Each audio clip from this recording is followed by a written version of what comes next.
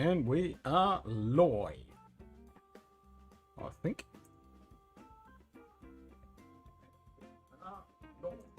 Yep, should be all good. Sounds good. Video's good. See if anybody turns up.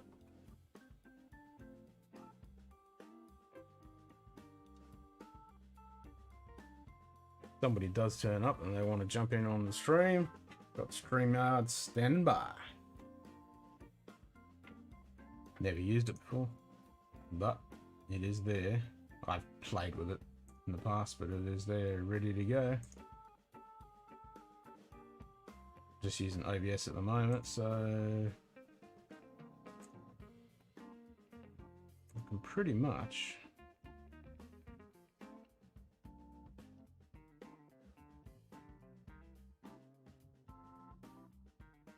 not sure if I can actually just jump in the existing stream. I should be able to.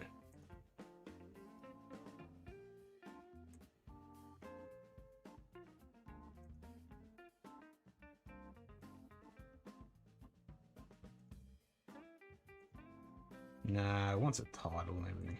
So it doesn't look like you can actually jump in on the existing stream. By the looks of it. That's a pain in the butt. Well, I suppose I could use OBS Ninja.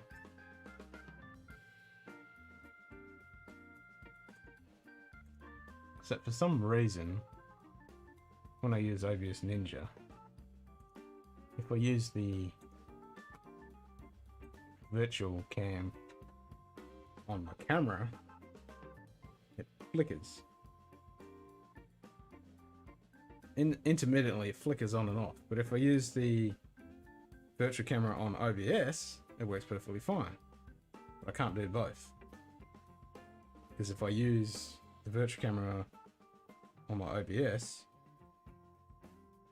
that feed is going out to OBS Ninja, and then it's going to loop back. So that ain't going to work.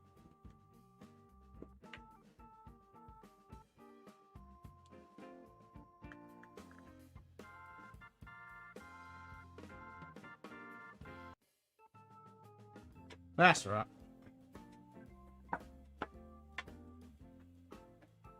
A big shout out to Stanley Wagner for the 6-hour stream. That was awesome. Let's have some climate.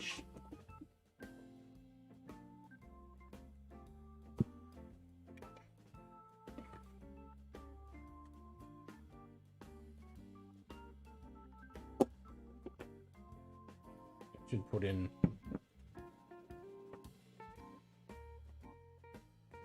on Discord that I'm streaming because it never comes up. It's a bug. It's really annoying. So I have to add my own.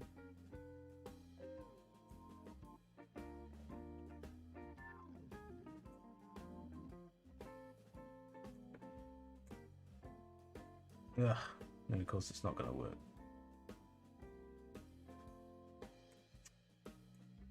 So lame.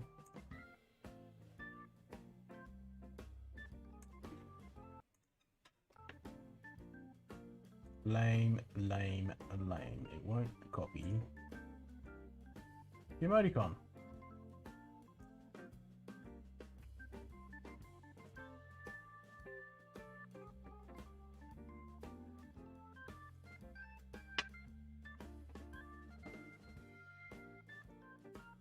What if I do edit?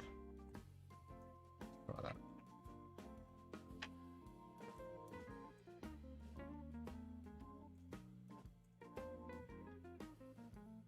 Oh. 3 times in a row. Oh, there you go. Now all of a sudden it's saying that I'm streaming.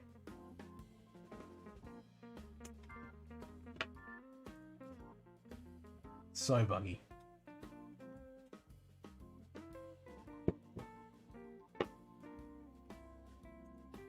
So buggy. Alright, we'll just have to keep an eye on it. As soon as it drops off. See if I can put my own. Yeah, it says I'm dreaming. I'm dreaming, streaming.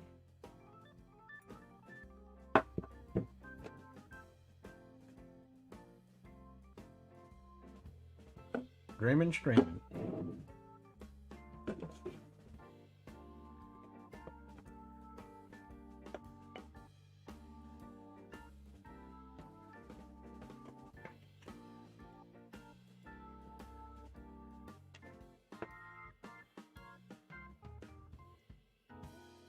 Now it's gone.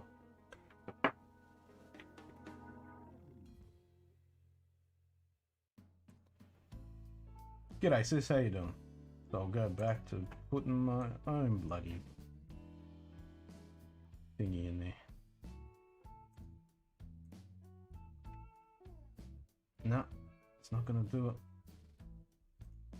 Stupid bloody thing.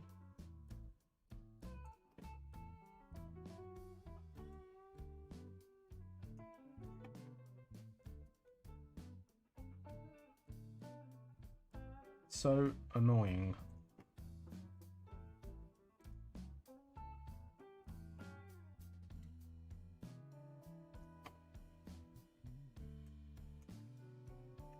So I have to go into my own channel where I've added the emoticon, copy that in the channel name, post that in the status, and that works. But if I post it anywhere else, or paste it I should say, it comes up as the stupid colon Tumblr colon, when it doesn't represent the icon.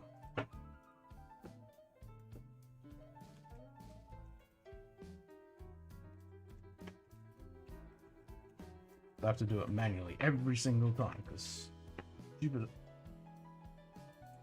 Discord can't get their algorithm working when you stream.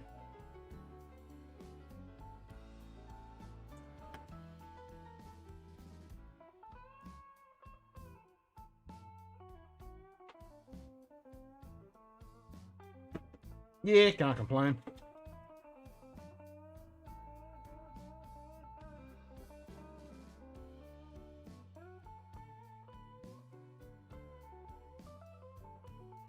If I could get technology to work the way I want it to work, I'd be happier.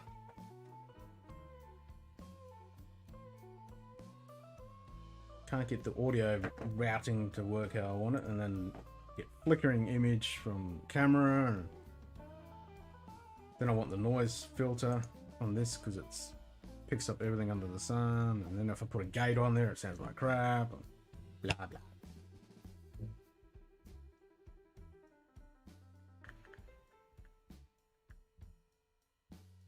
Annoying, frustrating tech shit. It works the way I want it to do. If I could get it out of OBS, the audio and the picture, without it doing anything stupid, and then put it into whatever else I want, and then feed it back, it would work. Cheech! G'day mate, how you doing?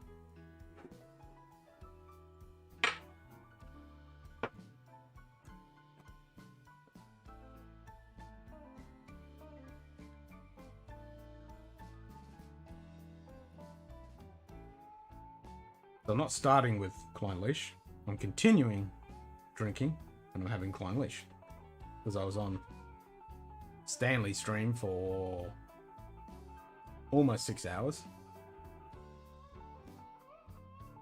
And then I watched Mash and Drum before that. Yeah, it's working well because I'm in OBS. But if I want to bring somebody in, I've got to use StreamYards, and I just checked on then. If I use StreamYards, because I'm already streaming, I can't just stop OBS and start StreamYards because it wants to make a whole bloody channel thing, stream thing.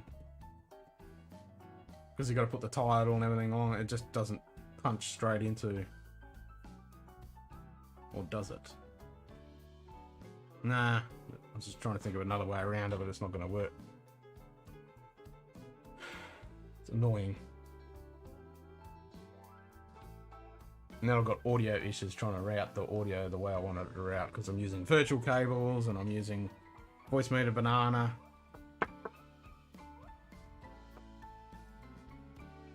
Sometimes trying to do it all digitally just doesn't work.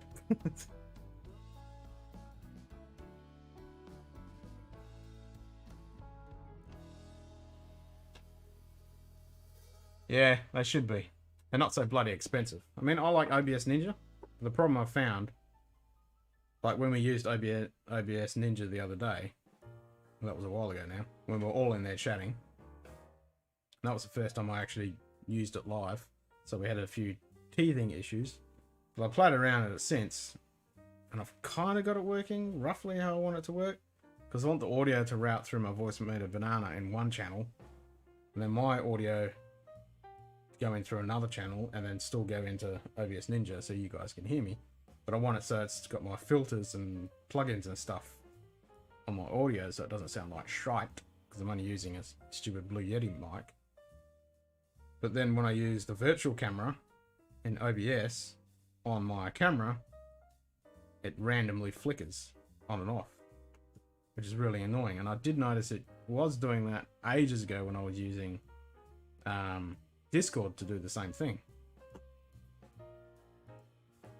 But if I use OBS and use the virtual camera on all of OBS and pull that in, that works fine. But you can't do that and stream at the same time, because then you got a loop back.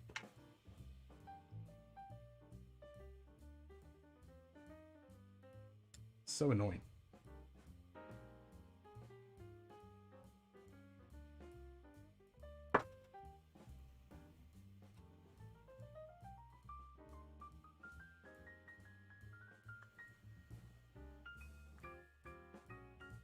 Like I should be able to just crank up StreamYard and hit go. And it's got my StreamYard, it's got my stream key in there. Without starting a new session, it should just punch straight in. Because I could stop OBS right now, turn it off, turn it back on again, and it just continues on. No worries, mate. Take it easy. Yeah, it's that time of day. Yep.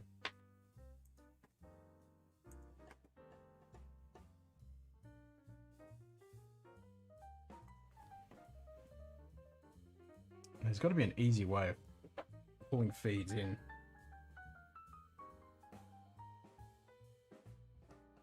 I mean, I can pull an OBS feed in, OBS Ninja feed, but then it's not in real time, so there'll be a delay. Because I could send out a link now to anybody and I could pull that feed straight in, but there will be a delay, which is really annoying.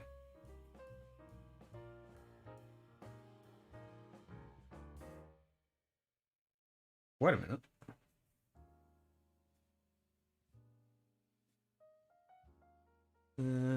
No, that's still not going to work.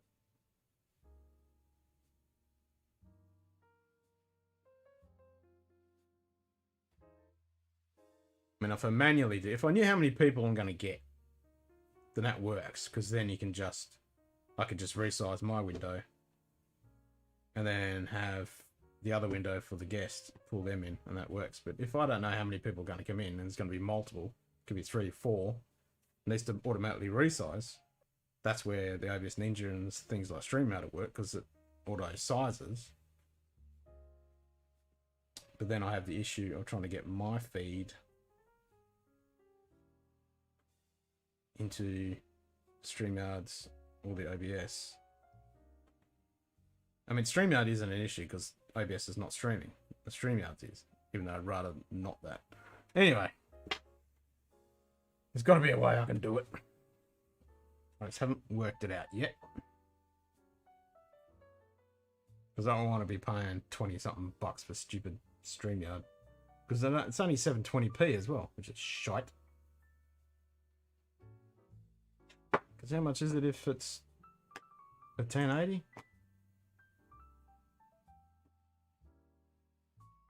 It's bloody expensive. Especially when like channel bleeds nothing but money left, right, and center. I don't want to add to that bleed. It's hemorrhaging enough.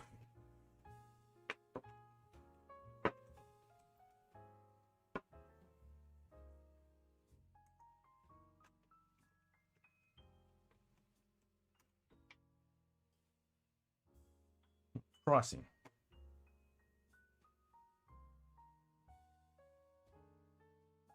Thanks, this. Yeah, $20 a month. American, of course. And then if you want 1080, it's $40 a month.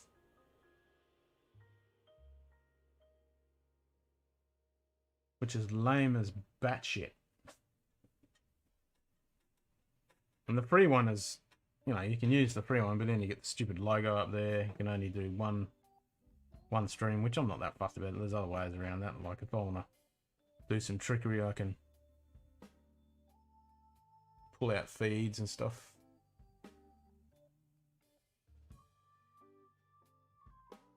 Oh, I just thought of another. Yeah, because I was thinking the other way to do it.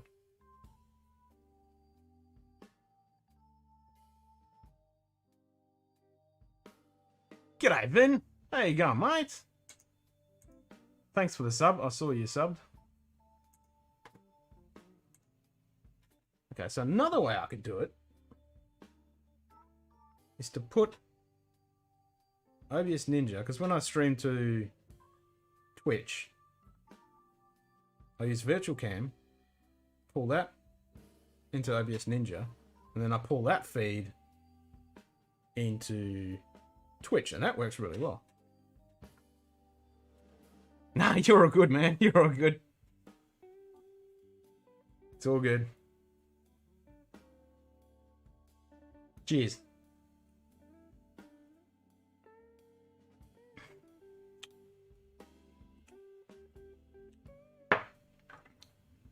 Gotta love some Clone Leash. So I could do that. OBS is fine. I like OBS. It's really good. I'm trying to work out how the best efficient way without spending a shitload of money, because as you know, YouTube, you bleed a lot of money doing this bloody whiskey stuff. I'm trying to work out how to use something like StreamYards without paying the $40 a month US to get the 1080p, because I don't want to put up with a 720. I got a 4K camera, looks good. I don't want to be pushing out a shitty 720p stream, and also I don't like the point that for now, for example, while I'm streaming, I can't stop OBS and then just pull in StreamYard straight away. I've got to stop the whole stream, create another one because it wants a title and everything, and create all that. So that's annoying for ad hoc. But OBS Ninja, which is a free platform that this legendary guy has created, allows you to pull in feeds, and it's peer-to-peer, so it's really latency free, works really, really well. But I've overcomplicated myself using virtual audio cables, and because I'm trying to, you know, process audio because it's only a pretty average microphone, and then I'm using voice meter banana as well, so I got all this crap trying to route stuff through, and that works fine. I can get that to function. But the problem is when I use OBS and I use the virtual camera on my camera and I pull it into OBS Ninja, it randomly flickers, which is really bugging me. And it doesn't do it if you just pull in the OBS Ninja feed. I mean, just the OBS feed, the full feed. It doesn't flicker at all. So, I just had the thought, same as what I do with Twitch. If I pull my feed, which has got the mic and all that jazz, pull that into another OBS on my other computer using OBS Ninja. So that'll be a clean feed. And then use that to stream.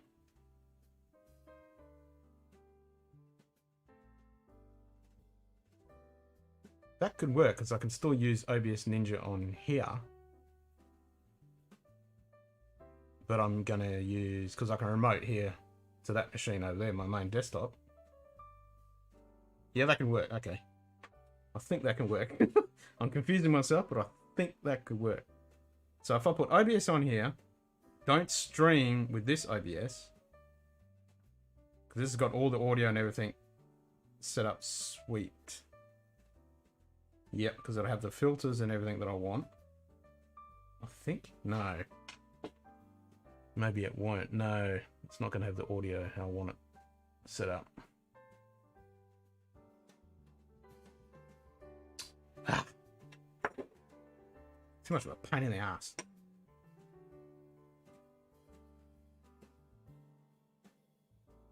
Or maybe I can run RTX voice on that. Just to cancel that little bit of background noise out. Because I'm using the Blue Yeti up here. Which is alright if you tweak it, because I find the filter in OBS actually just cuts out that little bit of crappy hum and noise that you get on this thing. But that only runs through OBS. And if you use a normal noise gate and all that, it's really annoying. Because noise gates cut in and out, and they have a horrible fall off, even though how you configure it, because I was using VST audio plugins. Anyway, I'm dribbling on way too much about that crap. How are you doing, Vin?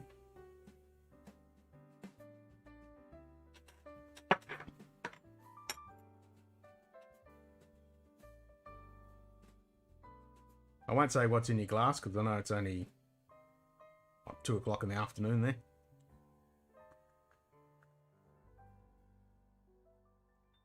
Wait a minute, no. It's almost 9, so you're almost 1 o'clock, yeah? Because you're in GMT.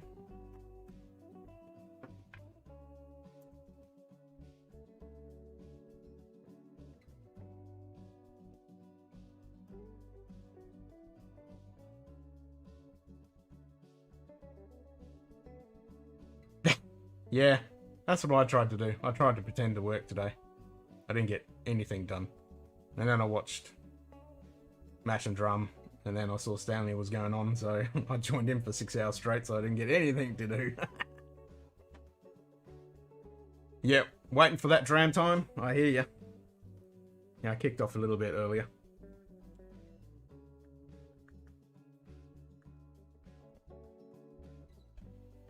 I'm trying to remember, what was your last video I watched? Your last review or something. I can't remember what it was now. I have to have a sticky bee.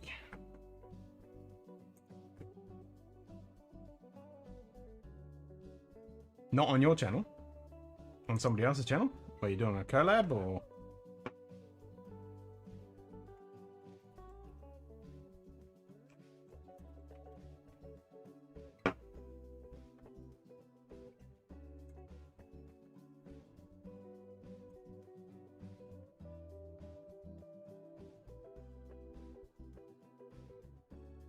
Oh, I haven't seen the Dalwhinnie one. Ooh.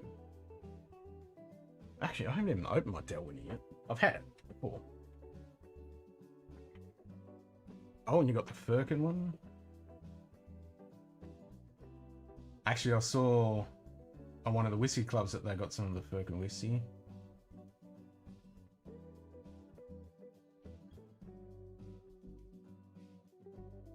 G'day, okay, thanks, mate. Yep, 1 year soon.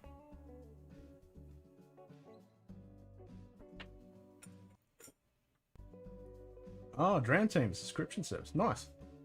Yeah, so one of my subscription services, they've got some of the Firkin whiskey. I can't remember which one it was. And then the other subscription I'm with, they got all of the Australian allocation of the Glenmorangie Malaga casking. Plus they managed to get some of the Benrique 21 Temporis. So I managed to grab a bottle of that. Yeah, I reckon it's a good milestone. And we're currently at 288 subs, so we'll hit another tiny little milestone there when we hit 300.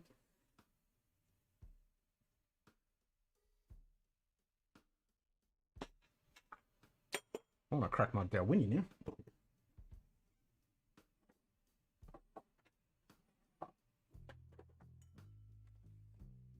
I think Klein Leash to Dalwhinnie is a good combination.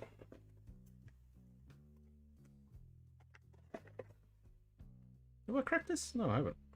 I have taken the bottle shot, I think. Better double check that. I distinctly remember I think I have, but just to be double sure. Not that I do bugger all B-roll, except just take a shot. Yeah, exactly. Well, I've been edge and dab. The last couple of weeks I've opened about 10 bottles, but I've still got a couple that I just haven't opened. And, you know, I've had this heaps of times, but I just haven't cracked this particular bottle. Been itching to crack it, though.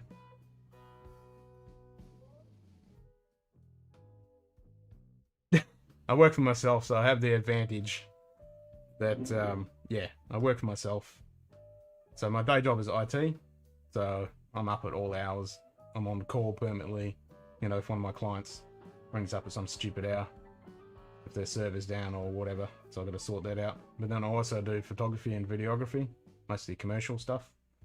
And then I do astronomy tourism. And that was for the Chinese market, 90% of it, but since the old beer bug hit, that work's completely dried up, and obviously the videography and photography is pretty slow, but the IT, everyone's still got computers, so that keeps me going. Yeah, what job means you can't have a dram in the evening? Yes, that's exactly right.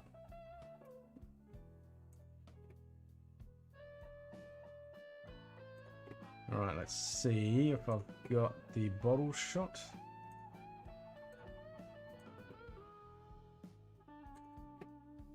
Bottle shots, where's my bottle shots? Bottles. I keep saying I need to get my slider out and actually do some decent B-roll like everyone keeps doing, but I do it for work. Yep, I got Dalwhinnie. We're good. We can crank that open. Pop that open in a minute. It'll be a nice continuation from the Klein Leash.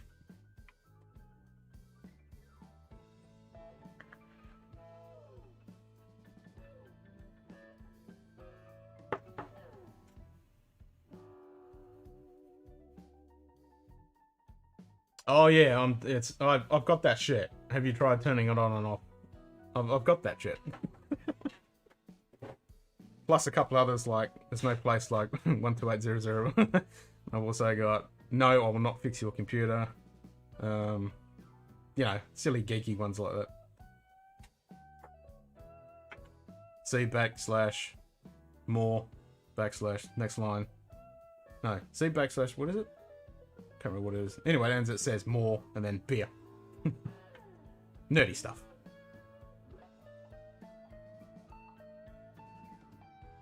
Yes, the definite IT crowd. Have you tried turning it on and off again?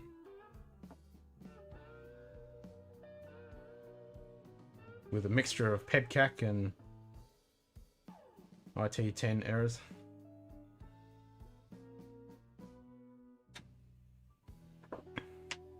Oh, we need some water.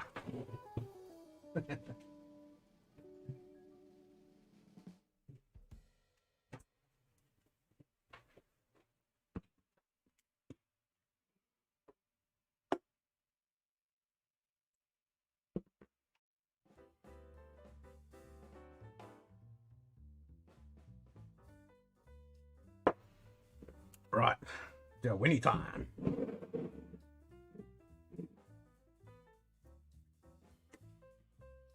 If I can find the tab.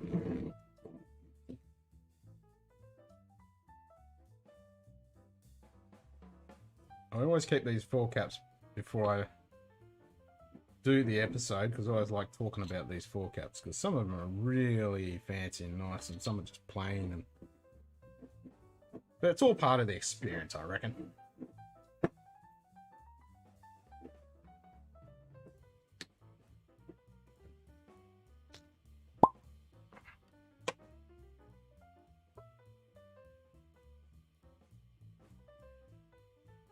I've definitely got to do a rant episode. I don't know whether you saw, Vin, that Roy put up a poll asking about if people think that the bottle effect, you know, how it changes in the bottle from the neck pour. And everyone's talking about oxidization. Every time I read somebody talking about, you know, the whiskey oxidizes, or other people saying, no, it could be influenced by what you eat and all that stuff. And, I need to do a video just to clarify some of that stuff. So, I could be wrong, but from what I understand, when you open a bottle of whiskey, from the time you open it to the time you drink that last drop, there is never going to be any oxidization occurring in that bottle in the typical chemical term. It is not going to occur. Oxidization does occur in whiskey in the actual distillation process, the mashing and all that, and it really occurs in the barrel because it's over a long extent of time. Air is getting pushed in and out, and the oxygen is affecting it. But every single whiskey blog I see, every single whiskey thing I find on the internet, they all talk about oxygen and oxidization, when it is not what's actually happening. It's just evaporating. It's simple. As soon as you open it, you've let what air was in there out, and you've put some more in there, so there's a gap. And then that surface area is getting wider and wider as it goes down the bottom to the point where it gets past the shoulder and it's consistent. And then you've just got this surface area where it allows it to just, the volatile alcohol compounds to evaporate. Yeah. There is no physical oxidization. Alcohol, it is not being, the alcohol in the liquid, it is not oxidizing. There is no exchange of electrons occurring between the oxygen molecules and the actual alcohol. Now, when the alcohol volume is going into a gaseous form from the liquid, then it can interact with the oxygen, but you're not drinking that. That's just going. And it's a slow process. It happens in the barrel because it's over 10, 20, 30, whatever years. But it's already been done. It's been oxidized to the living hell. There's hardly anything to oxidize once it's in the bottle. It's already been done. Bottle shock. What do you mean by bottle shock? As in temperature differential and stuff like that? Yeah, that is a huge factor. Because alcohol is a volatile compound, heat will definitely affect it. Sunlight, like UV, will definitely affect it. And then temperature differentials will affect it. Closest experience I had of it was putting a nice scotch in a crappy decanter, but that was literally evaporating just like you said. Yeah, that's exactly right. When you put it in a decanter that's bad seal, it's just going to evaporate. But right now, this is evaporating into that air gap in the headspace. And as soon as I open it, all that is going to disappear. So what I really want to do, I want to get a hydrometer and I want to actually test the levels of ABV in a whiskey as it goes down when you open it.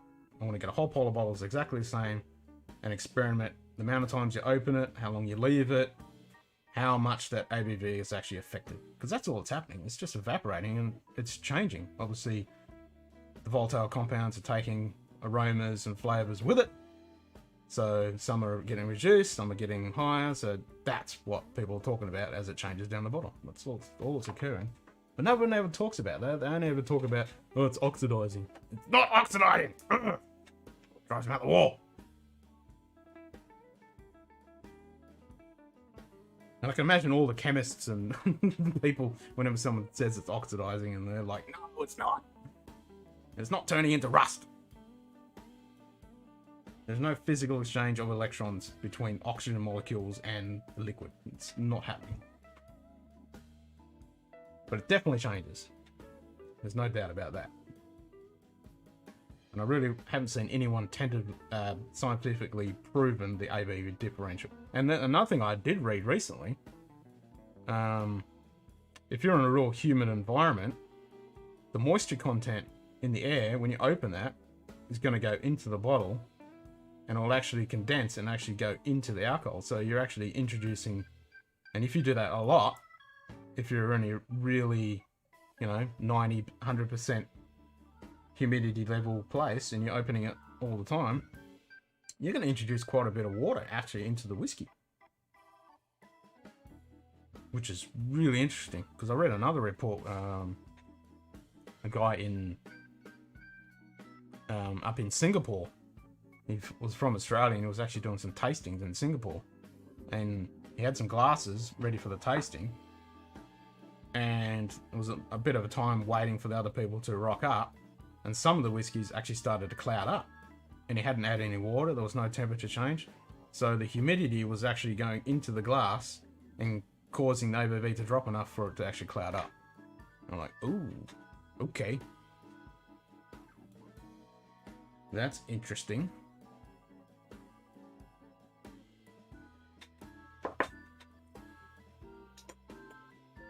Gotta love that little bit of honey on the Derwent. Love it.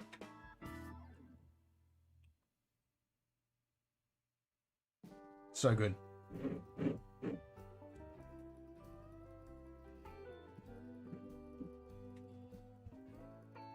Yeah, me too. I just love geeking out over this stuff. It's so cool.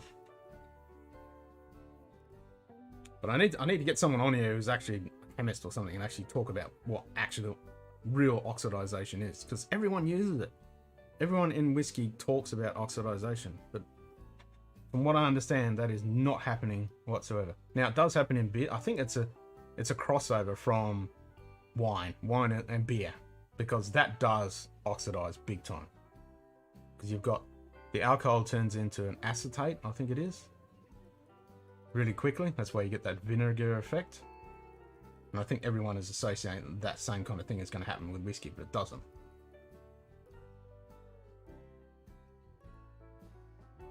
Yeah. Yep. Every whiskey is going to change. Because the more you open it, like if I sat here and not took any more out of this, but I kept opening it and closing it, opening and closing it, each time that's going to evaporate. I mean, obviously it's going to take a long time for it to really change. But if I did that like 3 or 4 times every day without drinking any, this is really going to change. It's going to oxidize. It's exactly the same as this. If I leave that there and let that sit for an hour and come back, it's going to be completely different. And I can guarantee that the ABV is going to be way down from what it originally is. So I'm keen to get a hydrometer and actually test. You know, go through a bottle when it's first, pop it, see what the ABV is. That's why I want to get a really good one so I can get an accurate reading. And then over time, when it gets down to pretty much down to the bottom, what is the ABV of that alcohol that's actually remaining in the bottle? And I'm damn sure it's going to be quite a bit less than what it was when you first opened it. Because, yeah, it's evaporating. It's got to go somewhere. Like I said on a stream earlier, it's exactly the same as why we use sanitizer. We use high ABV, and the same with isopropyl, alcohol wipes, all that stuff. The alcohol evaporates really rapidly. And this is high alcohol content, so it's volatile content.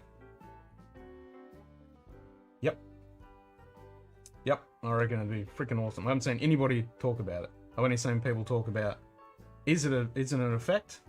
You know, is it or isn't it something that happens? You know, judging a neck pour between a halfway bottle and an empty bottle.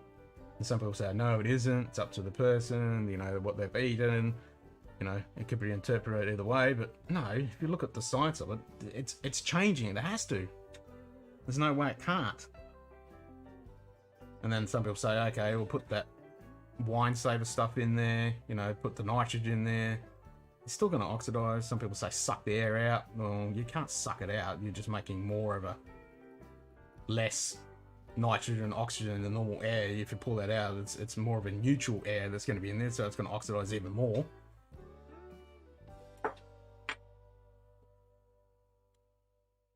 Yep, I could rant and rave about this kind of stuff forever. Find it fascinating. But yeah, no one talks about it. And the easiest way to negate it, decant it in a smaller bottle. That's all you gotta do.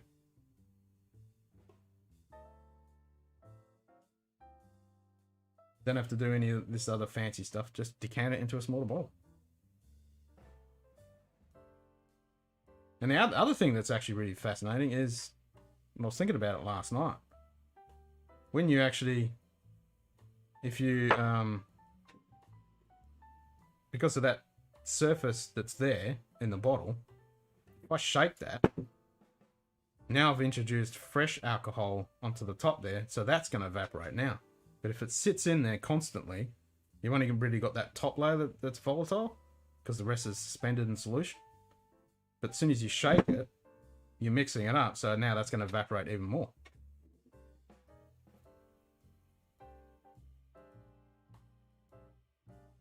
Speaking to a company with rapid aging. Are they doing that in Scotland?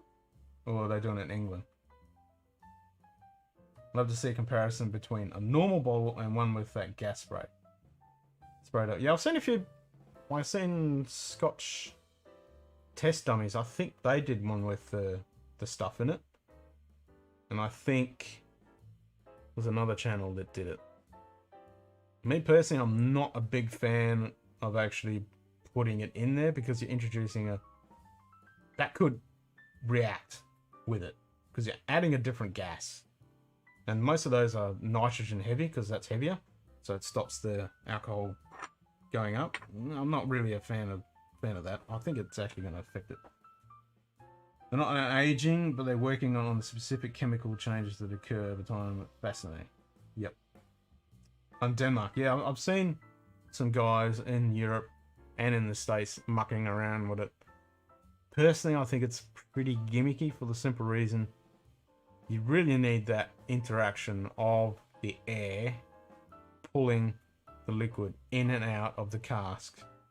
And it is a slow ass process. And there's quite a few companies doing rapid aging, but it just doesn't have that depth and complexity and nuance of just a barrel aged whiskey. It kind of, yeah, from everything I've seen, it's not the same.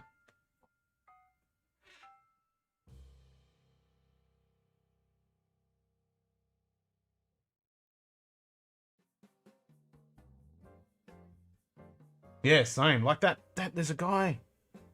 What's he doing? He's doing something with UV or something, and he's bombing the hell out of it using UV, and then having the wood in there, and it ages it really rapidly, and it does some cool stuff. And he was trying to. Where was he? He might have been in the UK actually. He might have been. You probably know the guy I'm thinking of. I'm trying to remember now. I've got a memory like a sieve. And he was, yeah, because I saw an interview with some guys talking to him.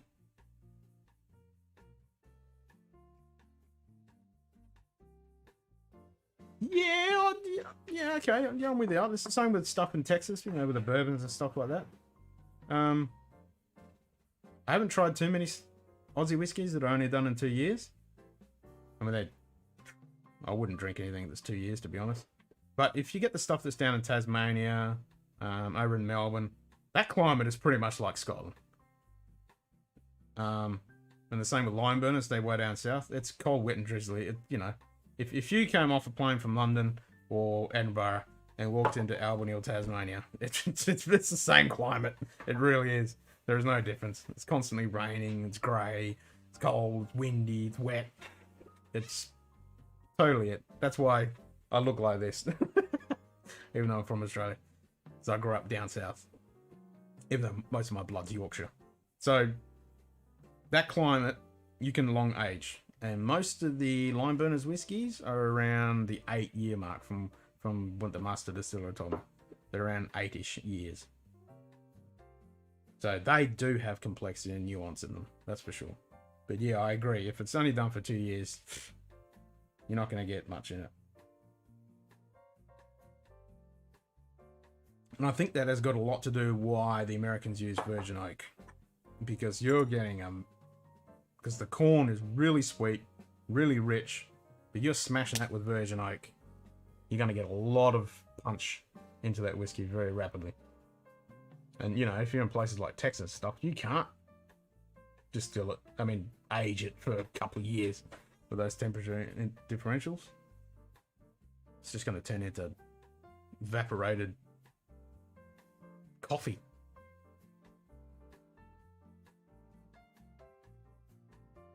Yeah, need to talk to someone who knows what they're talking about with this stuff. They're going to be fascinating to know the AV change. Starwood, yeah.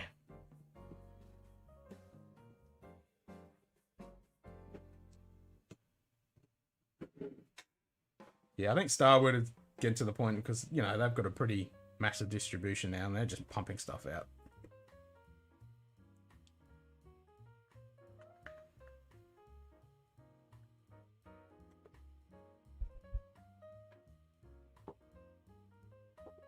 But line burners as Aussie whiskey is my big thing. I mean, I get a lot of people on here asking me about Aussie whiskies now, and I'm like, and I'm called Scotchdownunder, but I haven't really explored that many Aussie whiskies, to be honest. Whenever I'm on the subscription services and they come up with Aussie ones, I'm like, nah, I'd rather save my money for a Scotch. Because I'm a little bit biased. I grew up in the place where line burners come from. They win awards every year. You know, I go down there and I've met all the guys down there. I've done that whole hour-long episode with the master distiller, chatting with him, and you know, I'm completely biased. And whenever I think of Australian whiskey, I go immediately to line burners.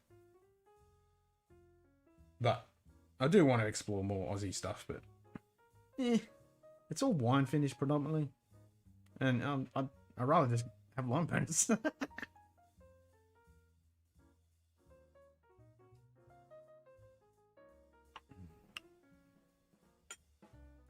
I still don't really know why people do the topper thing, because it's still evaporating. You just the only thing I can think of why people do it is if you leave it in there, you got all those volatiles in there, so you're trapping them in there. So as soon as you open it and you shove your nose in, you're going to get a big waft of some of those compounds. That's the only reason. But I see people do it. I do it myself when I'm sitting there. I think, okay, I'm going to try and trap that in there. It's not. It's evaporating. And as soon as I do that and I'm chatting to you, and then I go in the nose, it's gone.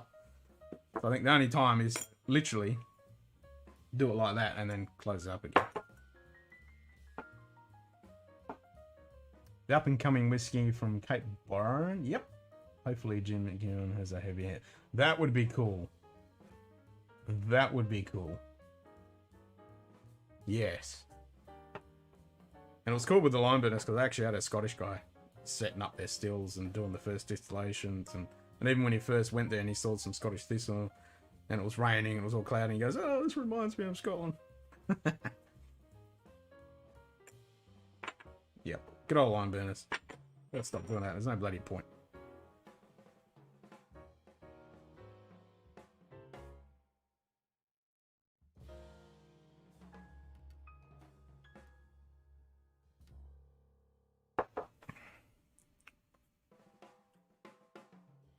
Like you say, you shouldn't judge it on the neck pour, but that's pretty damn nice.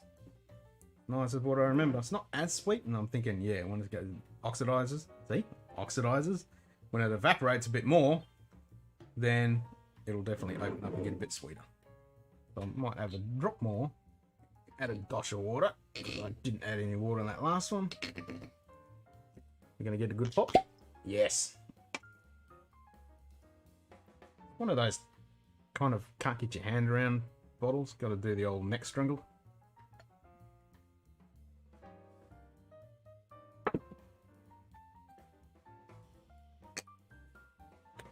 Now reduced ABV again. That's the worst thing. When you're consciously aware of it, every time you open a bottle, it's like yesterday I had a mate come over and my missus said, oh, try this, sniff this, and every time I open it, I'm like, oh, you let my alcohol escape. Well, it's not the alcohol that's escaping, it's the next bit that's going to escape. That's the problem. Because you got to open it, but it's the bit that's going to escape the next time.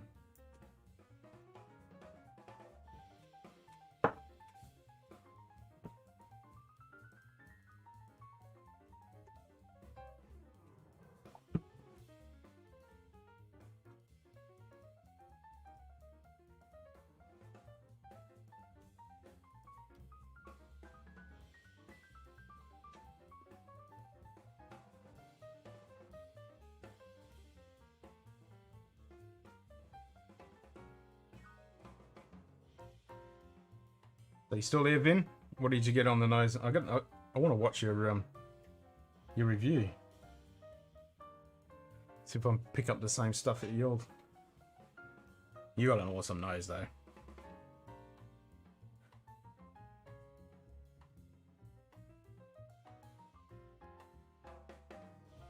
I just watched a video from when it was worth whiskey when you complained about the Dilwini shape.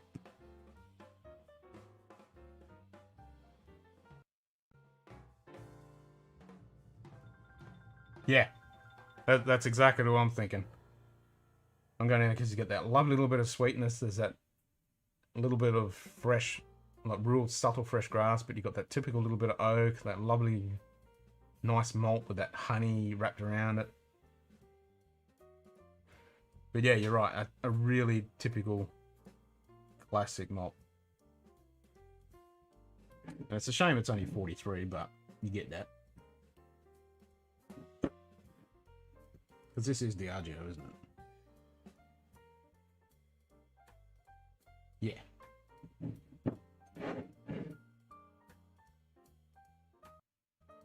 Yep, vanillas, caramels, honeys, yep.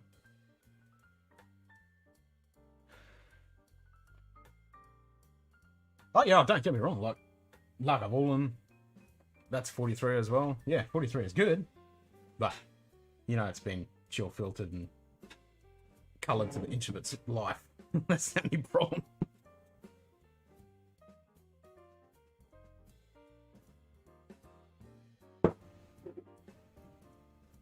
Yeah, it's one of those really classic ones that you can introduce someone to whiskey and say, yeah, this is a typical classical Island Space ID malt.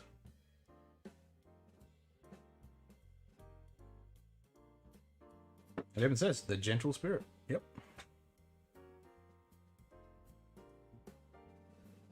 Yep, exactly. And it's one of those ones, you know, it's not a nice classic typical presentation that we want, but even though it's chill filtered and coloured and 43%, it's a winner. It's always going to be on my shelf, the same as the Lagavulin 16. I'd love to find an indie bottle. I mean, I love these honeyed, oaty, sweet ones. Like your Glenkinchie, this, Clynelish, that Glencadam. Oh, damn, that's good. Well, what was one I had the other day? It was a sample, and I said it was honey and oats. It was like literally a fresh bowl of oats with just honey poured all over it. What was it? I mean, you get a little bit out in the Glenmorangie 10.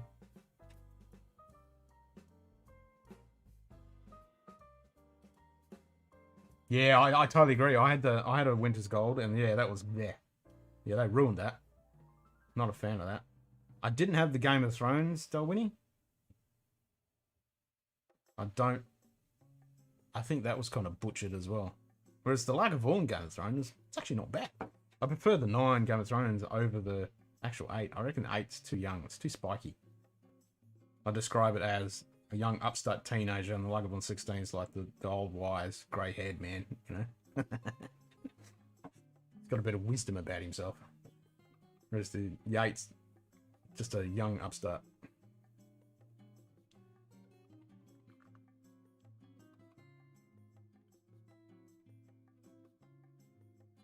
Yeah, I'd forgotten about that Winter's Gold.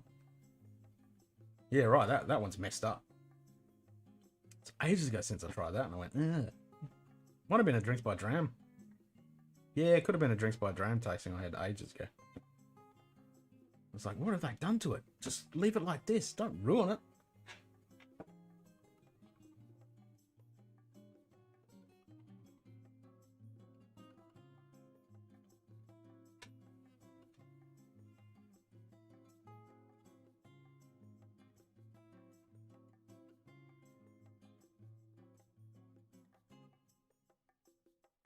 Good old Diageo, eh?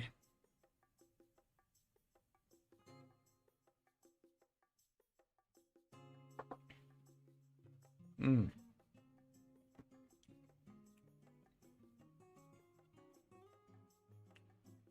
Yeah, that'd be so good if it was unchill filtered, because you can tell there's those lovely oils in there that coats the tongue and the back of the palate quite nicely. Hangs around. It's a good little finish, but you could really tell if that was unchill filtered, that would come through so much stronger. Oh yes, yeah, you're right. Thank you. Yeah, that's still one that's definitely chocolate's full of honey. Yes. Yeah, the Inchbone. Yeah, this one's got heaps of honey. I'm trying to remember what the other one was.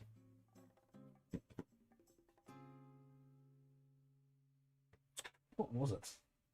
Oh, the Drams 15. The organic. Honey all day long. Yeah, that's it. The Drams. The Linkwood, it's got a nice little bit of honey. Altmore's lovely honey. Like I've got the 12. I really love that honey on that 12. Yeah, man. Loch Lomond. Damn. Like this was my... Is this my number 2 pick for the bottle? For my 2020? I think I gave this number 2. I remember my own bloody thing now. I think I gave this number 2. Because what you pay for this, a freaking 18-year-old, amazing. Could I look at my list? Yeah, I did give it number 2. Yeah, Kilkerran 12. How do core range Loch Lomond's compared to the whiskey? Yeah, so this 18. Get like if the 15 is great, the 12 is good. Comparing these two, like this is not a Loch Lomond. This isn't the Inchmoan. So the Inchmoan is different because you got the Inchmoan, the Inchmoran, and then you got the normal straight Loch Lomond. So these are different beasts. And I haven't tried. I don't think I've tried just a straight Inchmoan. I've only had this one. So that yeah, they are different beasts. But the core range, just straight Loch Lomond's, they're great. They really are great. But the 15 is good, and this 18. I mean, what you pay for this and what you get out of it, whew, winner. Winner, winner, chicken dinner.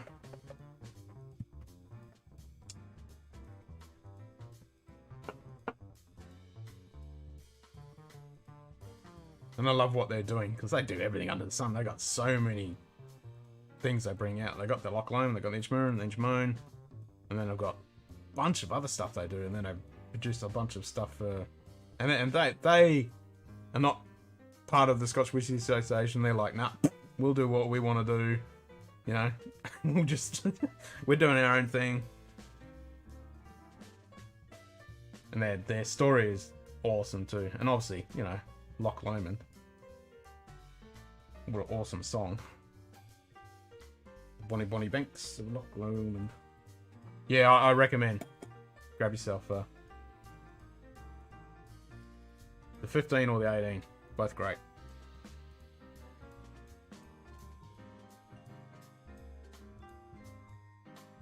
Yeah, no, I'm totally with you. That's what I mean. They're stills, because they've got every still under the sun.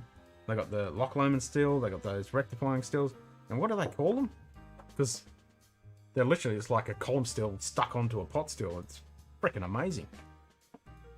Yeah, they have a name they call them. Can't remember what it is now.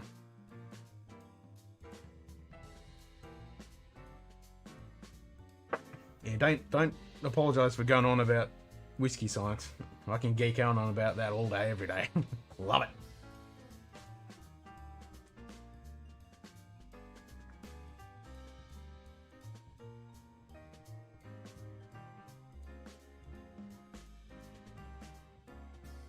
And they invented those Loch Lomond stills pretty much. And I think it was Hague. They had one. And there was a couple other distilleries. And they recently got rid of them too. Had Edinburgh balancing curve. 8 years down. Ooh. Nice. Yep. That's exactly it. They can do it because they're not part of their stuff. Yeah, I haven't had any Edredors. I'm itching to try some. Everyone keeps ranting and raving about, and I'm like, oh, I gotta get some. Just another one to add to the endless list of whiskies to get. And I'm really pumped to see what bloody Glenglass is going to bring out. Because I've tried the Revival, the Evolution, the Torfa, and the other one. And I can't wait for those. They're going to be good. Yeah, it's on my list. Editor is definitely on my list.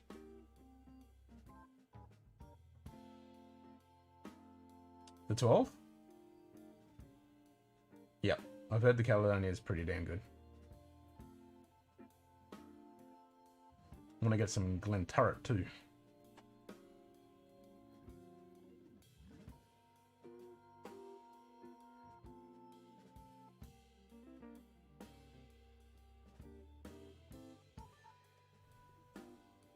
Got a lovely big waft of toffee then.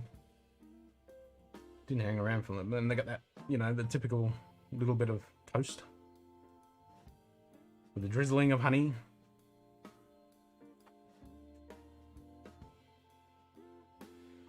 But I like that little bit of grass, and it reminds me of grass next to a river. Not a swamp, but like next to water. It's that fresh, vibrant.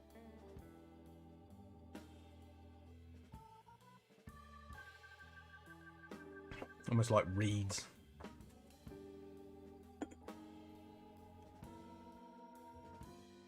It's just a bloody good dram.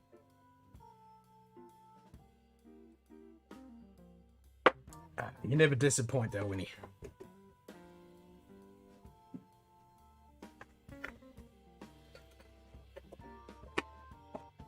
Bollocks. Drop me foil.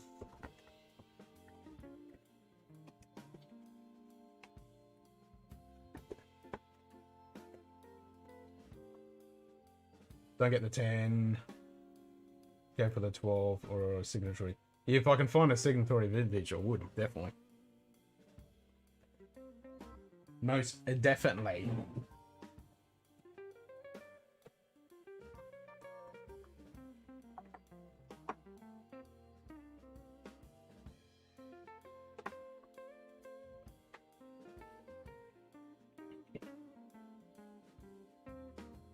What was the other one I was thinking of? Excuse me, I was thinking of something. What was it? Can't remember now.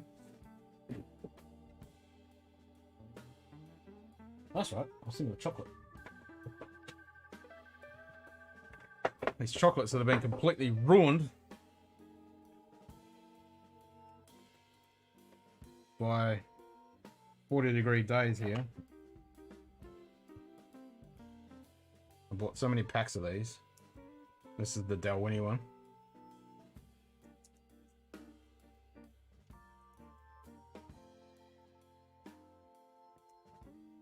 Oh, is that on, which website is that? That's on, it was actually on there earlier. I know the website you're talking about.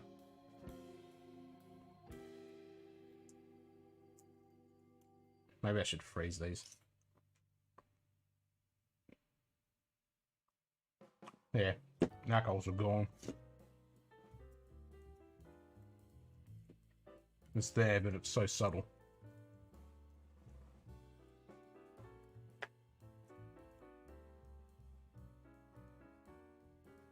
Man, I'm so bummed.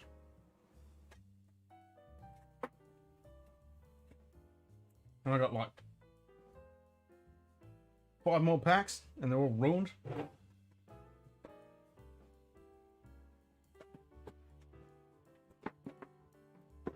I think they're all ruined. Yep. I mean, look at that. I'll turn on the other camera. Oh, that didn't work. And look what's happened to that. It's just imploded. Temperature has just caused that, all that alcohol just to be sucked out of it, and it's actually imploded. Ruined. God damn it.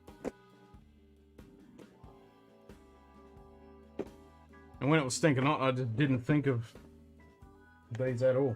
I thought that'd be fun. Nope.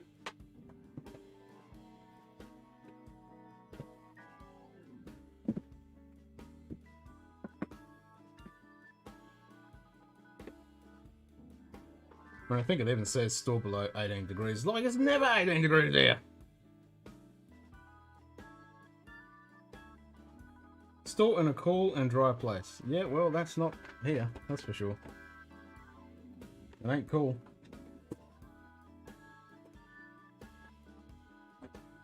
Ruined.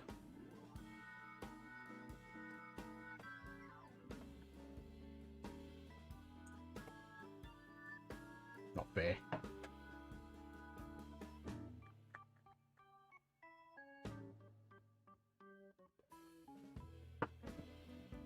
Yeah, what's that? What's that website? It's whiskey something or other.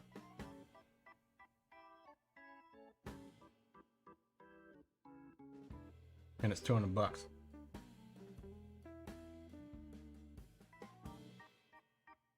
No. It's alright if I was down south, you know. Chocolate would be fine, but not up here. Just everything gets ruined when it's 43 degrees for a bloody week.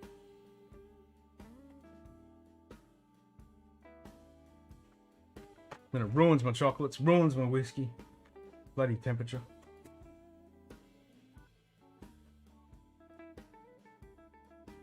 Like those couple of episodes we did just recently when we did the Aaron Portwood, when it was probably 40 degrees when we were filming. Well, that close to it, it wasn't funny. And that alcohol evaporated out of that whiskey so damn quick and it just whacked us in the face. Yeah, and then you got the humidity to deal with in bloody Queensland. Are you in Brizzy or are you up further? Bris Vegas. I love Brizzy. Awesome place.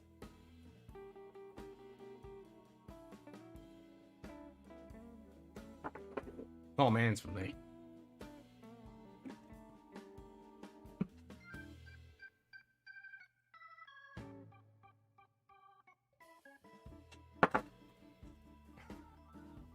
Yep, everything gets bloody ruined in the heat. So, which one am I gonna have? Used to be North Queensland, but now I'm Brizzy. Ah, so you're in Brizzy. Nice. Bris Vegas. Yep, so I got some rallies in the Woomba Cemetery.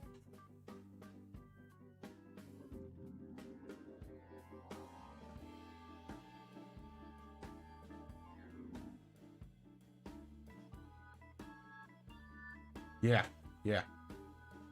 A lot less humidity in Brizzy, that's for sure. Because you're lower than what we are, comparably. Because you're on the same kind of line where Perth is, really, because we're above Perth now, so yeah. Whiskey Club? Yeah, I thought you'd say that. You gonna join me?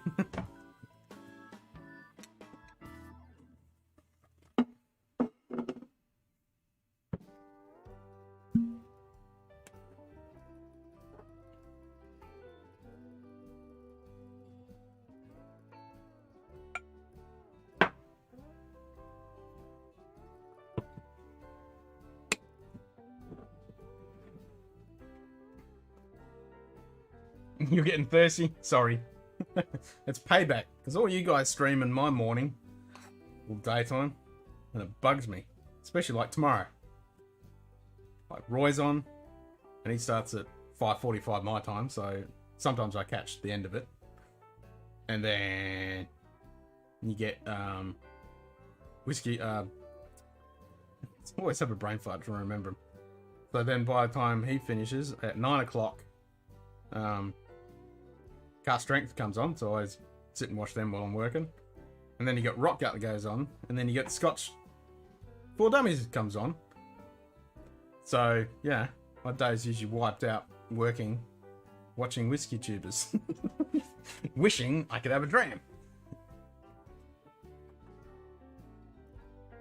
Oh, you killed yours. Alright, I'll have some for you then.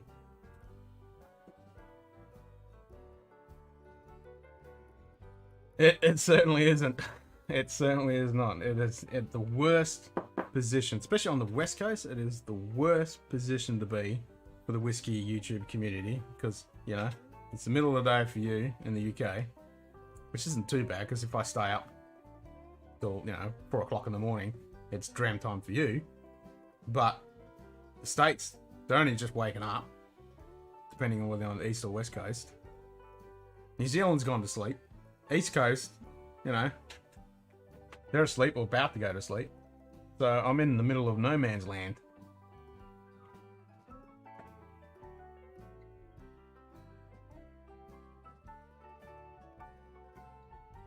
Day drinking isn't the easiest thing to do when you've got family and work and all that stuff.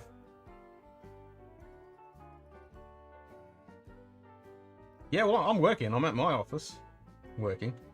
If you're at the office, you can have it on your phone, put some earbuds in, and just have it listening. You can listen in. That way you're not even having it on the screen, so you can still appear to be doing some work while you're listening in. Unless it's one of those offices where you got everyone nagging in your ear every 5 seconds.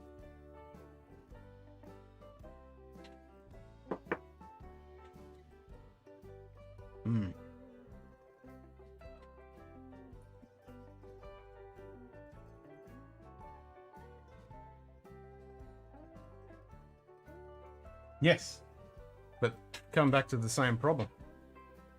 They're on the East Coast, so they're 3 hours ahead of me. Because you've got Make It a Double, the husband and wife team. But they work a lot. They only bring out an episode once a month. And I've suggested to them to do a collab. But they're a bit scared of even doing lives. So that's going to be a bit hard. And there is a guy doing in Perth here. He on Monday nights he does Boilermakers. So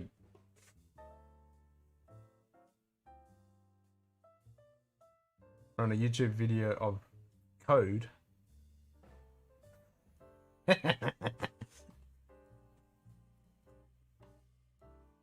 Nice.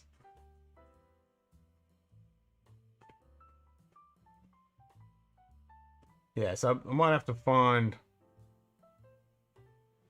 And I don't even know many others actually doing YouTube. But there's some guys doing a bit of Instagram stuff. There is the guys, the Whiskey Barrel. They do a lot of stuff, but it's the same thing. They start at like 6 o'clock my time, and that's, you know, that's family time for dinner and gotta get the kid ready for bed and give him a shower and, you know, all that kind of stuff. So it's just exactly the wrong time. It makes it really difficult.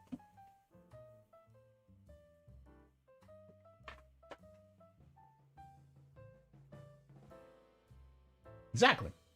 Just have a YouTube video of some, just have the Matrix screensaver going. Make it look like you're doing some work.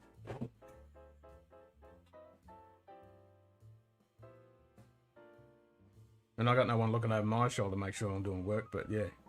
If I don't do the work, I don't eat. Especially if it's a client and I'm trying to fix something and they're waiting for it.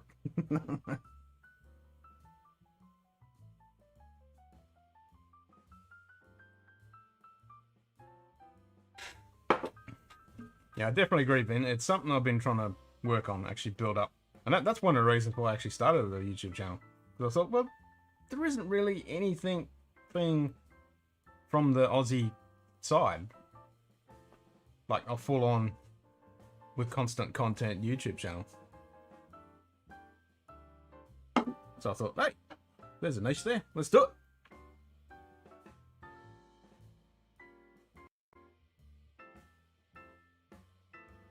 And obviously, because we started this time last year, and then the beer bug hit, so that kind of kiboshed a lot of our plans and stuff, but it was still good being able to get on there and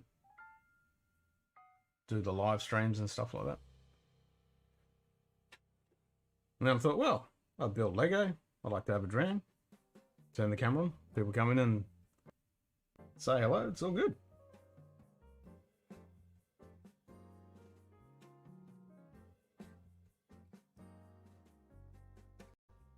But now, you know, I'm starting to get a little bit recognized. I'm jumping on every channel I can and contributing and trying to build the brand awareness, as they say, because, you know, it's a bit hard when, like I said earlier, you're on the other side of the world. Time zones make it really difficult. But working for myself, it does allow me a little bit of leeway. I can actually jump on during the middle of the day if I'm not stuck under work. Prestige Liquids.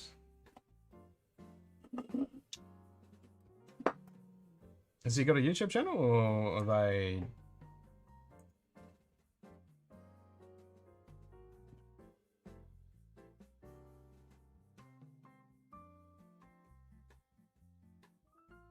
Yeah, exactly.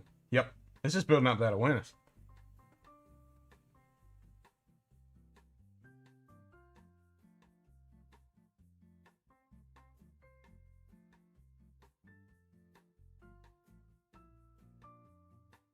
I was going to say prestige liquids. That sounds familiar. I'm actually following them. I'll make sure I follow every single whiskey thing I can find my hands on. I can't remember who I haven't subbed or whatever.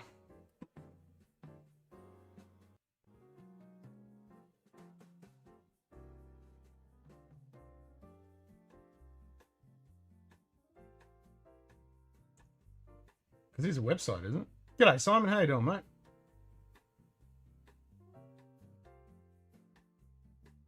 Yeah, you're exactly right there, mate. You're exactly right. I think the problem is whiskey appreciation in Australia is much lower than the UK and the States, so making building communities harder. Yeah, that is a huge problem. For the simple reason we have a very small population compared to the rest of the world. And even when it comes to the marketing of alcohol and stuff down here, I mean, don't get me started on the costing of alcohol. We're going to be number one as the most expensive place in the world for alcohol very soon.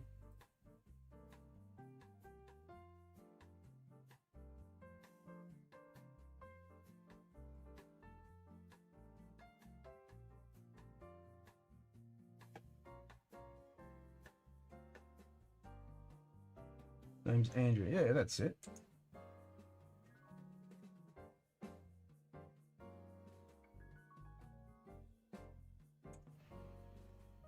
Here we go, live for prestige liquids. That's the last drop. Hello everyone. Whoops. Welcome to the last drop. That's the last drop.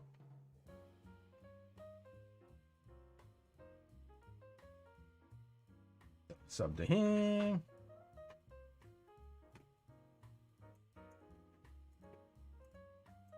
Don't know anything about his content, but he's doing whiskey. I'll sub.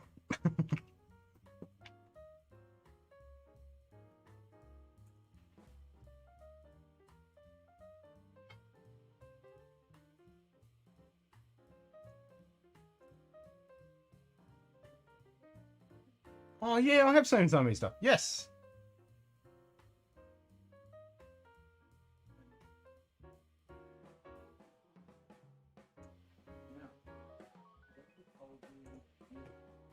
Yes.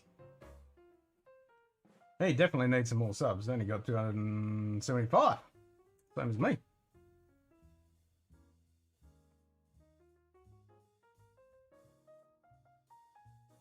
Yeah, definitely.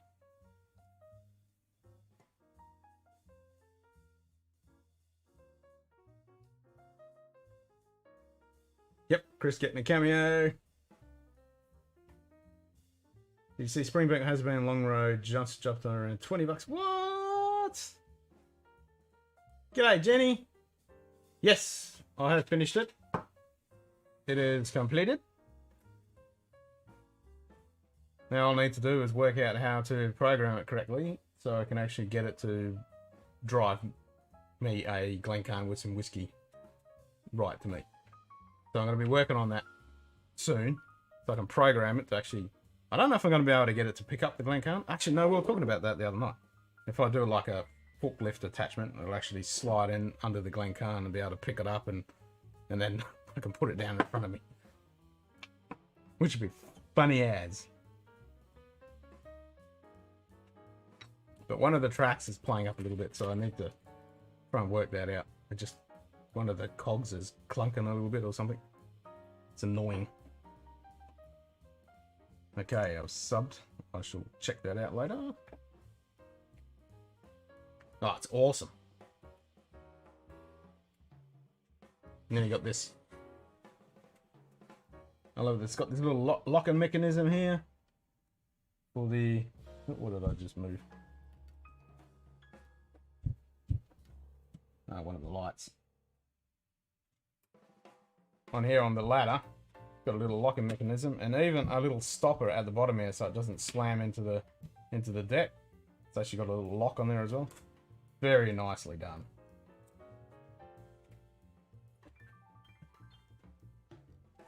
So I'm a bit bummed that I finished it, but I'm excited to have it, play around with it and stuff. And my son can't wait to play with it.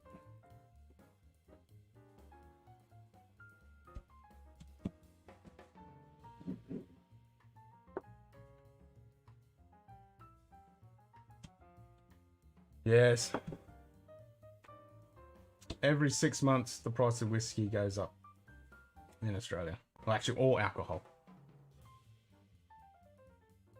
And at the moment, we are number 3 in the most expensive place on planet Earth for buying alcohol. And in a couple of months, we're going to be number 1. I'm really not proud of being number 1 on that list. It is really depressing. It's not going to stop me, but it really sucks. Especially when everyone talks about, like, here's a prime example. I mean, I'll touch on the bourbon in a minute. The Glencairn. How much can you get that for, Vin? I know Roy said, what did he say it was? 30, 40 pounds? Which, if you look at it in Australian money, it's about 70 bucks.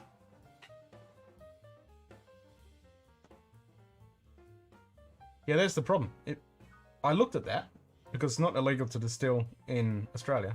But if you want to distill liquid, you have to register with the Australian Tax Office and pay excise on every drop that you produce, even if you're drinking it for yourself.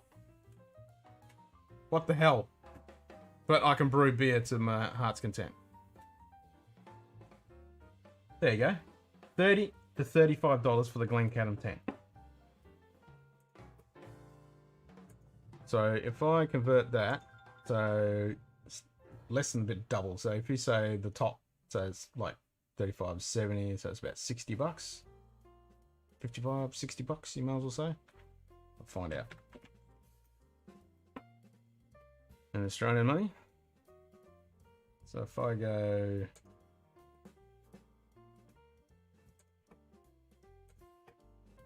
and into Aussie dollars, I go 35 pounds. So 35 quid is 62 bucks. Yeah, so it's close. Have a guess how much I paid for the Glencairn 10 here in Australia. So bear in mind, 35 pounds. So 35 quid is $62 Australian.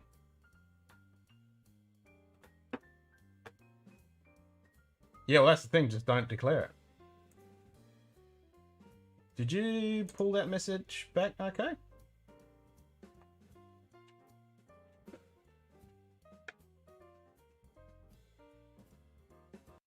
Or was it just YouTube deleted it? I get a bit paranoid because Nightbot can be a bit of a pain in the ass at times. I think I've dialed it in.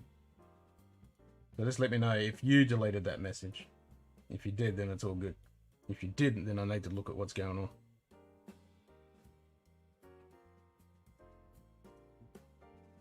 Yeah, that's the thing. Don't declare it, but if you get caught, you're gonna get shafted. Yeah, but that's beside the point. It's ridiculous. You have to register with the ATO and then pay excise on every drop of alcohol. And since we're about to be the most expensive in the whole freaking planet, you're going to be paying a shitload just to distill your own bloody liquid. Because it's literally $87 a litre in alcohol. We pay. That's just the excise. That's not all the other taxes. Freaking insane. So have a stab in the dark. So 35 quid, which is about 62 bucks Australian. Have a guess how much I got to pay. And this was the cheapest I could find for the Glencairn 10.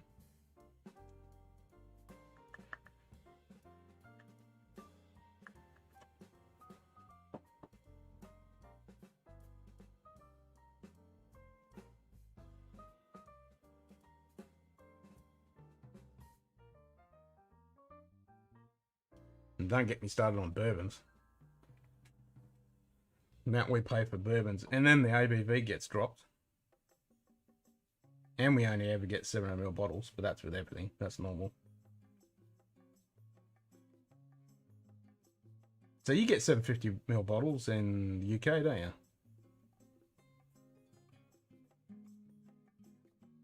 No, not Canada. And Canada's like number 7 or something. It's Iceland and like Romania or something.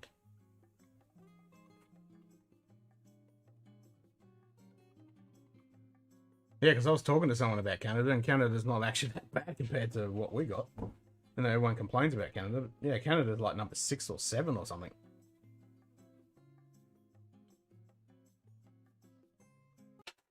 It's bloody insane.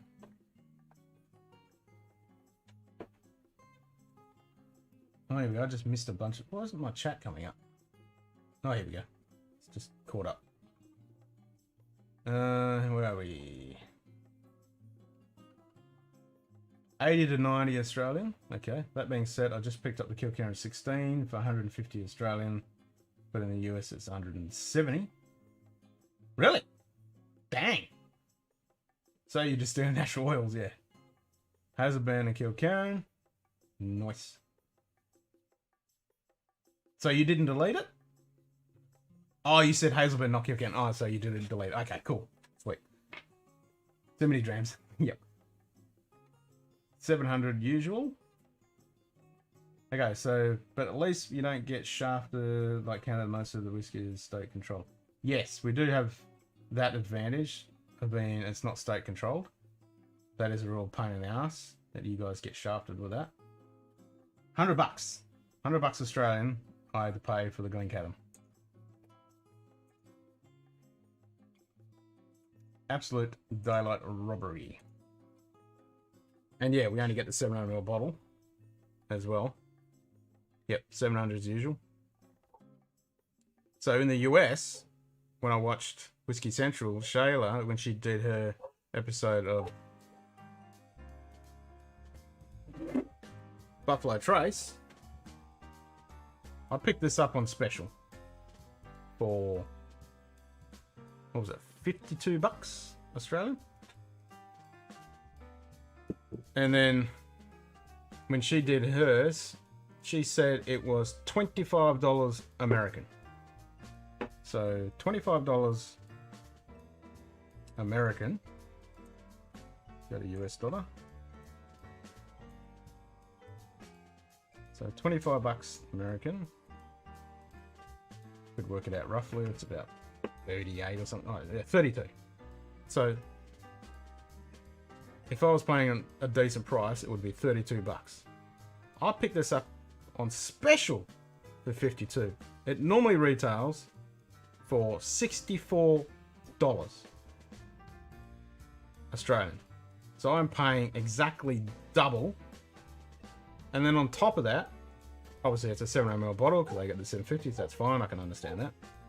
They take off 5 ABV. So they get it in 45 in the States. It's only 40 here. And they do that with Jim Beam. They do it with a whole bunch of stuff. So we pay double and get ripped off with ABV. So no wonder we're third in the world. The most expensive. But then we do get some stuff like this, which isn't shafted. It isn't castrated. It's the same ABV. So it's still 110 or 55. And the price, we still pay double, but at least we don't get shafted on the ABV.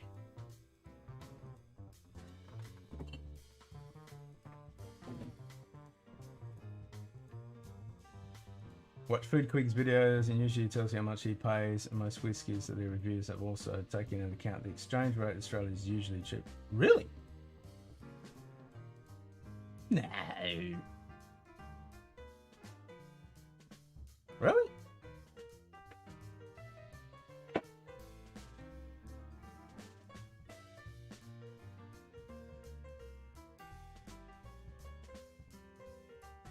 Like which, for example? Give me an example. I mean, there's going to be some exceptions, of course, but generally, like, we're the worst in the world. Other than Iceland and Romania, I think, is the other two, so yeah. And I thought we were not that bad, because I've always known about the horrible things in Canada with state controlled and the LCBO and all that nightmare. And then in the States, you got between each state what you can and can't do and all that post-prohibition nightmare crap. So we don't have any of that garbage. It's trying to get some of the whiskies here because we are such a small market, which is really difficult. So like we didn't get any Kilkerran allocated, the 8s or 16 or any of that yet. If we get any tiny small amounts of Springbank or anything like that, it's gone in an instant. We only get a very small allocation. And then other strange things like Buffalo Trace, is really hard to even find it on a shelf on some of the places in the US. Blanton's really hard to get, but we get Blanton's in any shop.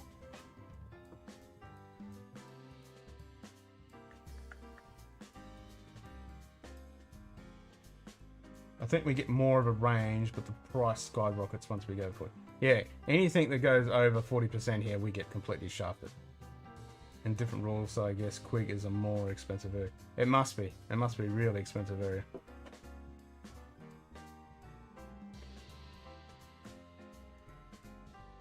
Because generally we pay at least double than anywhere else. Like, from what I understand in the UK. Because your guys' exchange rate is pretty much the same as here.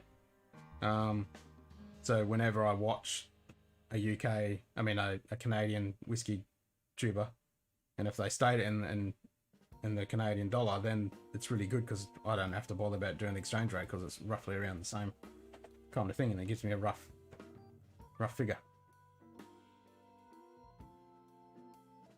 I should actually jump on and have a look on even just the LCBO and see what the pricing is and compare it. Be interesting. We did it the other night actually, talking to some of the guys in the States what the ABV is and how much they pay, and then I was Googling it, and yeah, it's fascinating.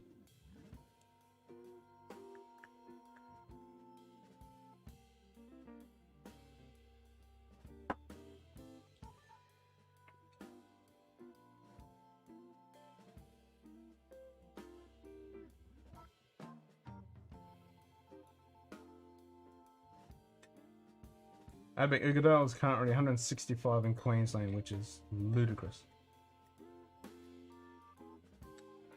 Ardbeg Oogie, let's have a look what... Actually, I looked at the other day. You know about SM Whiskey? Okay.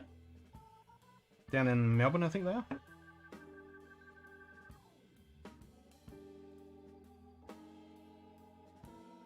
I usually get a lot of my whiskey through them because $100 free shipping, and he has good prices, and he has a good range of stuff. SM Whiskey. I'll grab the link. You gotta know about SM Whiskey.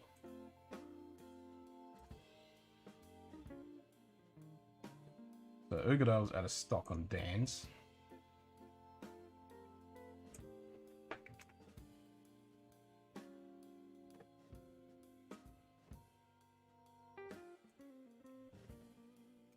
There you go, there's SM Whiskey. Oh, you don't know about them? Oh yeah, you definitely gotta check them out. They're one of the best sites. Yeah, $100 shipping, free shipping all across Australia, $100. So good. So the Oogie. Ah, blind, I can't even see that. So what'd you say? 165. 165. So you can get it from him for 139.95. So $140 and free shipping.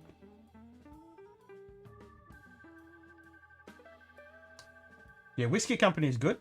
That's the one you were talking about earlier. Yeah, Whiskey Company. That's the one I was trying to think of, because that's $200 free shipping. So that's pretty good. But I always check SM Whiskey first because he has pretty good pricing and $100 free shipping. Next, you always get shafted on the import duties, but it's good if you want to get some stuff.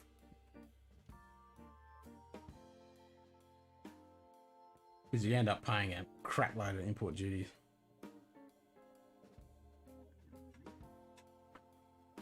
Yeah, exactly. So you can grab a Oogie for $140.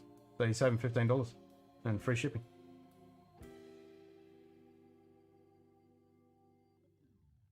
Or more than that, sorry.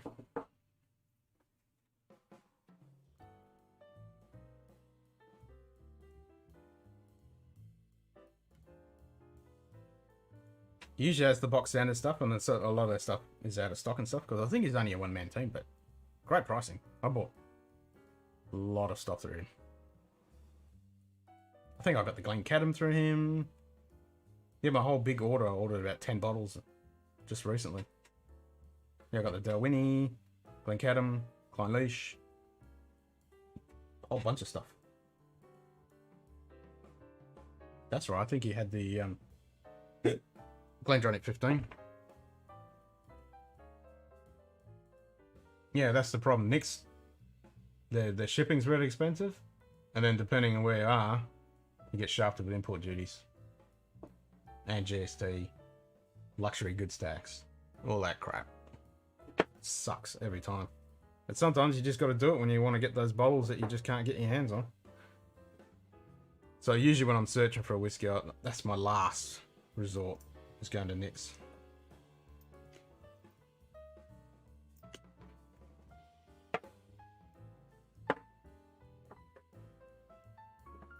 Because you can end up spending 2-3 times more than what you would normally. You're welcome.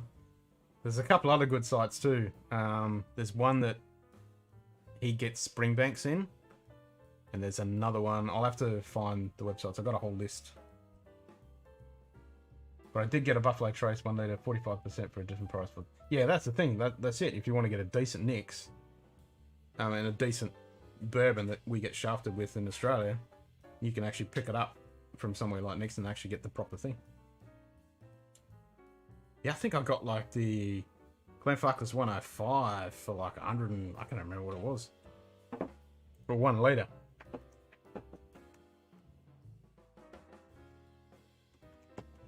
It was so cheap. Well, I thought it was cheap. Yeah, 1 litre. $125, yeah. I thought it was around $120. $125. And it's so good because, you know, most whiskies are around the $100 mark, so even if they're under, you just buy 2 and you get free shipping. And his pricing is pretty good.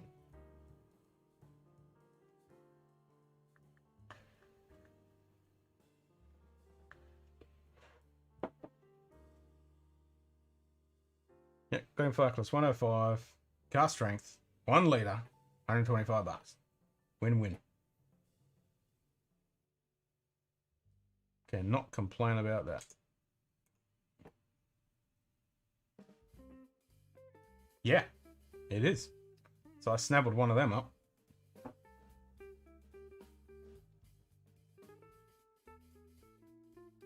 Yeah, but even with the free shipping, you're still got to pay that import duty. That's where they get you. Nick's doesn't get you, but the bloody Australia Customs do. Assholes.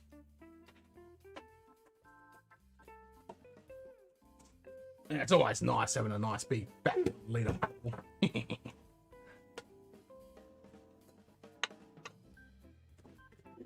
Just feels manly in the hand, you know? It's like, yeah, that's serious. 1 litre. Yeah.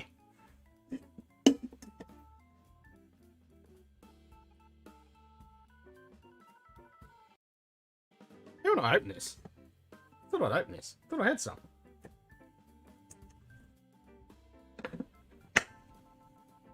Bullshit, I've been drinking 105. What? You've never paid import duty? From Nick's? How the hell are you getting away with it?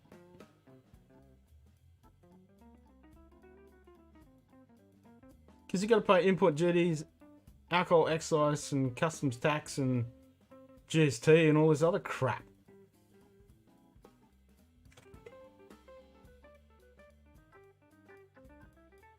God damn. You've never paid any of that. So you've what you bought it on a Nick's, that's all you've ever had to pay.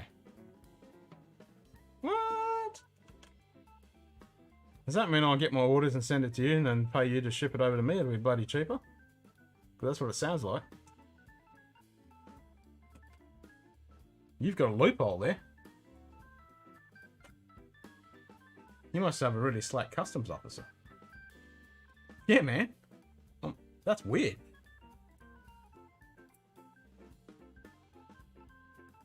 Because I get hit every time. The next best is to buy in bulk. I don't know about import duties for next, but they sell usually what they have in store. I've not paid import either, buying from the... What? So I'm the one I'm getting shafted. You've just paid advertised prices.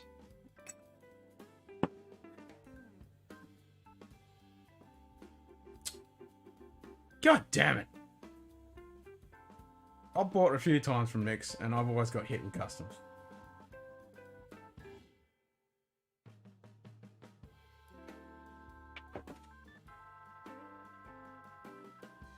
How the hell am I getting hit? Must have been, it has been a while. Probably 6 months since I bought something from Nick's. Maybe I should try it again. Maybe somebody in WA's got a bit slack, or is it maybe just customs officers up here or something? I don't know. I want the guys that get your packages, because I'm not a big fan of the guys that pick my packages, because I get an invoice to pay this and that.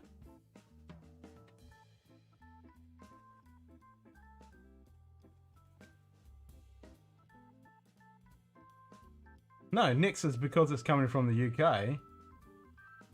You have to pay import. Oh, Master of Malt. Yeah, but Nick's is UK, isn't it? I'm getting confused. Yeah, Master of Malt. Yeah, definitely get hit with Master of Malt. What am I thinking? No, Nick's. God damn it. Am I having a major brain fart malfunction?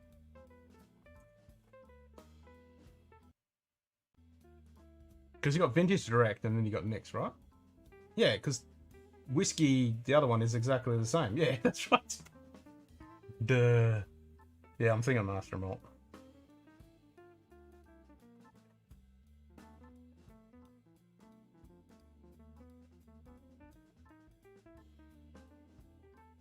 No, not the Whiskey Exchange, the other one. Whiskey Company. Because you got Nick's, Vintage Direct, and then isn't Whiskey Company the same part of it or something? They're under... Because Whiskey Company is in Melbourne as well. That's the problem, I could look at too many sites. Confused the hell out of myself. Because you've got the Whiskey Company.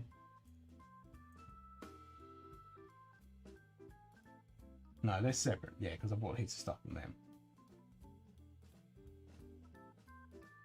Yeah, they're in Victoria, that's right.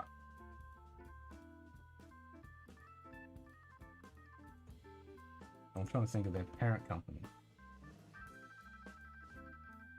Yeah, I think it's the shipping thing. You have to, yeah, the $200. But I bought stuff from Nick. So what am I thinking? By importers. Yeah, you're right. It's Master Malt. So ignore all that bullshit that I've just done, because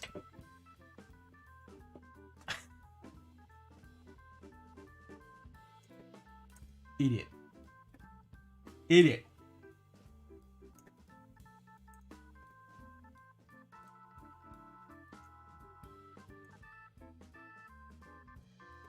But yeah, Nex is not the cheapest around. That's usually why I don't bother looking at them. Yeah, that's right. Yeah. Yeah, silly me. I was getting confused.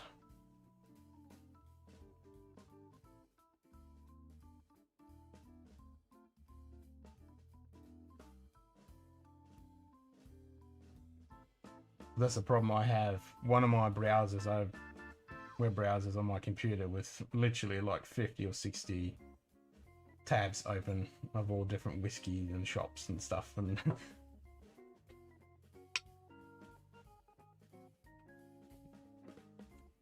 but SM whiskey is definitely one I always look at.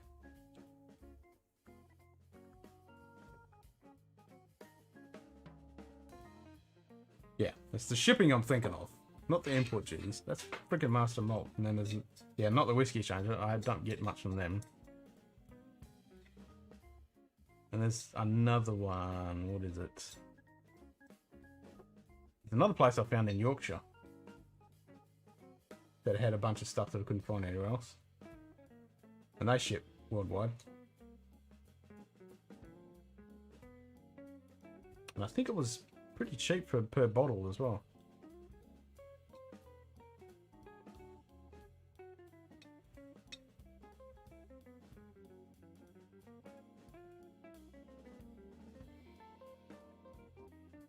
Yeah, because you got Whiskey Direct and you got Nixon. They're both the same company.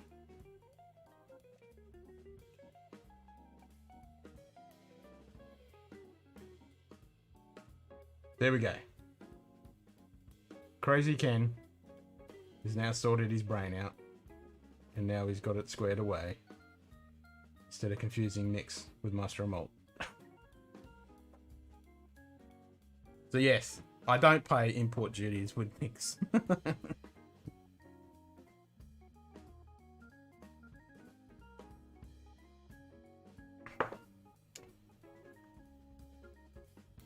Just Ken's old fart brain did.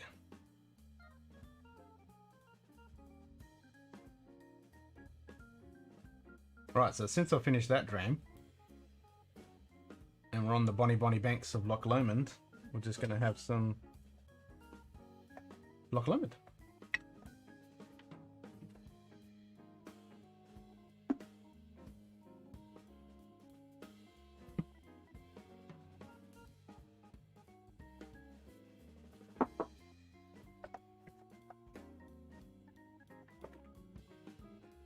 And I love this green bottle. Pop.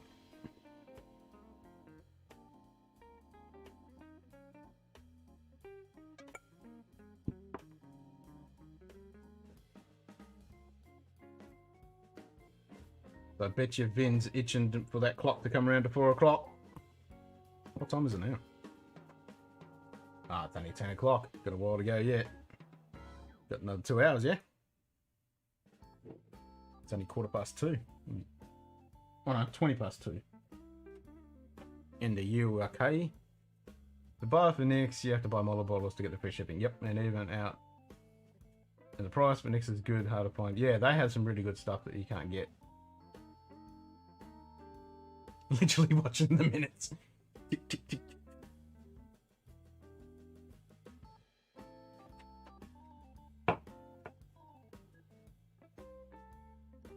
Oh, bugger. At least you're going to create a thirst. Is it raining? Is it shitty weather? So you're going to have to ride home in some shitty weather.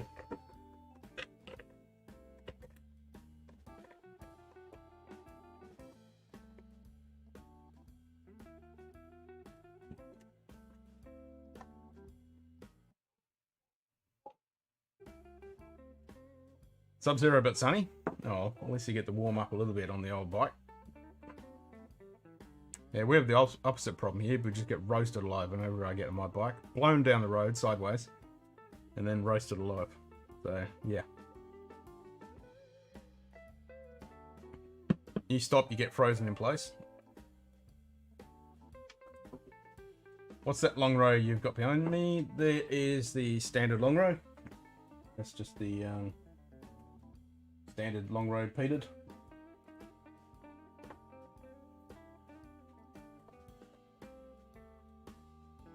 It's not one of the, and I got this from Nix.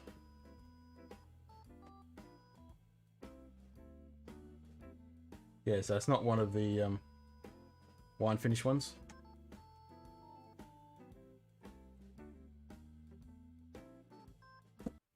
And then I got a Hazelburn 10.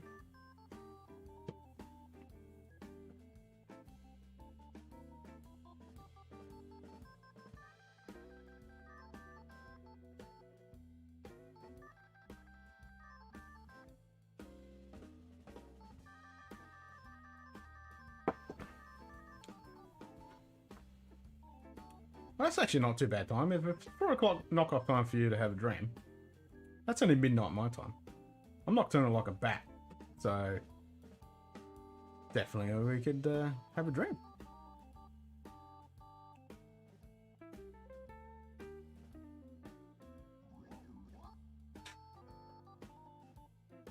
Yep. Gotta have some Hosburn. Gotta have all the Campbelltown. Campbelltown full of win. I want to get some Car Strength Springbank. And the Glen Alekies. I want to get some of those in Car Strength. God damn. Love me some Glen Aleki.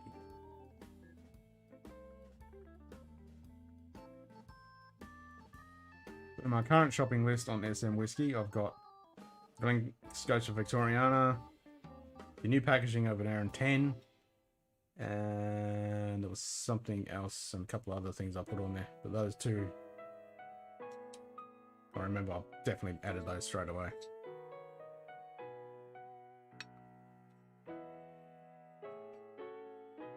Yeah, I wish it was easier to get some of those good bloody Hazeburn and like any of the Campbelltown stuff. It's so hard to get.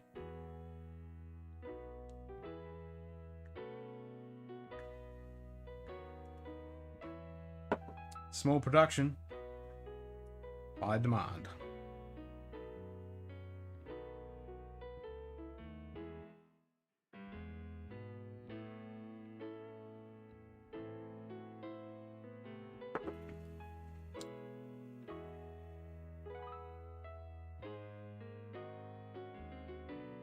You guys up for a game of Visitor Space On? Trademark Roy.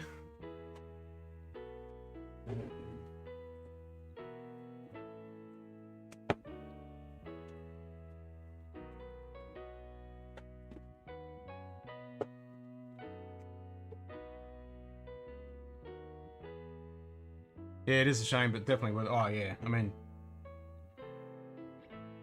I would kill to get some of that Kilcarinate. I mean, I've got that little sample bottle left, and it's one of those real painful ones. Like, I really want to drink it, but when it's gone, it's gone. Like, it's gone. Which really sucks.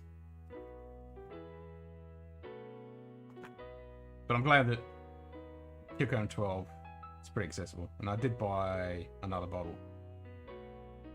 I did buy that bottle, didn't I?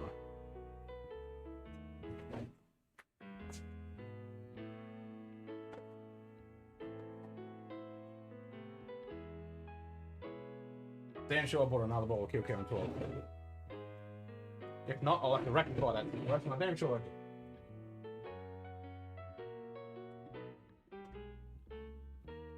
But I did, I can't remember where I put it.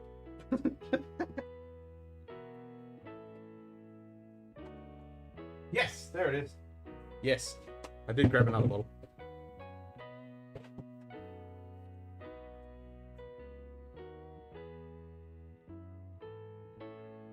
Yeah, you can find some of the bourbon cask ones.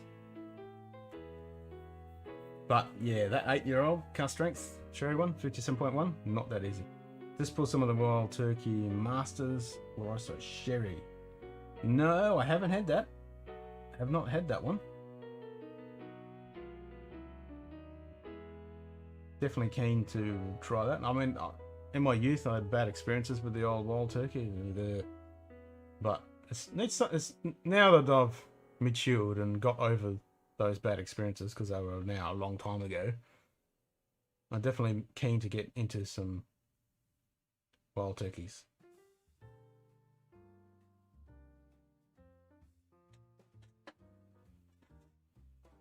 But I think I'm being spoiled by this stuff. I mean, this stuff is amazing. So good. They have. Yeah, exactly. And that's why I'm keen to get back into them. But yeah. Oh my god, these stuff.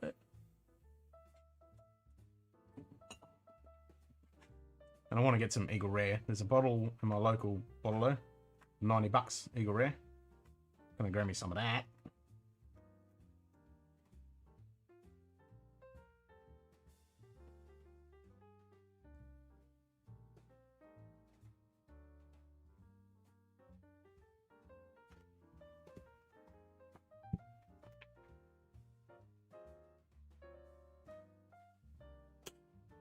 Alberfeldy, that's a real honey one too. Alberfeldy 12. I actually don't mind Alberfeldy 12. It's lovely honey dram, that one.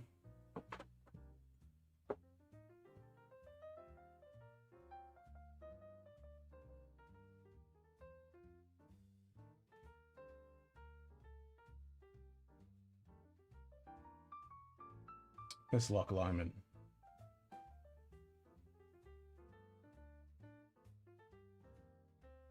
So good for an 18-year-old for what you pay for it.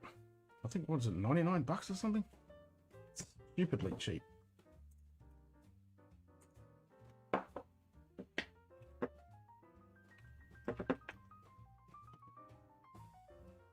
think I got it from SM Whiskey.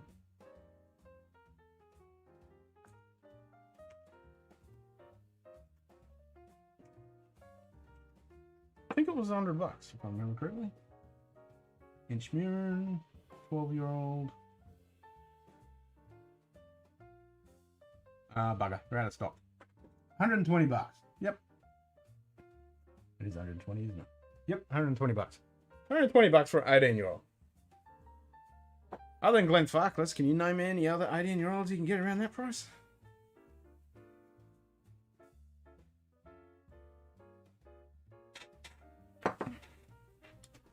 And immediately my brain went to, what, for half an hour or an hour?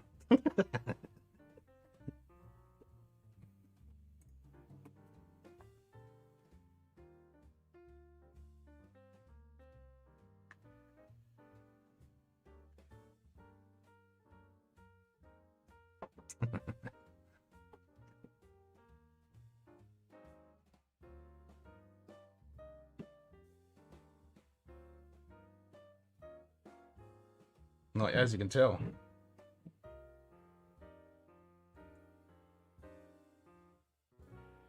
I'm not much of a fan of at the moment. That's why I keep drinking this stuff. Well, that's the Inchmuren. I do like what they're doing. I haven't got an Inchmoan yet. I want to get an Inchmoan.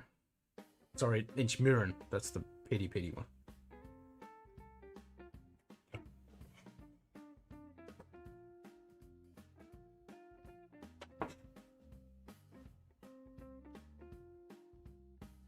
Might refresh the chat window.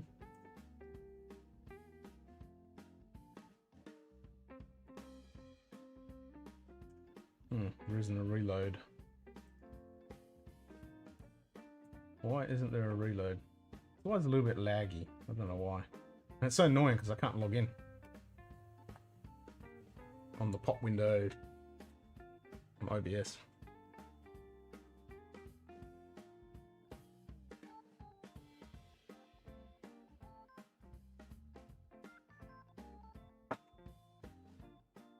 So I'm gonna have to play around. When am I gonna get time?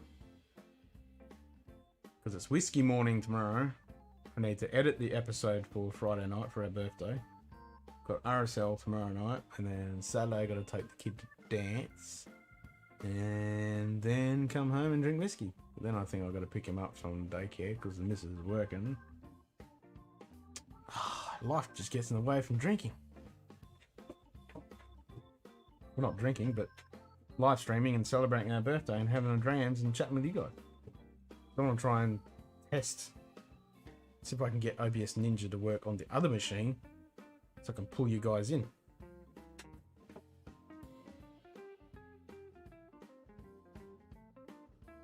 I think I might be able to make it work.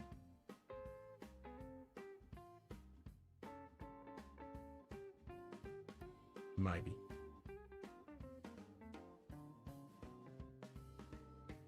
Yeah. Have to think about that.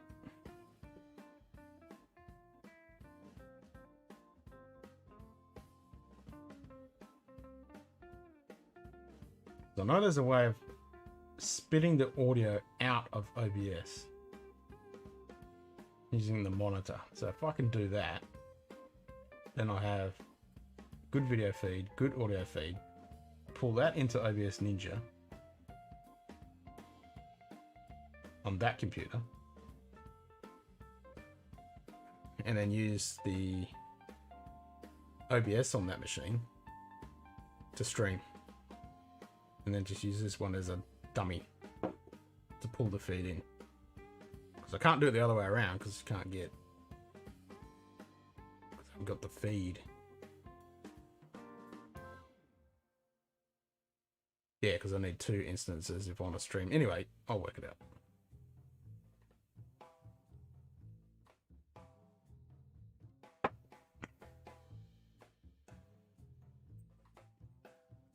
Should be able to make it work.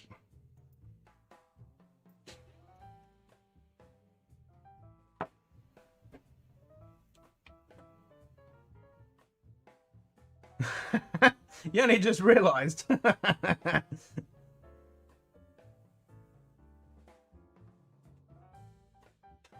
Yeah.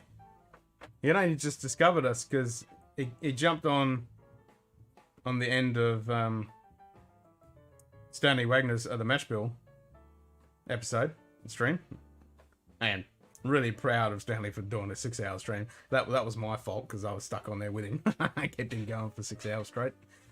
That was awesome. And then towards the end, Vin popped in and now he's here, which is awesome.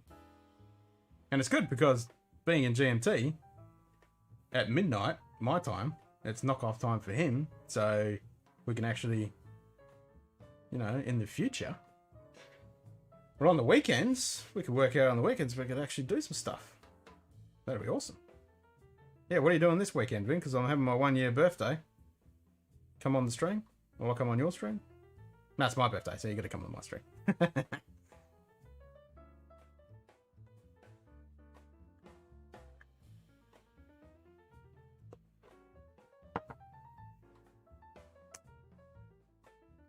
We can play Is It a Space Side?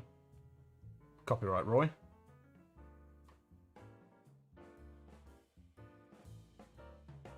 Yep, keeping you working through the run. Yep, that's what I do. That's what everyone else does for me, so I like to pay it back. I pay it forward. There's quite a few people that lurk on while they're working while I'm dribbling away.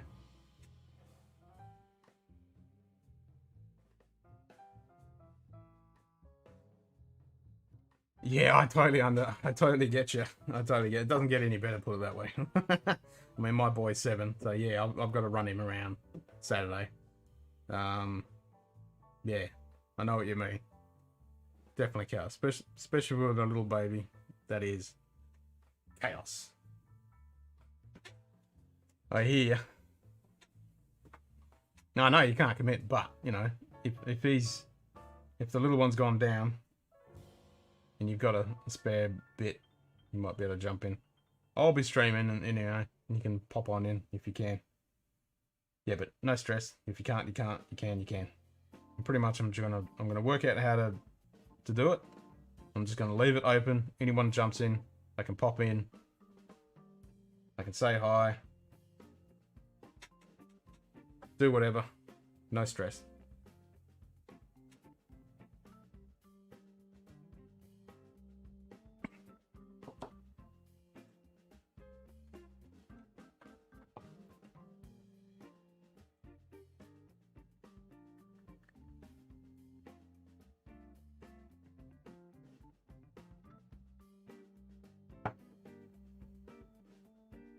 Yeah, I've got a pretty full-on busy weekend, but it is my birthday, so I've got to celebrate.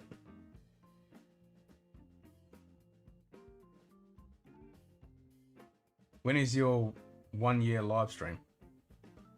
What, mine? Or Vin's? Oh, the 1-year live stream. It's going to be this weekend. I'm going to stream as much as I can. I want to hit the 12 hours long stream. I've done 10 hours a couple nights ago, so I want to hit the 12. So I'm thinking maybe midday my time I should be able to start kicking off, because I got to do running around, take the kid here and there and stuff on Saturday. So I'm thinking midday. So midday my time I should be able to kick it off, and then I'll make it easy to hit the 12 hours because that's just a midnight. Oh, sorry. Yeah. Come on, brain, wake up. Yeah, so to midnight will be 12 hours, and then I should be able to keep going. So it might be a couple of hours afterwards. And then hopefully the missus knocks off early, because then she can pick up the kid. Otherwise, I'll have to cut the stream for half an hour, and by the time I go pick up the kid, I'll have to walk, because I might be drunk by then. So I don't know. Sometime Saturday afternoon-ish. We'll have to see. But yes, I will be streaming at least 12 hours straight once I kick off.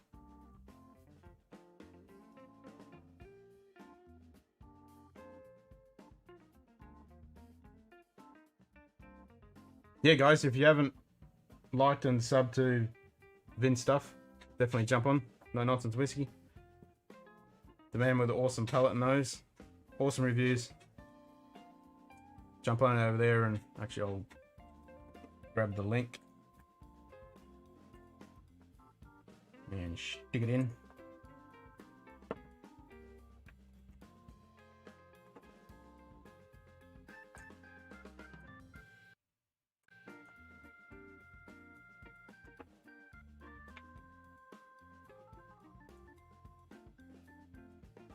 I've got you on as one of my favorites on my channel.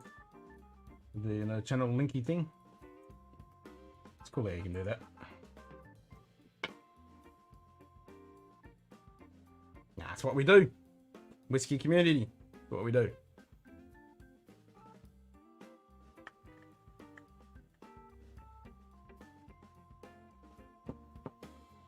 So any of you lurkers in here, go give Vin a sub.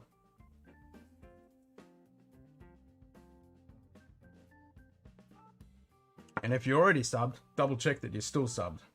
Because stupid YouTuber likes unsubbing people.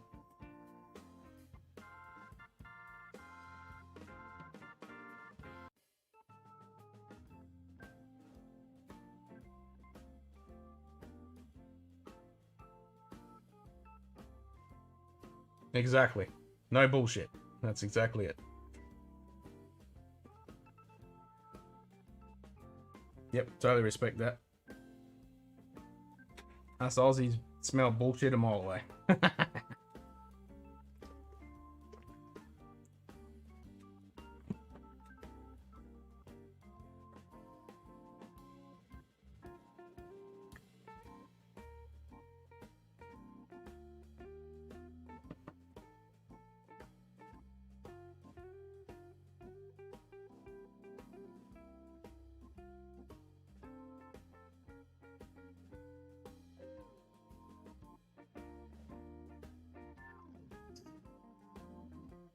I hear the kitty cat. What's the kitty cat one?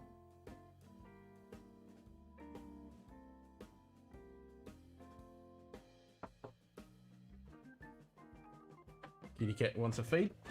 Back in a sec.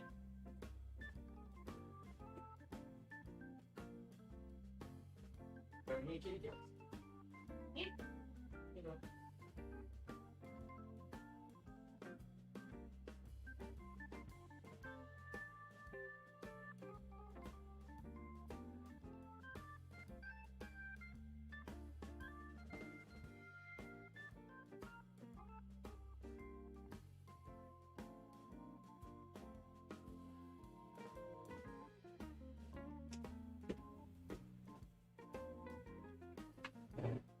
Right, kitty cat sorted out.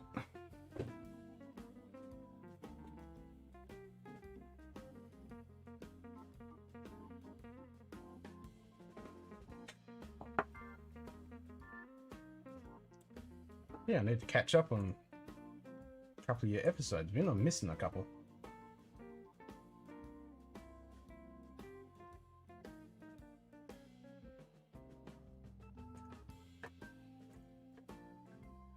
I haven't watched the Dalwhinnie one. And the Firkin one, I watched the McNamara, I watched the McAllen, I watched all those ones.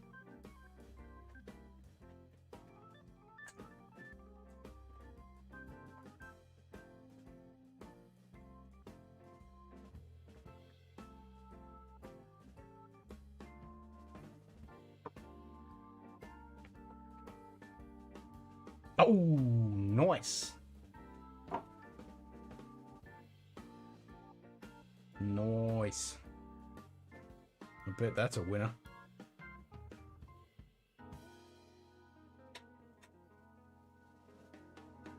Yeah, I know. It won't be, but still, we can draw.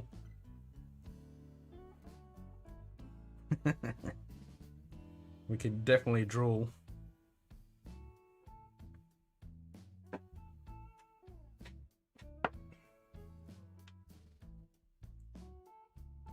I think the only... Well, I've got a couple of indies. I've got the Scarabus, but I do have a Gordon MacPhail Mortlack, which I'm keen to get into. Actually, speaking of Mortlack, I haven't had some of the old rare in ages. Might have a little tipple of that. It's not the greatest expression of Mortlack, but...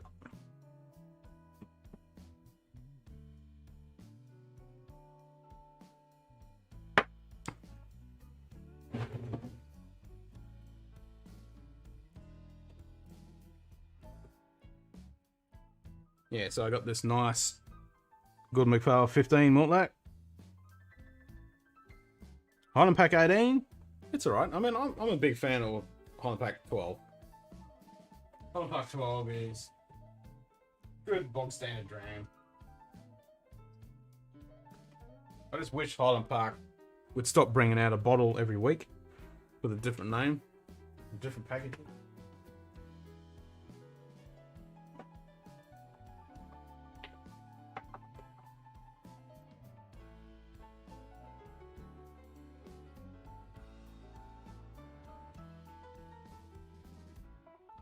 I mean, I know Scotty is a big fan of the 15, which has now been discontinued. I'm keen to try the 16 that bought out. Just gonna close that door back in a sec.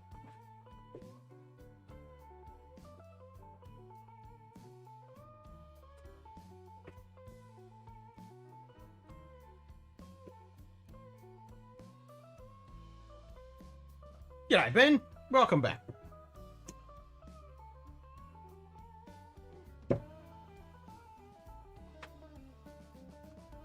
The old style was a fantastic... Yes, the old one. That's the one I had, but I haven't tried the new one. £80. Damn. New style is not the same and far too expensive. Yep.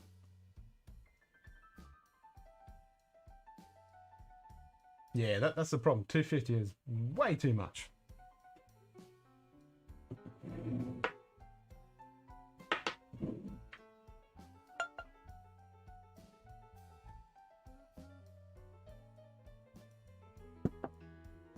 I mean, I've tried some of the other ones like the Valkyrie, the Bugner, what was the other one I had?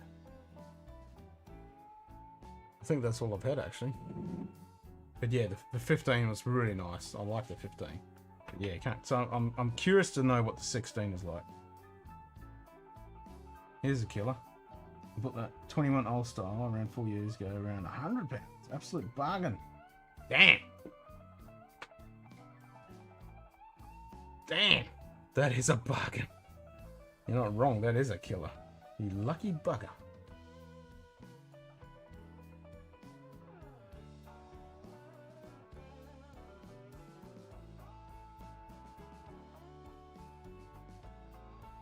Hell yeah. I started this stream with the Klein Leash. And good old Glenfarclas 105. And that's a 1 litre bottle too.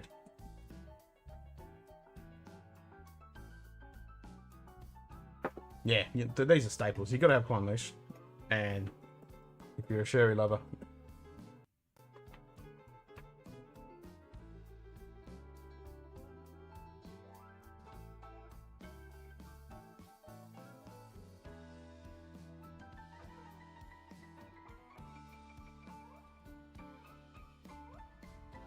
Yeah, the Valkyrie's alright.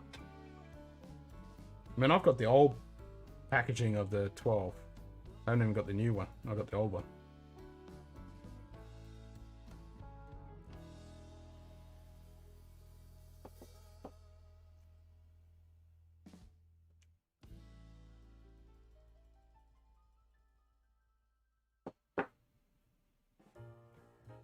mean, this is really subtle.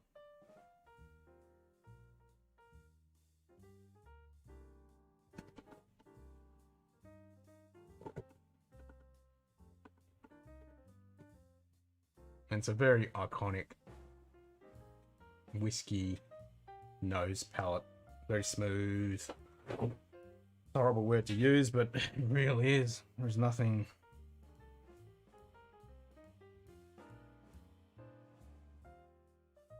Yeah, exactly. That's why I'm really glad to have my original 12. Because that's exactly what happened. And yeah, I'm a big fan of Highland Park 12 until what they've been doing recently. And they're just bringing out a bottle every freaking week.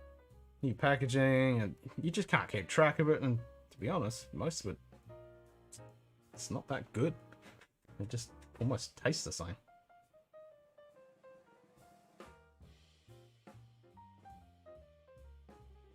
It was only in a cocktail.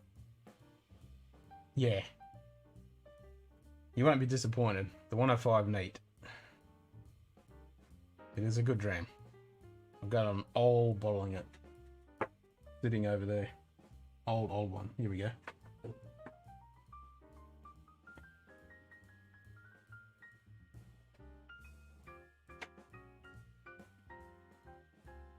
I don't even know how old this is. A mate of mine gave it to me.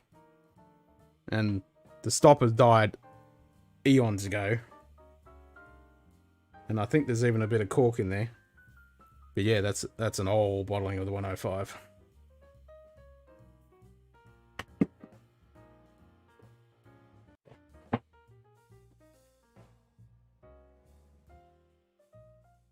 Yeah, I like the Valknut. So yeah, the Valknut, the Valkyrie are the ones that I've had that I would say okay-ish. I haven't tried the new 12, or have I? No, I don't think I have. They're alright, but they're about the only ones I would recommend. But I am keen to try that 16 because, you know, the 15 was a bloody good one. So I'm keen to see if the 16 is kind of replacing. You never seen that? Yeah, that's an old packaging, that one. I'm not even sure. I don't even know how you find out the date on these. Be on the bottle. One of those codes, I'd say. But yeah, there's a little bit of cork there. And I think he got this. Oh, here we go, here we go. 12, 13. Well, there's an 88 there, so this might be 1988.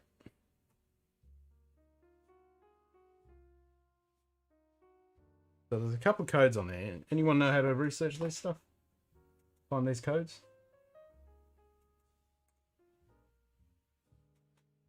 There you go. There's some codes. Where is it? Right.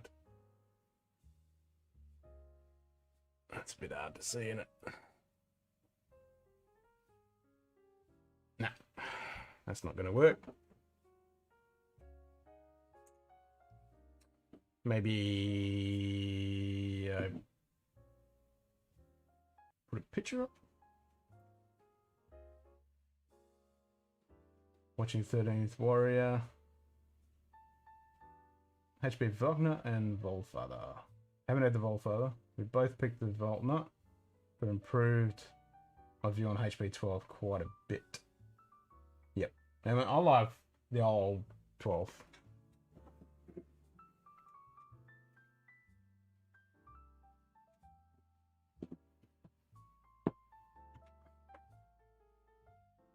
Man, this is oxidized to the shit house.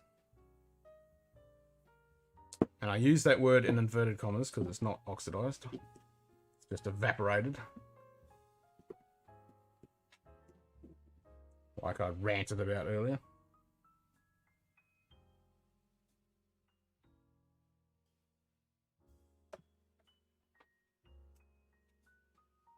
Yeah, it's still the same ABV. But there's a dash. Yeah, I don't know what that is. But then it says 059, then there's a space. And it's either a BB or an 88. And then it says 12 space 37. Maybe I need to do some Googling and see what I can find. Oh. There you go. This is a 75 centiliter. This is a 750ml bottle too. Ooh.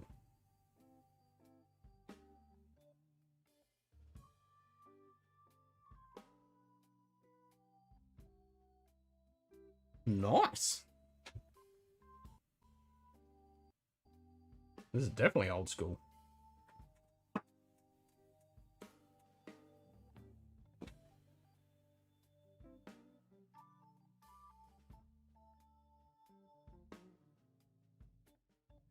Definitely old school.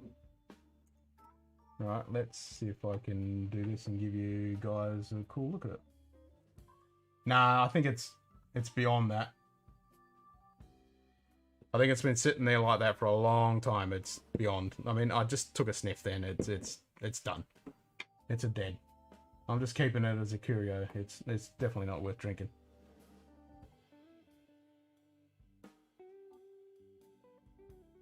Hey, J-Pit, how you doing, mate? Now, what was I doing?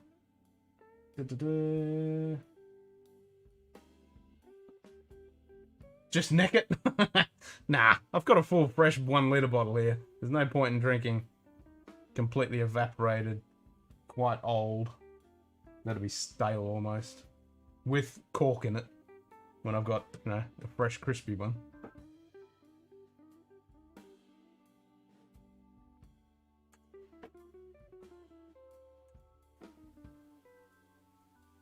She better grab my...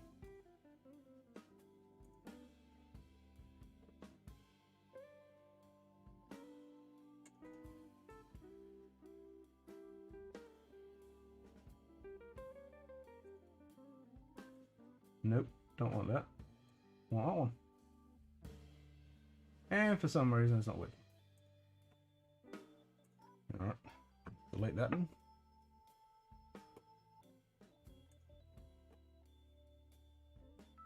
You gonna get back to work? Yep, everyone's got to work while I'm drinking.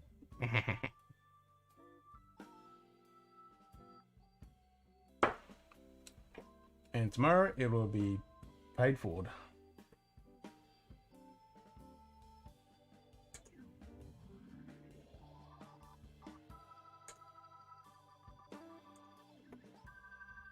Maybe I'll just do it this way, make it bigger.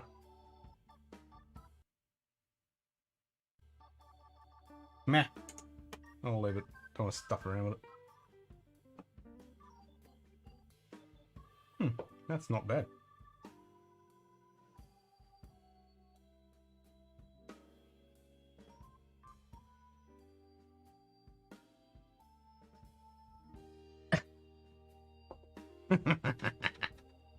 Alberta, gee!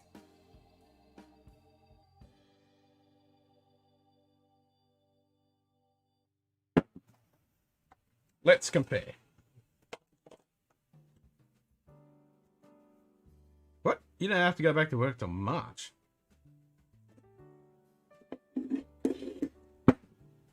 That is a big difference. I mean, I know this is the newish packing because they had this packaging for quite some while. Well, something similar, not this exact one, but one similar to it.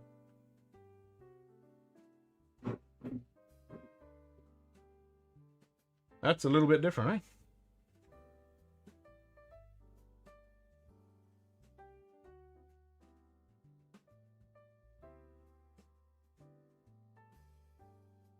So you want leaves on them?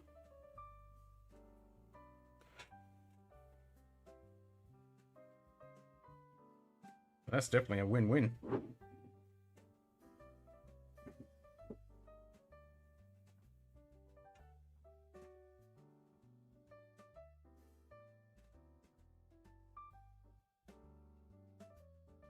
No work till March.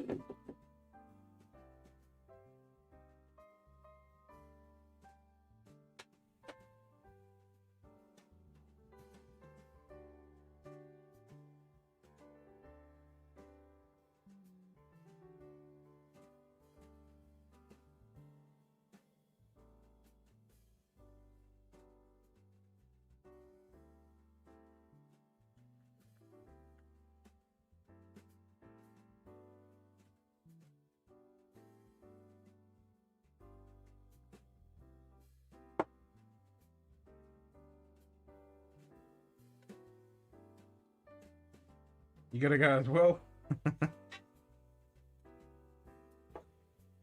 You have a good one, Ben. Cheers, mate.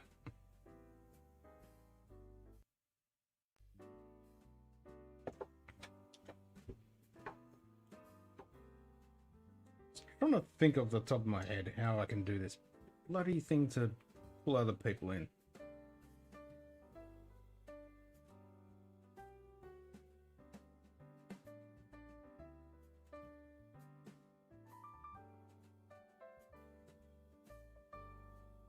Because that flicking when you use the camera is really annoying. And it was doing the same thing in Discord. And I don't know what it is, but it works when you use the normal virtual camera. So there's got to be a way.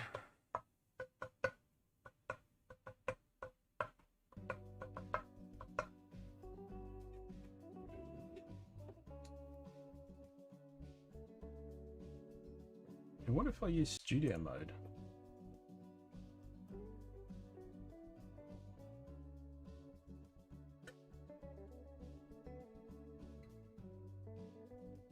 Which side does it pull the camera in from if you use studio mode? Let's have a look.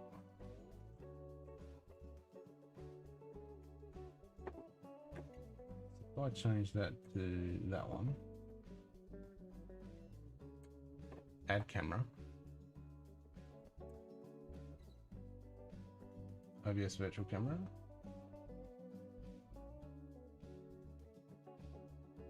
Yep, that doesn't work.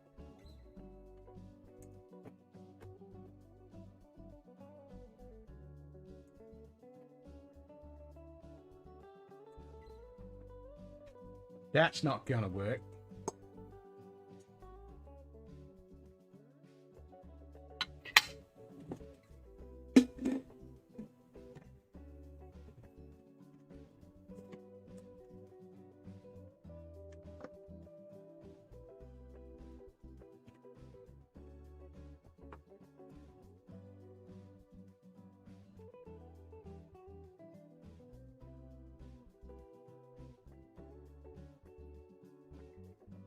Ah, I thought you were. Nice. I thought you were FIFO. Hell yeah, if you can take a break. Most definitely. For shizzle.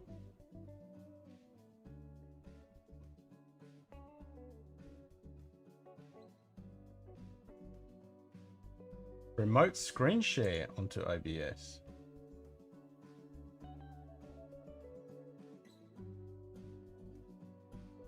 Nah. I mean, I could use NDI, but then you gotta stuff around with it.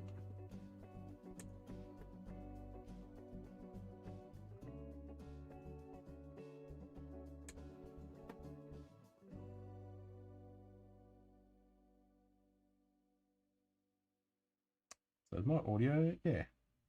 The voice meter aux is what my microphone is, I think.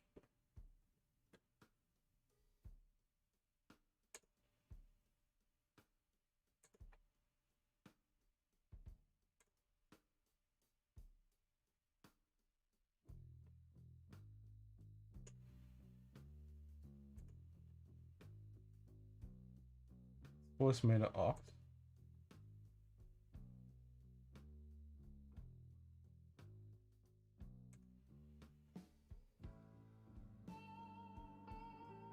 So I should be able to just pull this feed.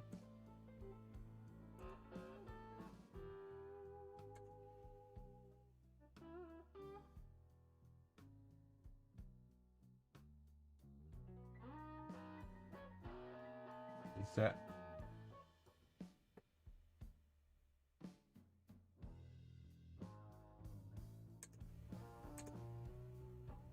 Yeah.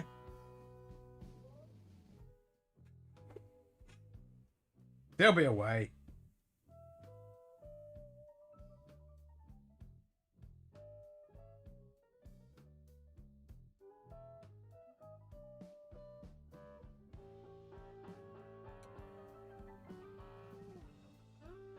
There'll be a way of doing it. Actually, even if the audio...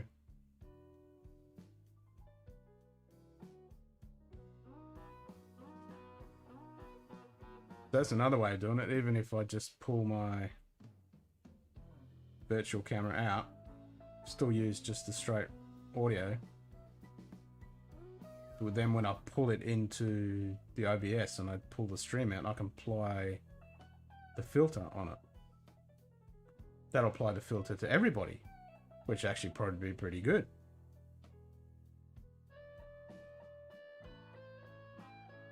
Yeah.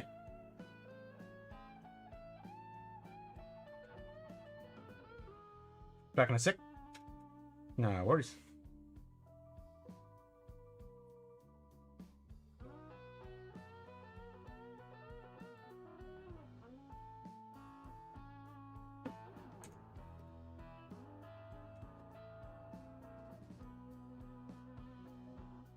Any of you guys want to try it?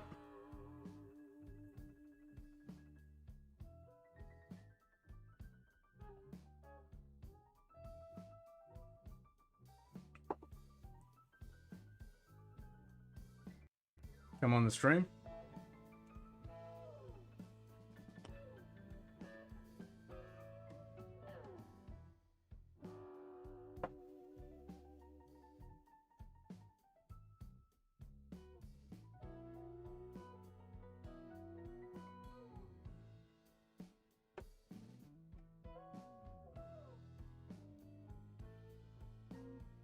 Be a good test run.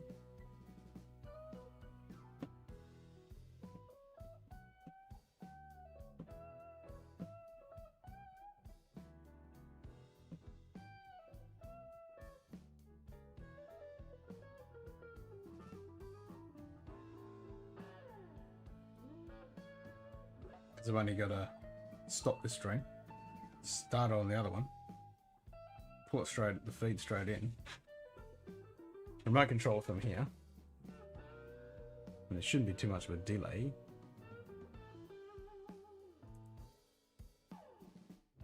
Start the room. I'm in there as the room. Pulls it in. Yeah, that'll work. I can apply the filter on it.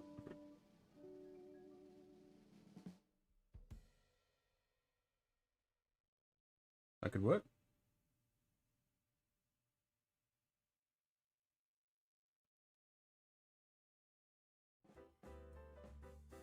And I'll see.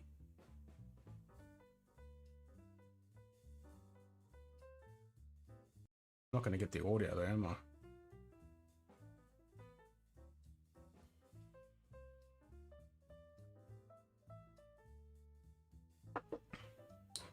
Am I going to get the audio?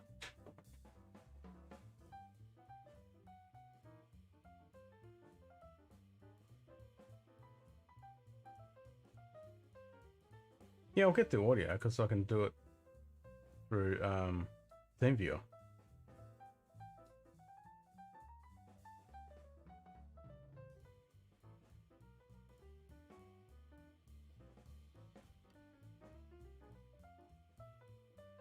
I'll just mute it on my other machine so the speaker's sound isn't coming out.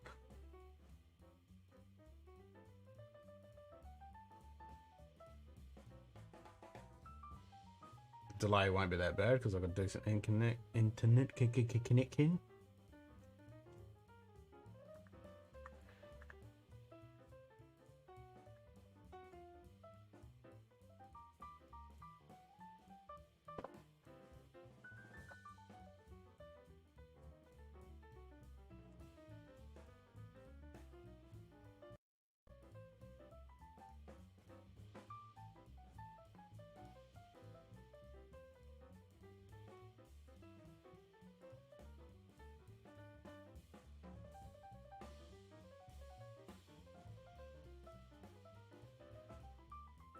Yeah, could work.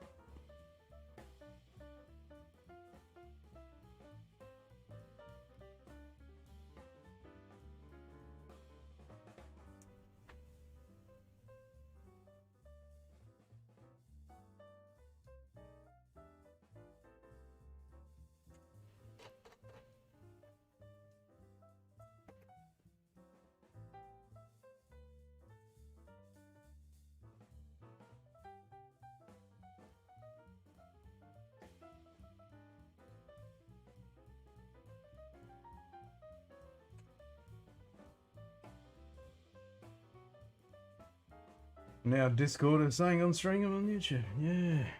Well, I don't trust you to display that. I'll put my own thingamajigamy on there.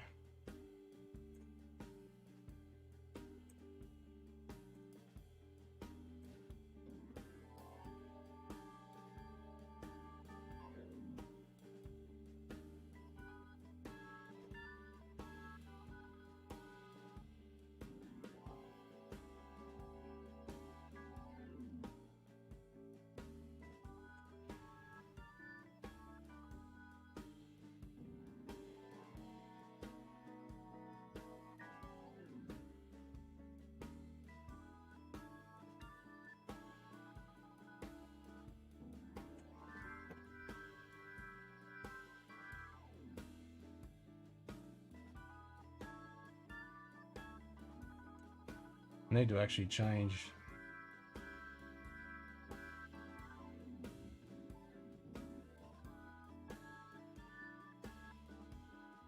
Unless I'm trying to think if there's another way I can do it.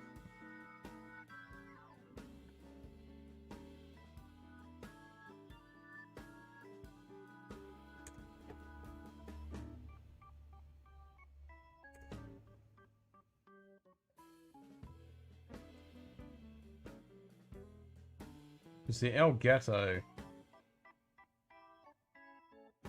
capture card I'm using.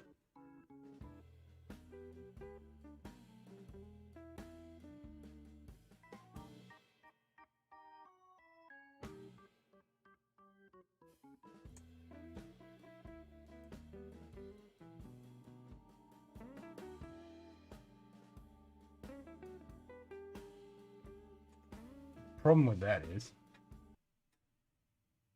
doesn't have any of my LUT or color correction applied. It's just raw straight out of the camera.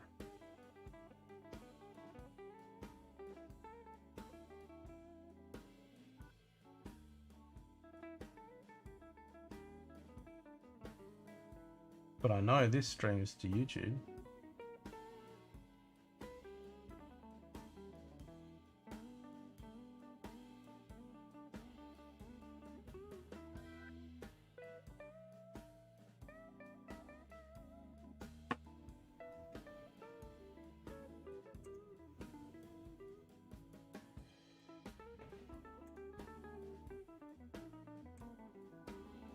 But I might be able to pull that feed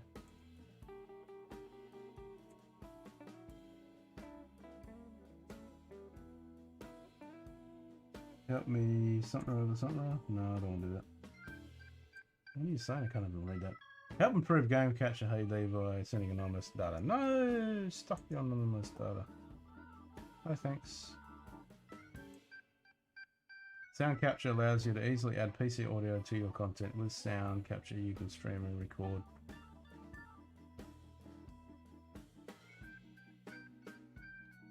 Discord, Skype, TeamSpeak.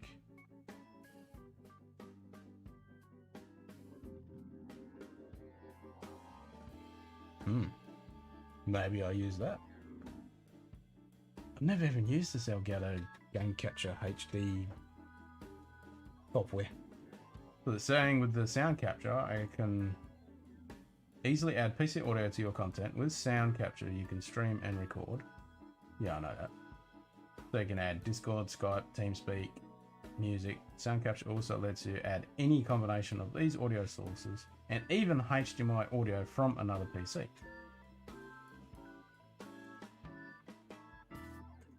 I don't have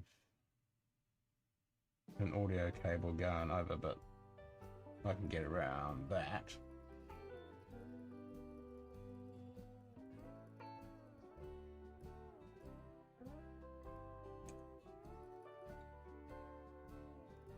G'day Edward, how you doing, mate?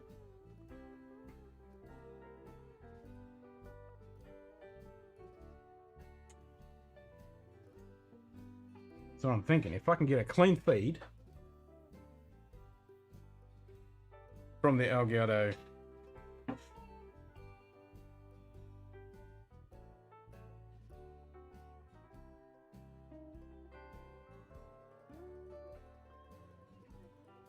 following applications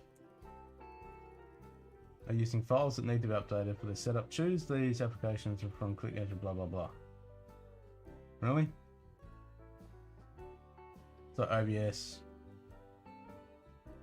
NVIDIA GeForce Overlay, OBS Ninja. Okay. Have to do that later. So if I can get a clean feed from the OBS, I mean the Elgato capture thingy, put that over to my other machine, apply all my color correction, bring that back in. Oh, sorry, bring that into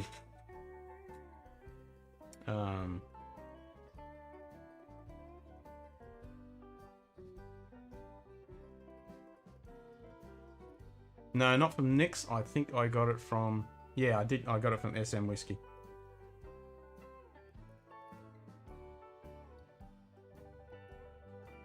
$120 it was, and they're out of stock at the moment, unfortunately.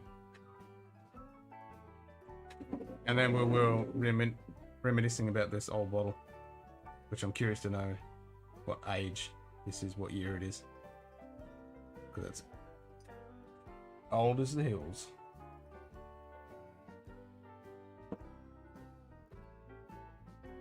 So then with the Elgato,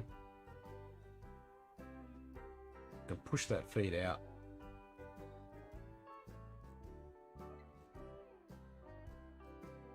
Actually, no, I can do it on the same machine.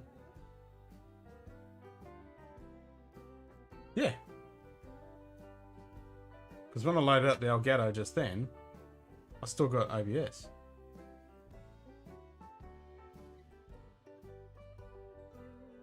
No, I want to apply the filter.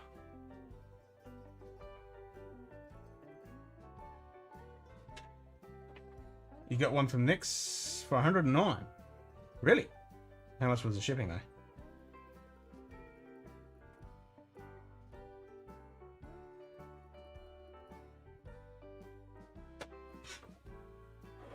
Because I only paid 120 because over $100 on SM Whiskey. Free shipping.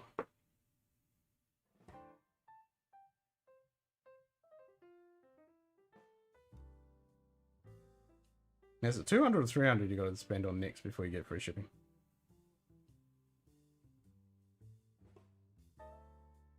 Still, that's pretty damn good. $109.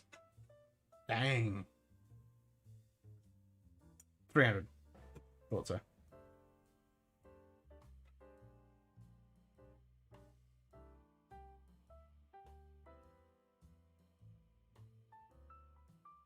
Savvy. Jinx, mate. Oh, really? 8th birthday a few days ago. Damn. You've been doing it for 8 years. Holy sheep shit.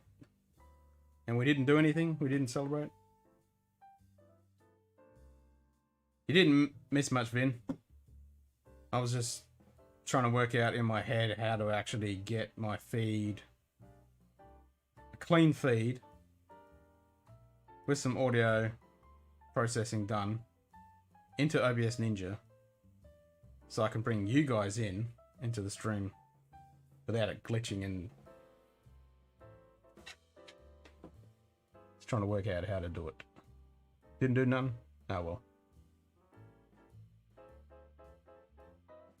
So I'm looking at my capture card, which is one of the Elgato HD60s. I actually just brought up the software so I can have a clean feed from the camera. At the same time, Ninja's opening. Yeah, I'm talking voodoo. So with OBS Ninja and my camera running, with my color correction and everything, so if I can pull in a clean feed, because that pulls in audio as well, so if I can pull in the audio coming out of OBS, which has got processing and everything on it,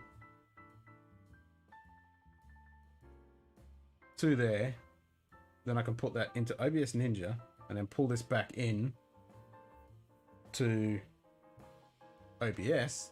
We'll have a clean stream.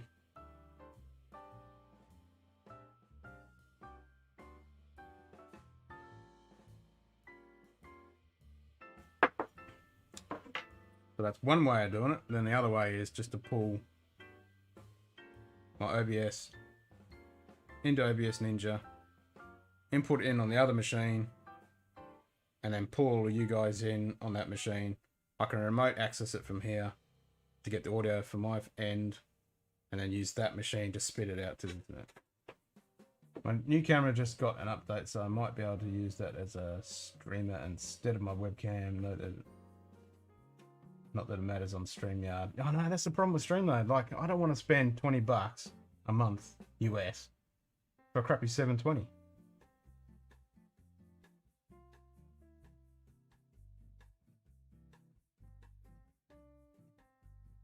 Big Sir, what's that? Big Sir. So what camera have you got? That's got the update. I mean, if you got HDMI out... Oh, that's the new Mac, is it? Well, there you go. I'm in IT and I didn't even... That's how much I... Yeah, I just read it. I'm like, really? I'm that far behind? And it's not even supported.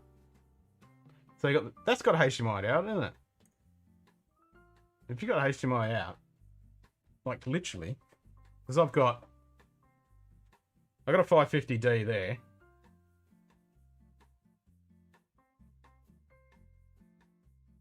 Actually, I'm just having another.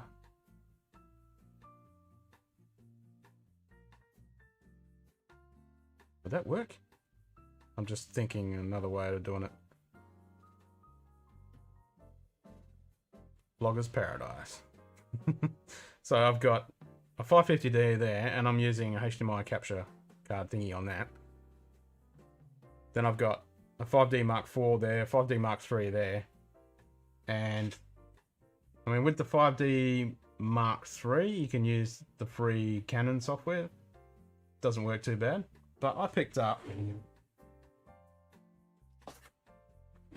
these little cheap HDMI video capture USB things, similar to the Camlink, for $20 on eBay. Works a treat. Works a treat. I get a clean HDMI feed from my camera. So if you've got HDMI on that camera, whack yourself one of them and you'll have a clean feed for $20.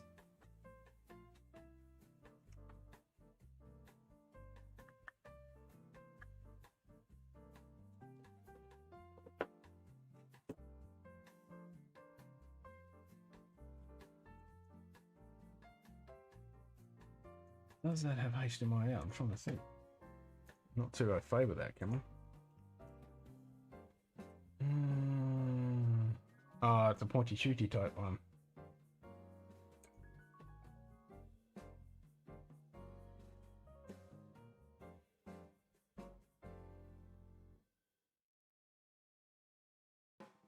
Yeah, that doesn't have HDMI out, does it? That's a pointy shooty. Don't give me all the paraphernalia, just give me the tech specs. Here we go. 4K. What's the input output?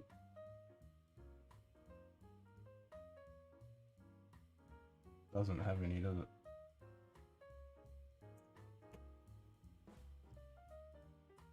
Yeah, he's struggling a little bit. He's going alright, but yeah, he's struggling a little bit. Been out of work. It's a bit of a bugger.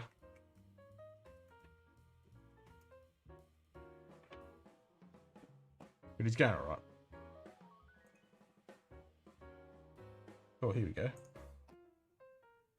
Viewing images on TV, no.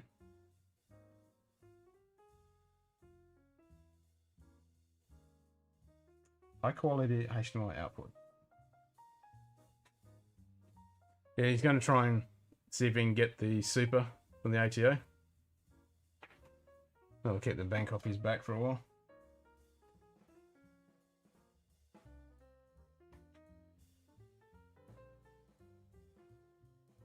There's some information about 4K and HDMI output in the ZV-1 help guide here and here.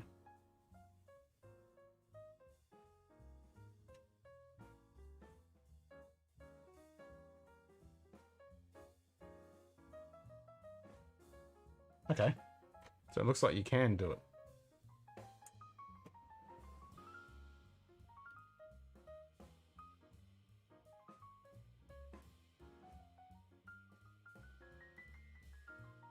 He was. He was. So both Cue Ball and Scotty are no longer in the liquor industry. They've both changed careers. So Cue Ball's in the middle of work jobs and Scotty's changed jobs. So neither of them work in the liquor industry anymore. But the wealth of knowledge is definitely still there. And I've still got lots of contacts in the local bottle shops and reps and stuff.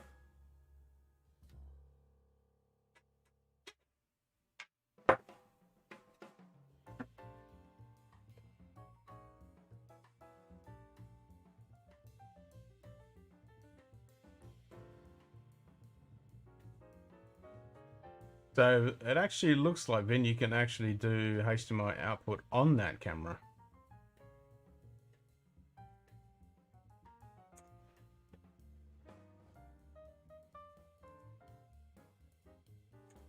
So you might be able to do it.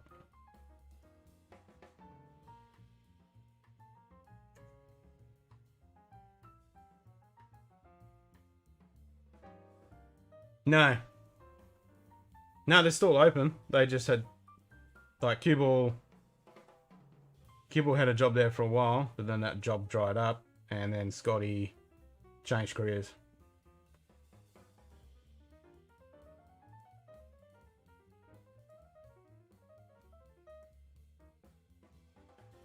I just looked at the help file, and it seems you can put it out as 25p, 30p.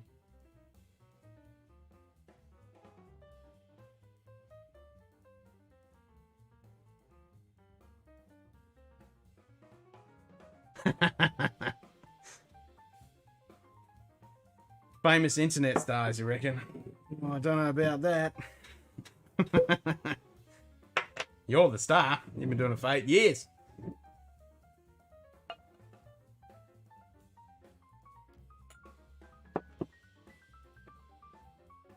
Miss was actually looking at some wine. I've only got reds at the moment. Not a big fan of reds. Yeah, I've turned Carly into a whiskey drinker and she likes peat now. You wouldn't believe it. So pretty much every whiskey is open up to her now, which is mind-boggling. She hated peat. As of 2 days ago, she hated peat. Couldn't stand it. I gave her Highland, Admiral Legacy. She thought that was ashtray and disgusting and horrible. And then we were drinking some whiskey. And then I said, oh, try this. So I gave her some of the Black Honest Brimstone. She liked it. But before that, like 5 days before that, she poured me a blind of Talisker. And she licked the side of it and liked it. And when I guessed the blind, and she said she liked it, I said, well, have a sip of it. So she had a sip of it and went, wow, that's amazing. Well, she didn't say that, but I said, well, that's amazing. She actually liked it. And so, yeah, I gave her the Brimstone 2 nights ago. And then I thought, okay, well, so I tried on a light peat. I can't remember what it was. She didn't mind that. So I said, all right, let's test this. So I gave her some Ardbeg. Actually, no, she grabbed the Ardbeg Ugadam. I said, hey, hold on. You're not grabbing that. Try the 10. So she had the 10, went, yep, that's nice. So I said, okay, let's test this. Lefroy. She liked that. And then Lagavulin 16. She liked that. And even last night, she grabbed my bottle, one of my bottles of Lagavulin 16 and poured herself a dram. On a clean palate. Because she even said, okay, I need to test this on a clean palate to see if I actually like it. And she liked it. Yeah, that's what I reckon. So I've broken her. I've broken myself. So now there goes my collection. Thanks, Ampy. Cheers, mate.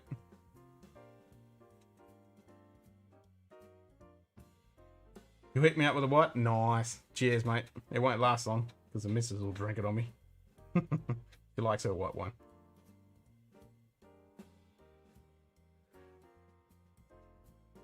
No, it did not take her long at all.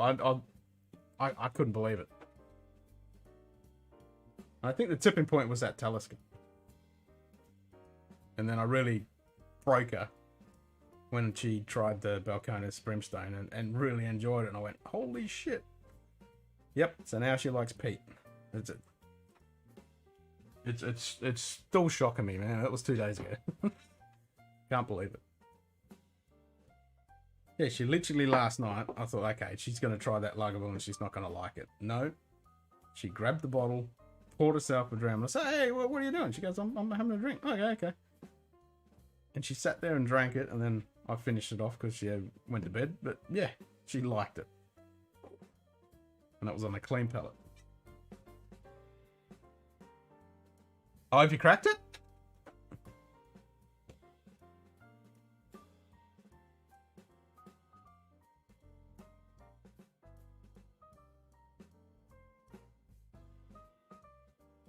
Have you cracked it yet?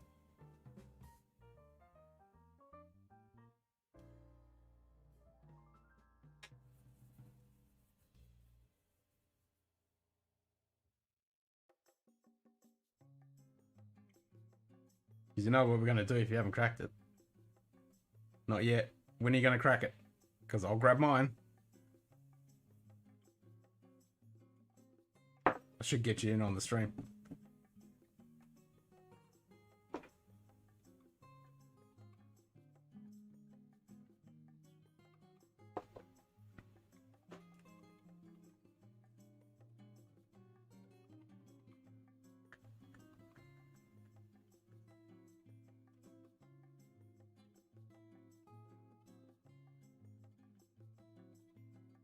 So speaking stream, what was I thinking of earlier?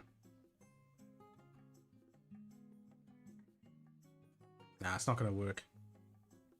I was thinking I could use another camera. Nah, it's not going to work.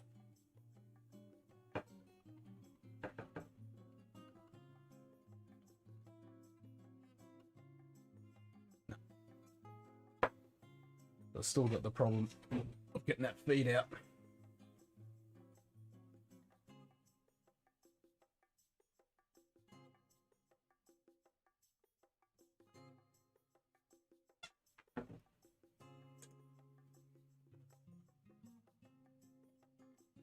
I really need to fix that bloody machine that I built for streaming, which was working fine.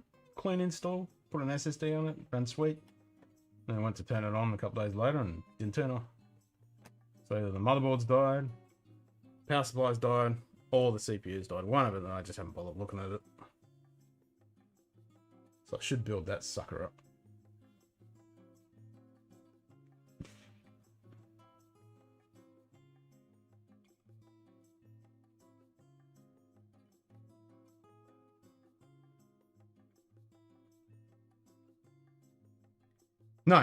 No, they don't.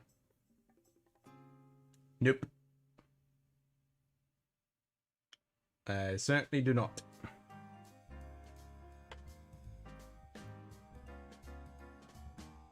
No, you're all good with it. You can shake the living shit out of it and drink it. It's perfectly fine.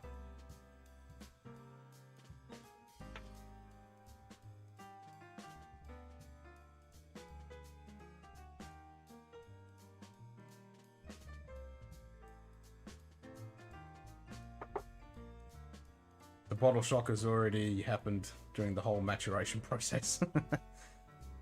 They've been squeezed in and out of that cask for many a year. That's all the shock.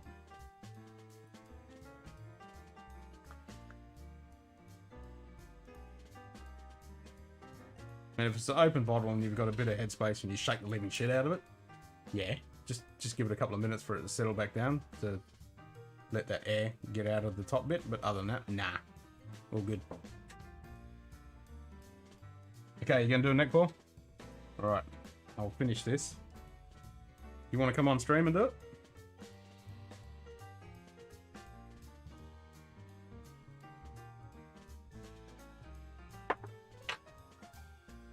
Where's my oogie?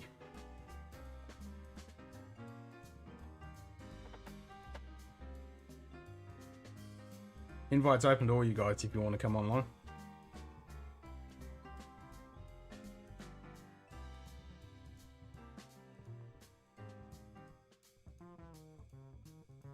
Yeah, it still works on the mobile.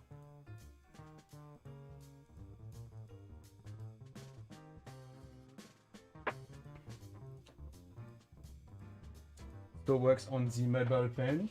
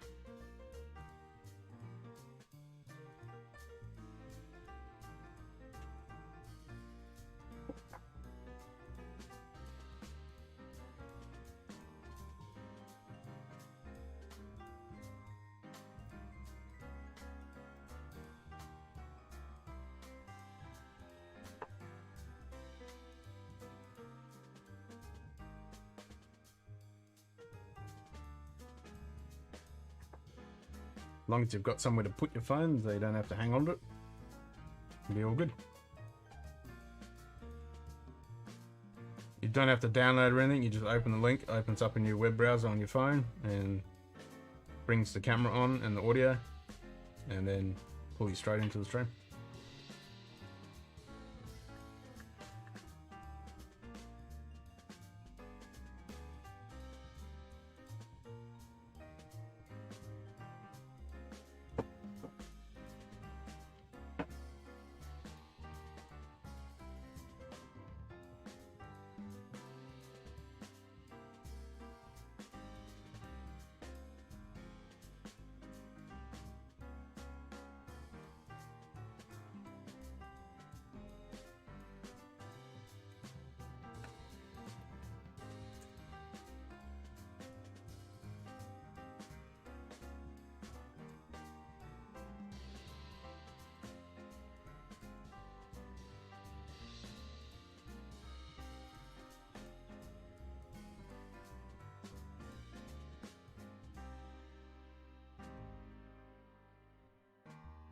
Nah, fair enough. All good.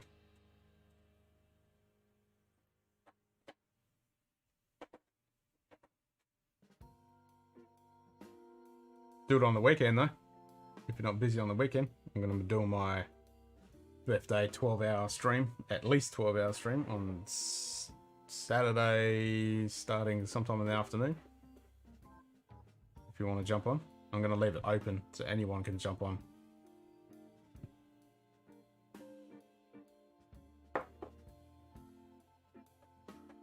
As long as I can get it to work out, I'm happy with it. I can ad hoc it, but I want to get it, because if I can easily pull in like 1 or 2 people now, if I know if I've got 1 or 2 people, I can easily pull you into the split stream, or that's easy to do. But if I don't know if I'm going to get 3 people, 5 people, 4 people, or 1, so I want to use OBS Ninja without that flicking camera problem that I have. So that's what I was talking about earlier, if I can pull in my feed from OBS to OBS Ninja on my other machine and then use that to stream out to YouTube. And then I remote into it from this machine and get the audio feed from my ears, but going out to YouTube will be fine.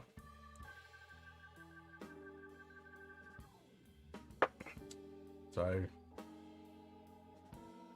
don't know when I'm going to be able to test that though. Probably Saturday morning after I drop this kid off, because I'll have an hour. Tomorrow's fully booked because I gotta finish editing the episode for our birthday tomorrow night.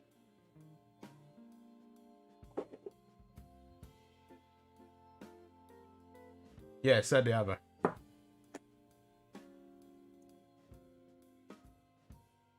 Saturday Arvo will be our birthday, and then Sunday as well. I'll keep going.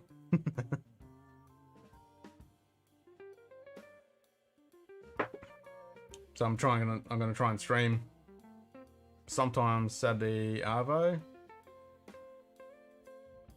and then stream all the way through till whenever in the morning, sometime till I pass out. And then on Sunday, probably just before lunchtime, I'll start streaming again and do a day stream, I think. And then maybe how I feel that Sunday night. Maybe. Well, depends how I feel. I know Q-Ball's going to come over on Saturday, so he'll be on stream for a little while. And then I'll leave it open to anyone who wants to come on. Just to celebrate our 1 year. And hopefully by... Yeah, so I should be able to get a few people in Oz, because it's a Saturday, on the afternoon, and that evening, and then when it gets... Actually, I should be able to get a few people in the States Saturday afternoon as well. I did see the dawn. That was a 10-hour stream, because I started at 8:30 and I finished at whatever time it was in the morning, 6 o'clock in the morning or something. So that was only 10 hours. So if I start earlier, by the time, if like for example, if I start at midday, go to midnight, that's bang, that's my 12 hours. And everything after that is a bonus. So I'll have the 12 hours.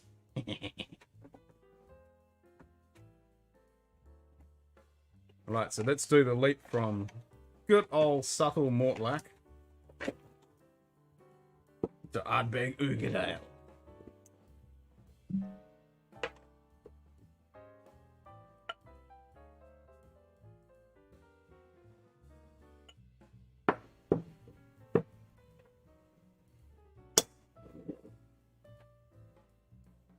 Oh yeah.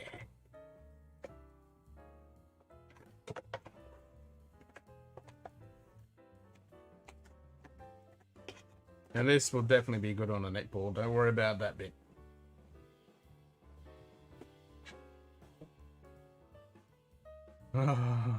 Bacon.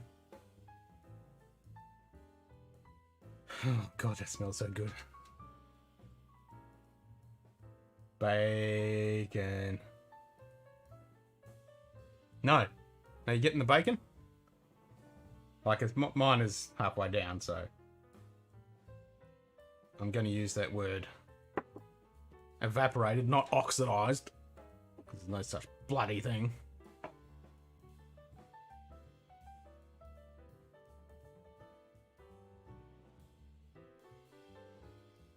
Yeah, exactly. Exactly. Well, no, because 2 o'clock here will be 2 o'clock in their morning. Because they're 12 hours behind. So if it's 2 o'clock on a Saturday Arvo, depending where they are, it'll be like 2 o'clock in the morning. If they're on the other side, then it'll be around midnight-ish. Like 2 o'clock our time. So the earlier I can start, the better. So I should be able to start before lunchtime, hopefully. So yeah, that'll give... Yeah, like hot buttery rolls. So Chris should be able to pop in. Whiskey Crusaders, they might be able to pop in. So whoever can come in. I know Stanley's going to pop in.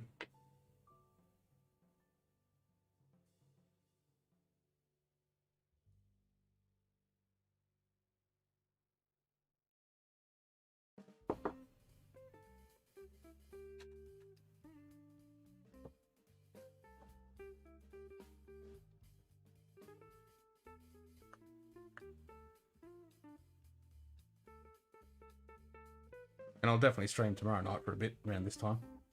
Because that'll be our actual birthday, because I've got RSL tomorrow. That'll finish early, around 8:30ish, so I should be online around 9ish.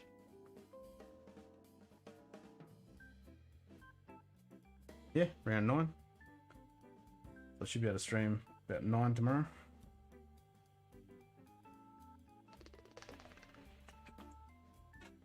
I think I need to clean up my desk. I've got bottles everywhere.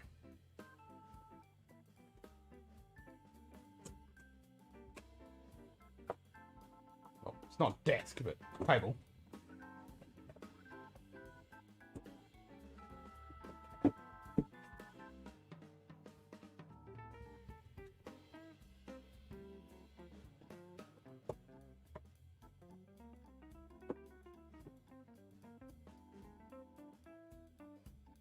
Leash.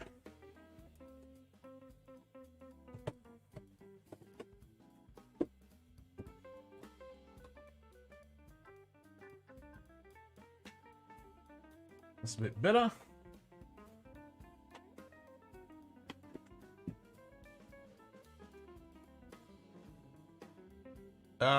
Closer would be the triple wood, I'd say.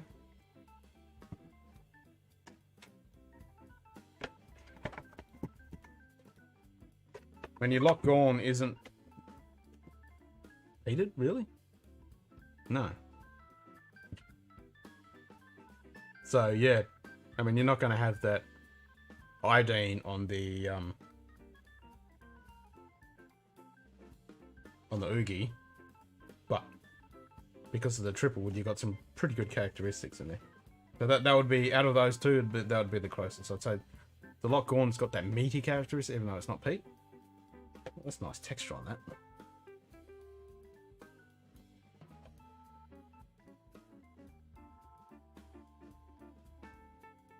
Oh, is it? Am I having another brain fart?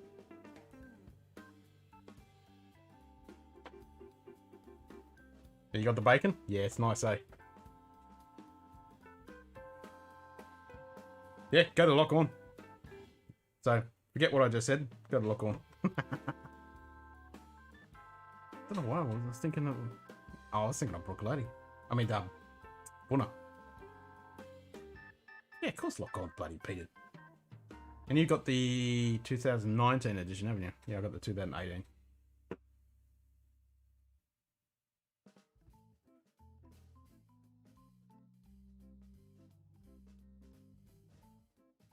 Yep, bacon. More bacon.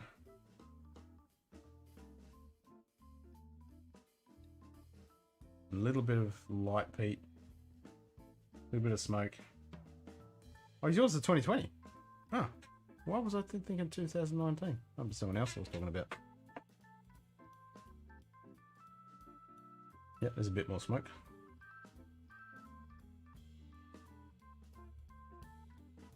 Oh, fellas, cilantro va.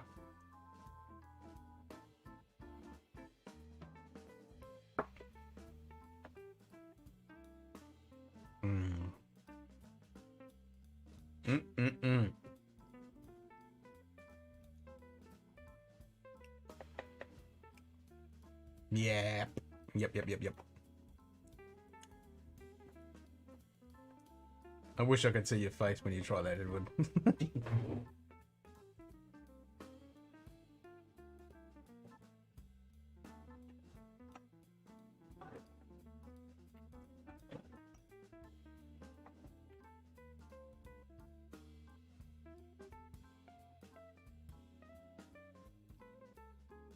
Some memories for an ex-meat eater. So how long you haven't eaten meat? So now you can have meat in a glass.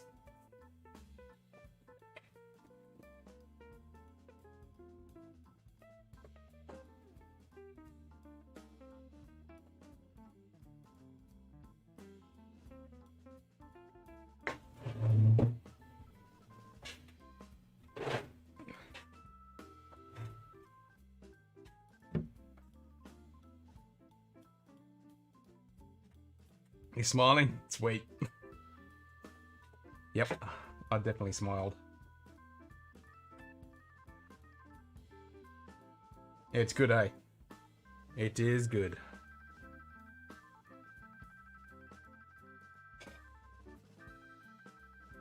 All hail Ardbeg. You're now part of the cult. I should go get a cloak.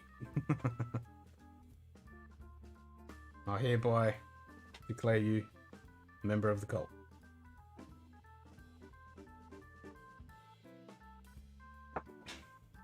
I think the High Priestess, Christine, will let me knight you as one of the cult.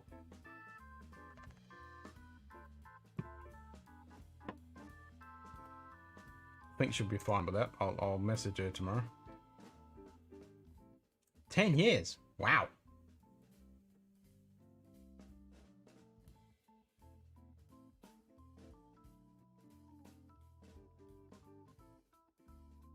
I was going to say, it's getting pretty close. You knock off at 4. You got 10 minutes. No, I haven't got the Corey Vecken.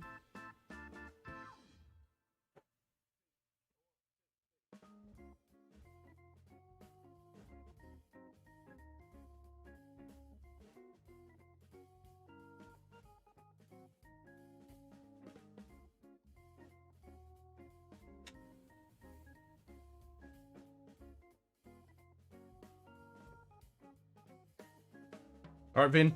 You have a good ride home, mate.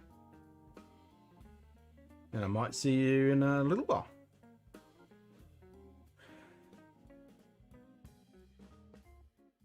Maybe not, because you probably have to deal with the little one when you get home.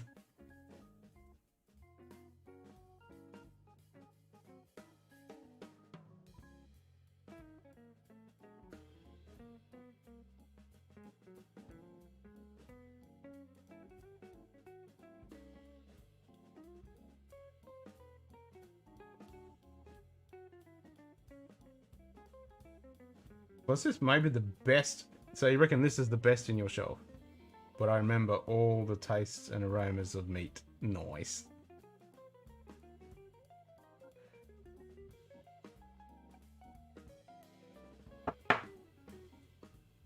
Well, that's a pretty good statement.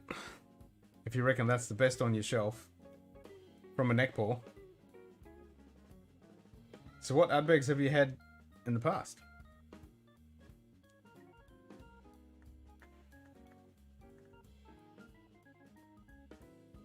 I think we had this discussion, but I can't remember. I was probably pretty inebriated and extremely tired.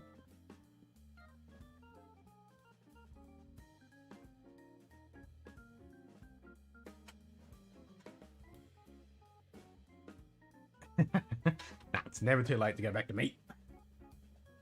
Meat in a glass. Yeah, it's one thing I do like about the Ardbeg, especially this Oogie. It's real meaty. But yeah, the Octomore. Oh my god, that is shellfish and bacon and meat and smoke. Yeah, it's good.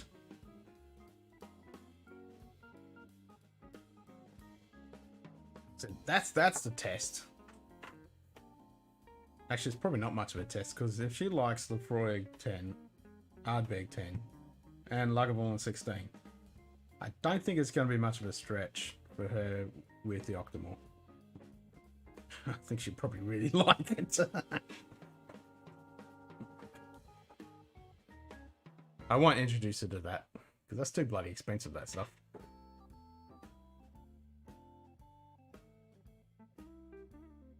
Uh, 8.1. Yep. 8.1.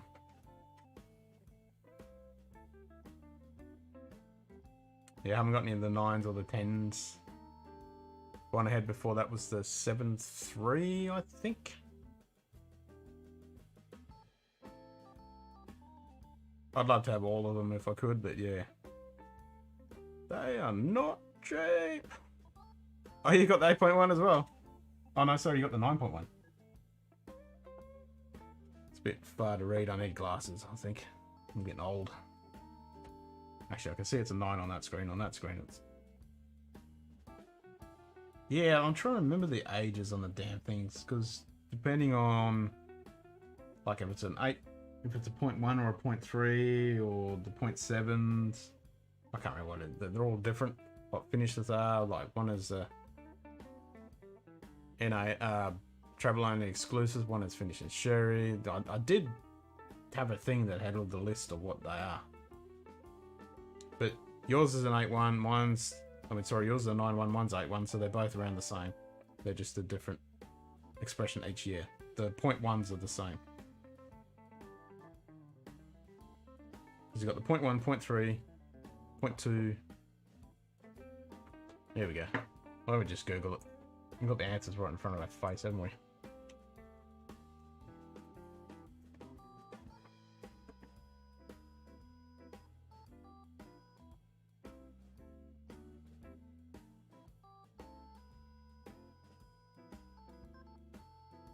Yeah, so there's the 0.1, 0.2, 0.3, 0.4. I think it's the 0.3 that you can't.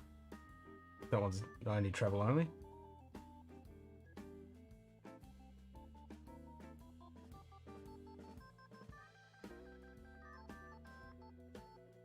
So the 0.1 is the 5-year-old, I think.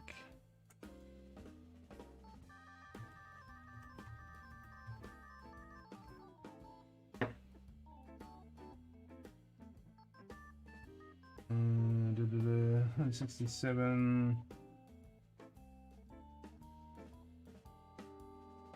Yeah, I haven't had it for a while yet. I'm gonna have it after this. You've convinced me. Yeah, I'm with you on Edward. You could just... It's just so good, isn't it? It's my favourite Udbeg. And I know it's a lot of others as well. And some people like the Corryvreckan better than the Oogie, but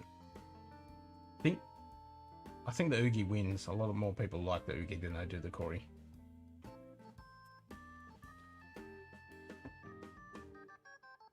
So it's 8 years for the 8.1. So yours is probably 9 then. No, yours is 5. The 9.1 is only 5. Interesting. So mine's older. No, it doesn't, does it?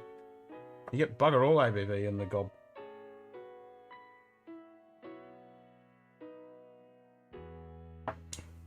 Yeah, I've got a little bit to go, so you're all good, Simon. No stress. I'm not going to rush that, because I want to enjoy it.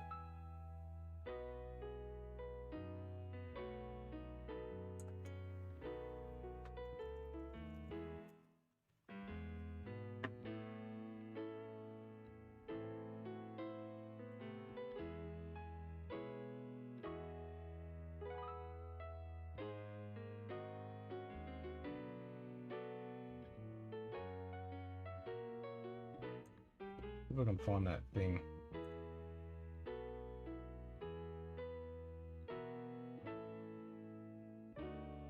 Yeah, because now they've got all the 11s.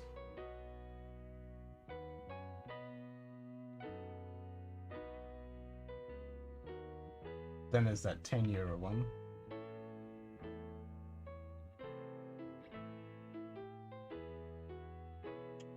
It's not the one. I want to know what each one is, because I know one is finished in sherry. Oh, one... Is it the 4 that's virgin oak?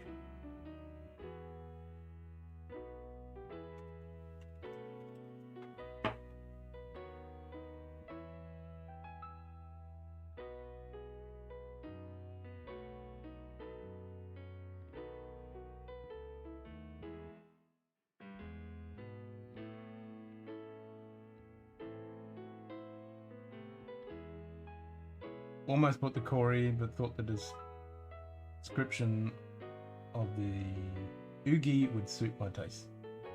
And it sounds like it is. Sounds like it's suiting. Yeah, the Oogie always seems to be a little bit ahead of people's opinions on it.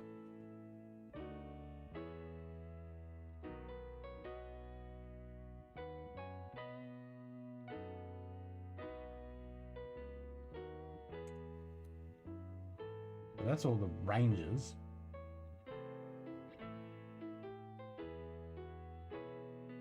Not what I'm looking for.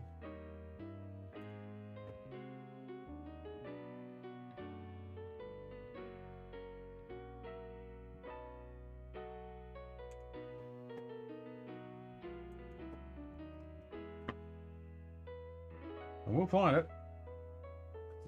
Bugging me now.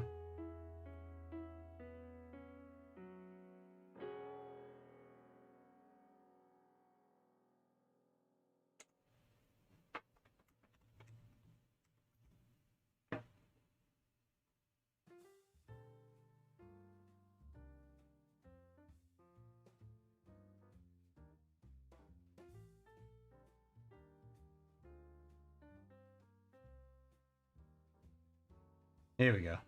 This might have it.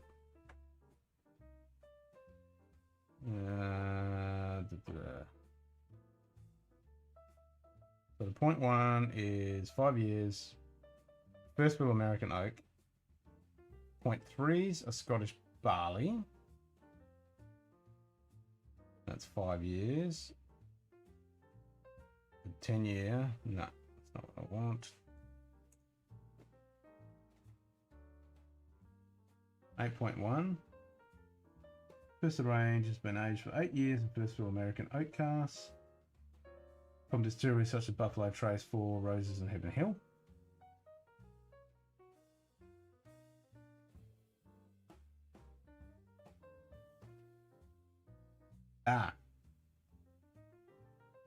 Austrian sweet wine, French Modelo for the 0.2.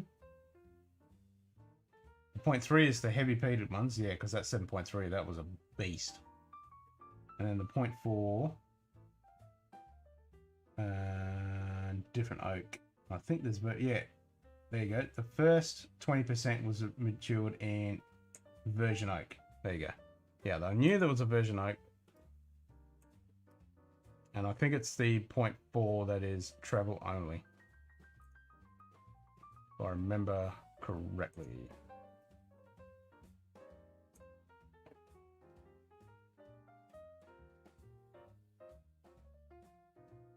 Oh, yes. Yes. Where's that? Where did you find that? Because I'm going to buy one right fucking now. Because I want the car strength. Where is that?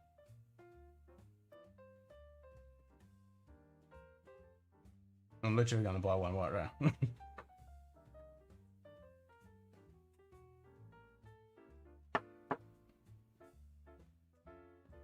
Because I've been wanting one. I love Glenallachie, and that everyone keeps ranting and raving about the 10 car strength. I want. Yes, definitely grab it. Snavel that up. You will not be disappointed.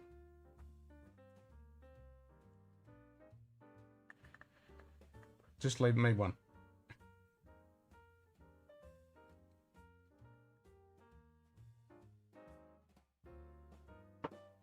Where did you see that? Because I haven't seen any. I mean, I haven't looked in a while. So...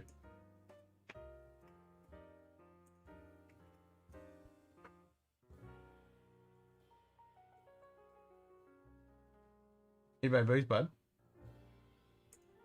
Okay.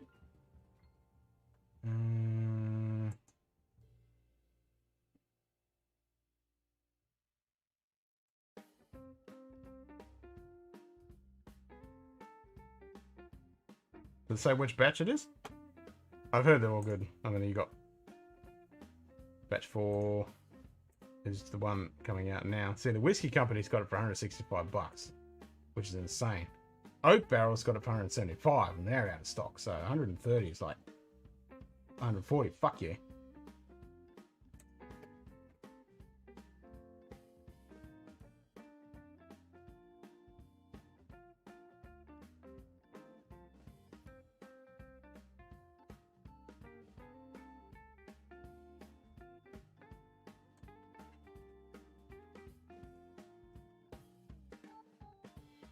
Oh, batch 1.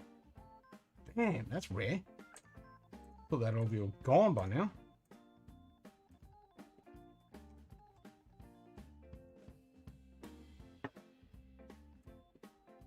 Say goddamn.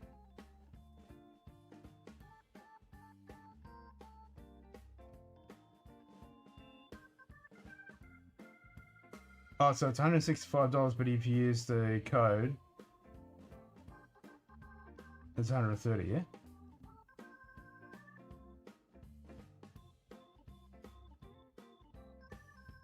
They don't say. I found, yeah, 10-year cast strength.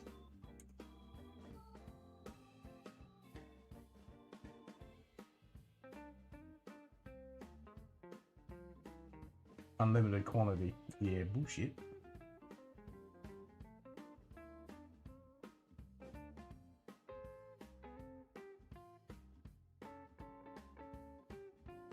What code? Is that the one you get in the email? I haven't got an email from Booze Bud in ages. Probably because I'm sick of getting spam from them, I think.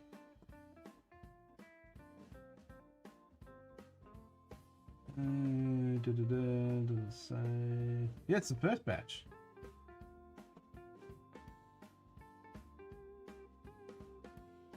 Damn!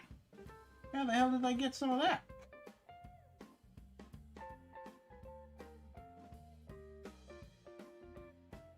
G'day, Ben. How you going, mate? Yeah, I'll sleep when I'm dead.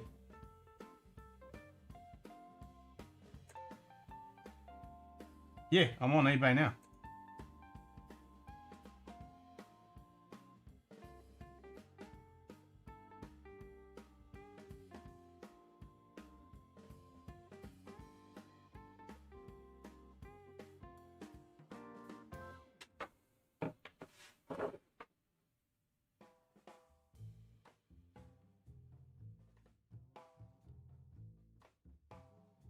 The code is in the eBay code or the BoozeBud code? Because I know eBay's got some codes every now and then. What code are we talking?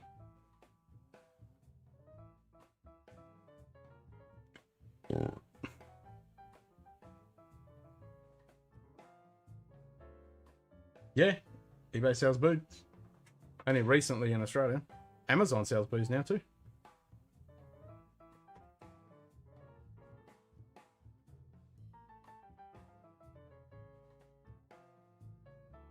You'll get out and find the link. Well, I found the link to the listing. Are you on Discord? Scroll up, you'll find the link. Jump on Discord. Actually, in the chat description down below, there's a link as well to the Discord. Dump it in there. You find the code, or just message me.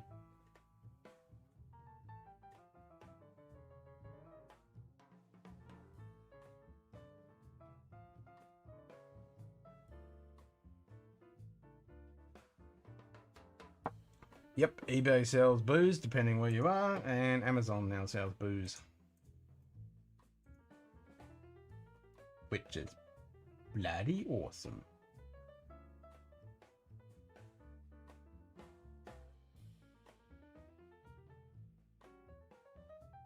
So they have some of the Glenokey 10 cast strength in Perth for 165. Yeah, so that's what this price is on BoozeBud. But if there's a code to drop it down to 130, win-win. There's a code where they say got it for only... What? There's a code where they say got it for only.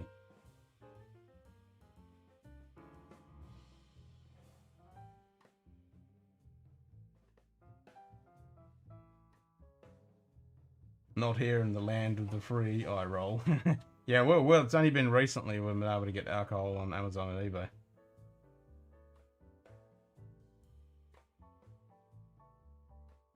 There's a code where they say they get it for only... No, I'm lost.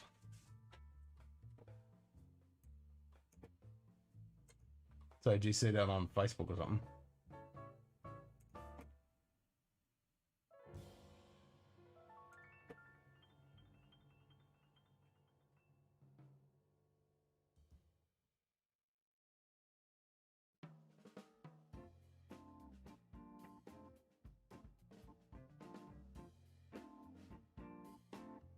I love how it says unlimited quantity remaining. Bullshit. Can't believe that's batch 1 too. I thought that was long gone. Is it up to batch 4 now? Yeah, damn sure it's batch 4 now.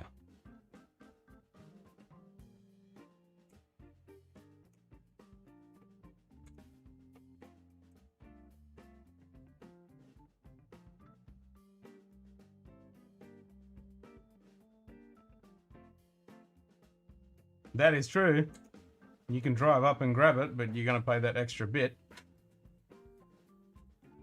I'm a tight ass. I want to save every bit of buck I can. But yes, but yeah, grab if you can get cast strength. Totally. And I've been dying to get some. And this is batch 1, which is insane.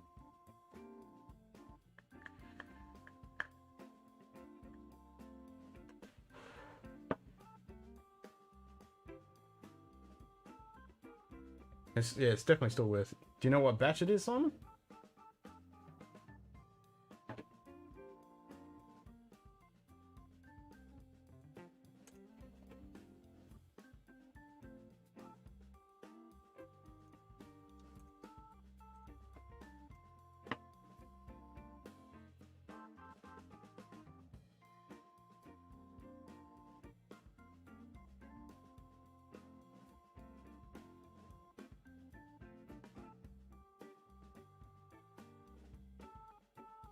Batch 3.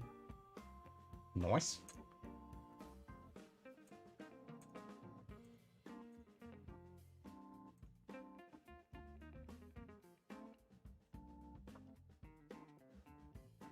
Somehow I'm out of sync. Out of sync as in the chat, or seems to be all good from my end. Yeah. Maybe give you a browser refresh.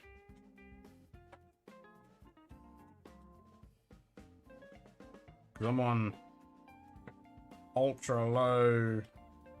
Yep, I'm on ultra low. So the delay should be, let's have a look. So if I go touch my phone, 1 second, 2 second, 3 second, 4 second, 5 second, 6 seconds. Well, that's a lot better than the 15, 20 seconds.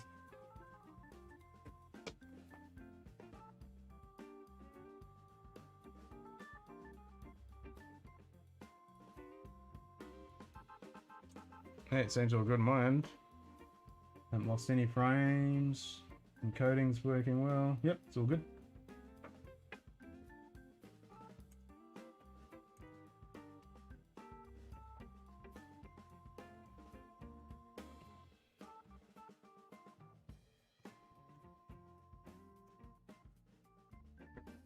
Yeah, jump out and jump back in might be a good idea.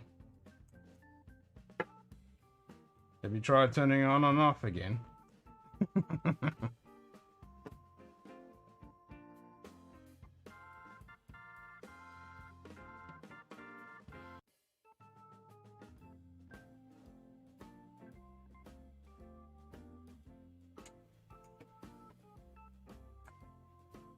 Man, 135 bucks for the 10 cast strength. That's pretty damn good, because it's 110 just for the 12. That's not even cast strength.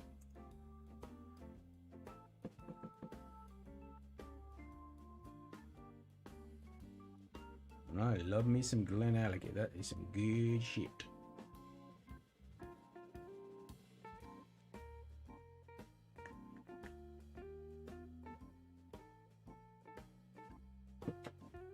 Alright, I'm going to remote into my other machine and I'm going to buy that sucker.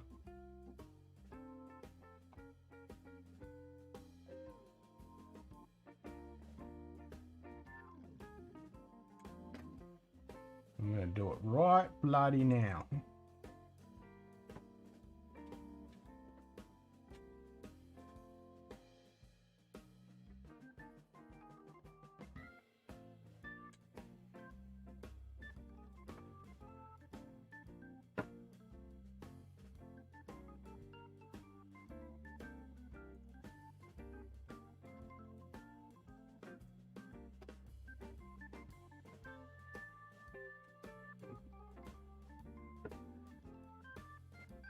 Ten more subs and I've got 100, 300. Woot woot.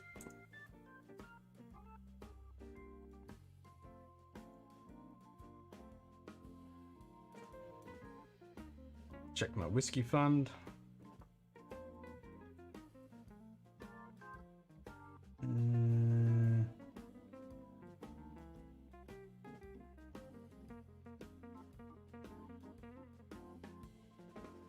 Yeah, I think I can handle that.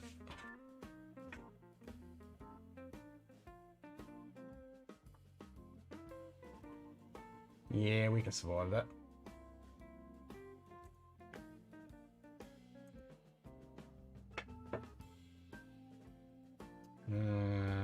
eBay.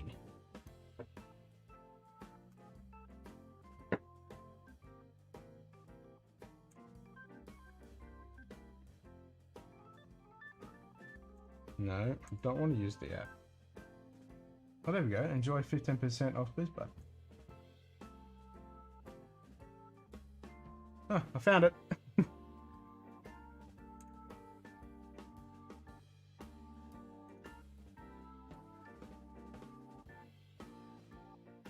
Hell yeah!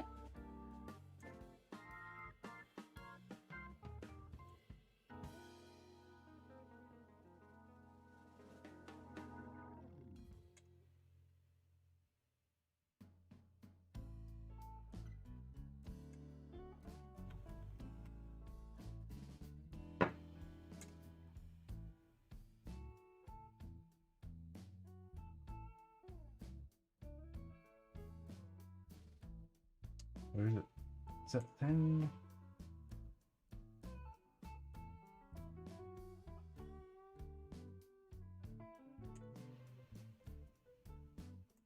Add to cart, go to cart. Where's the...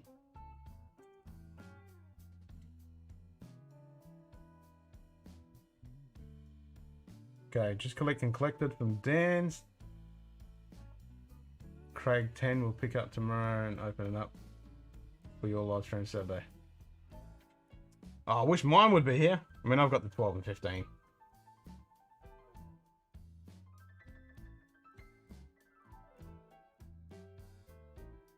Right, where's the code? Enter code. Oops.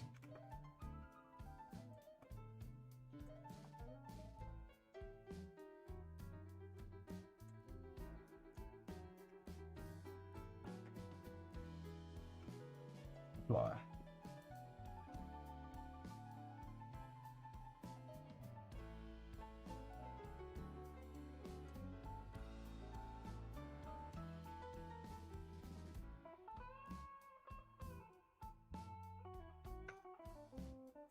Be out to see on that screen. 7 left. Please confirm you are over 18 though. Yes, I'm over bloody 18. Way over that shit. Multiple times almost.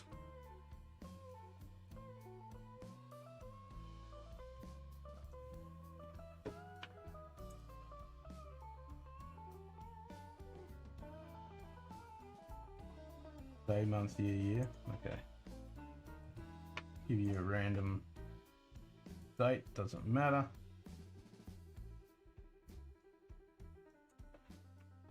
Enter code.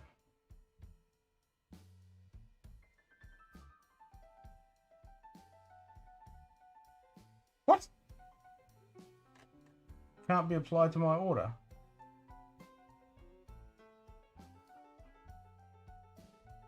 Why the hell not?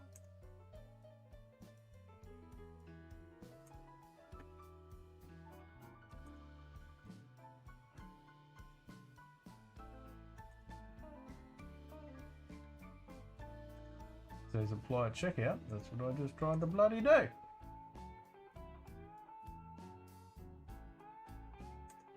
Enter code.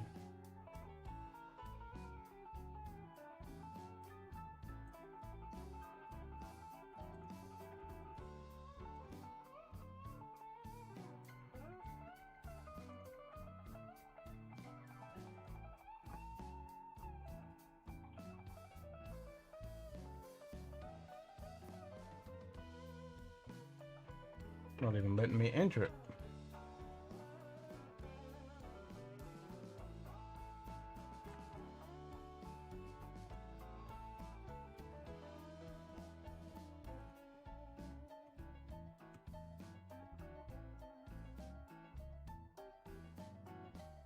I shall manually type.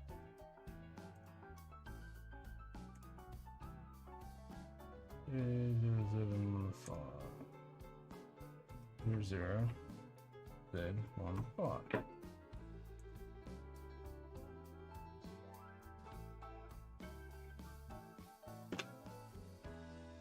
Nah.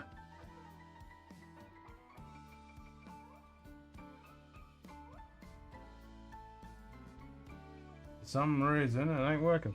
Did it work for you? What the hell?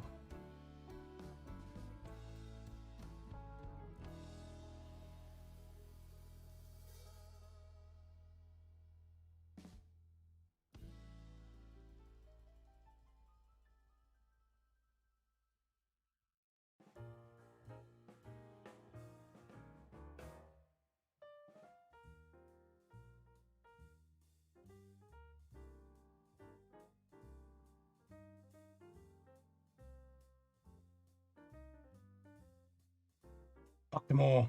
I'm gonna grab mine in a second.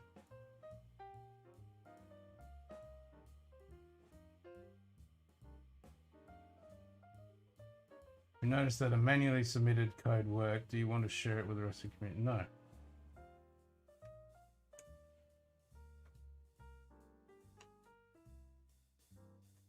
It's not working.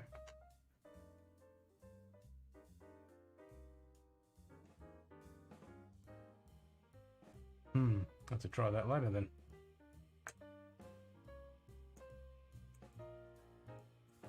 What the hell?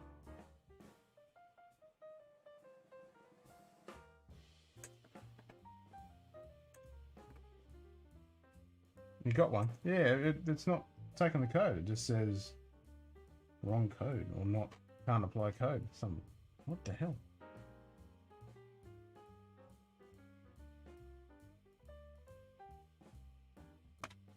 Alright, have to have a look at that later. But I got the page up and ready to go. I'll check that later.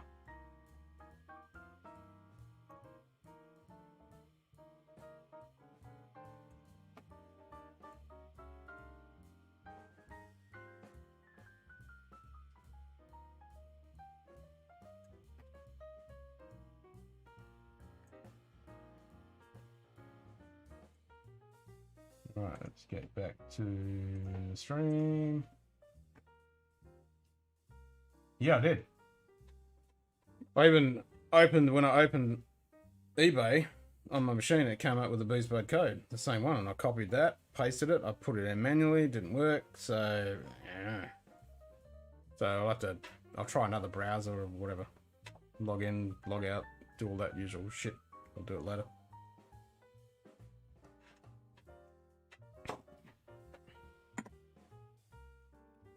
For some reason it didn't want to work.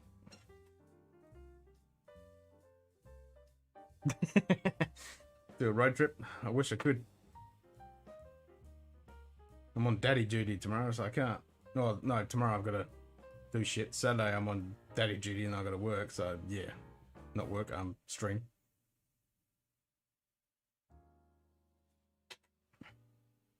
How about you grab me one and drive up and then we can drink it.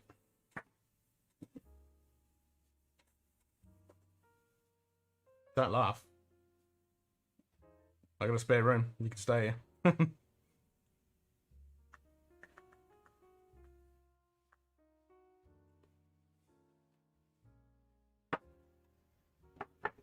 All right, optimal.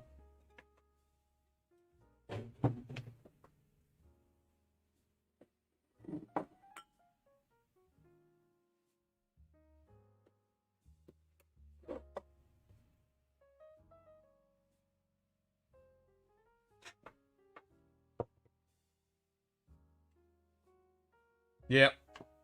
Mine left. It's gone.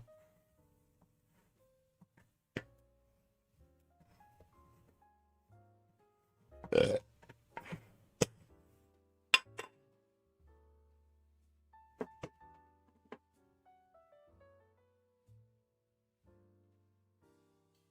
think I've got a pretty decent amount in here.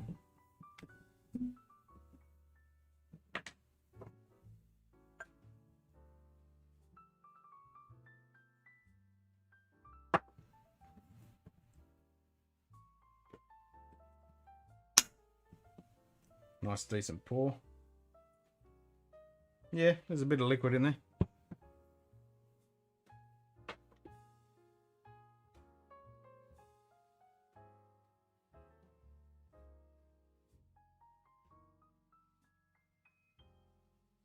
Oh, there it is. There's that shellfish bacon.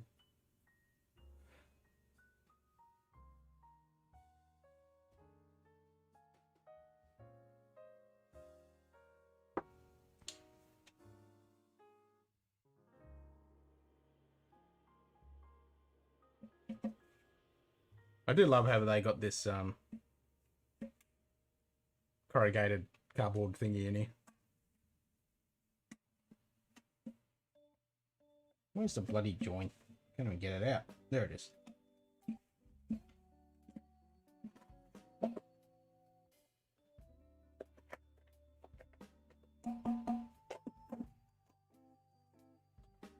Oh, it's even got a bottom on it. Look at that. I didn't realise that before.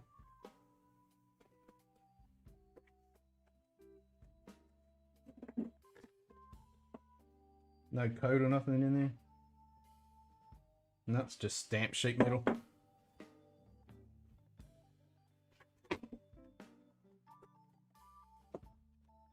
No, no codes. Not like the Lagavulin. Octomore has that shellfish taste to it too. Yeah, it does. The first time I ever tried it, I went, oh, this is bacon drizzled in honey with... And then I was like, I can get crab and like prawn. There's all this shellfish stuff in there. That's wicked.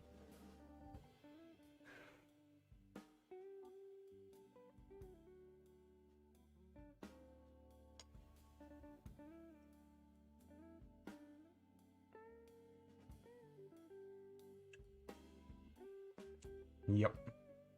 Yep.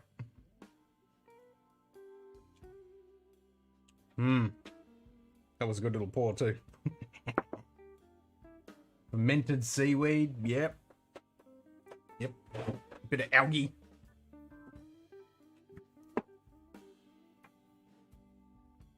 Octomore Masterclass.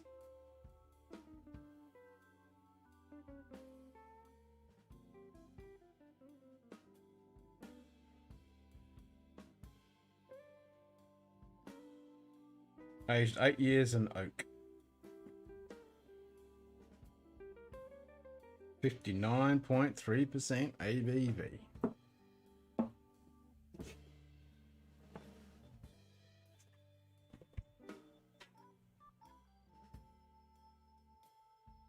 No, you do have something to follow up the Ardbeg. Can you take a guess?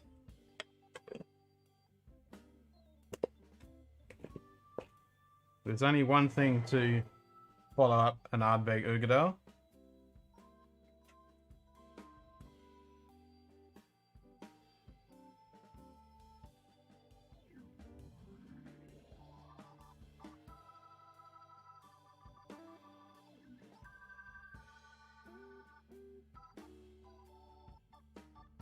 Nope.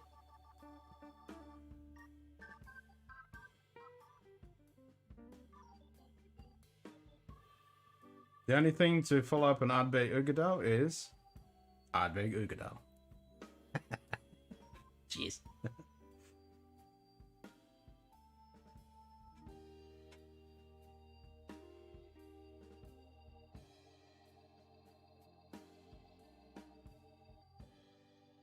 I know, it's weird. What's the ABV on yours? And your ppm? I didn't look at that when I was looking.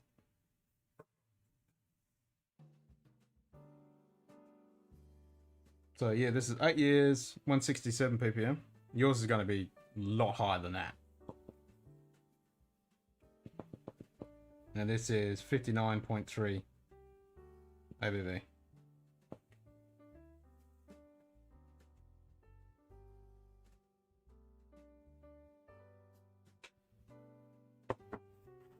When the 1 series is the cheapest and the youngest. Well, not as peatiest, I should say.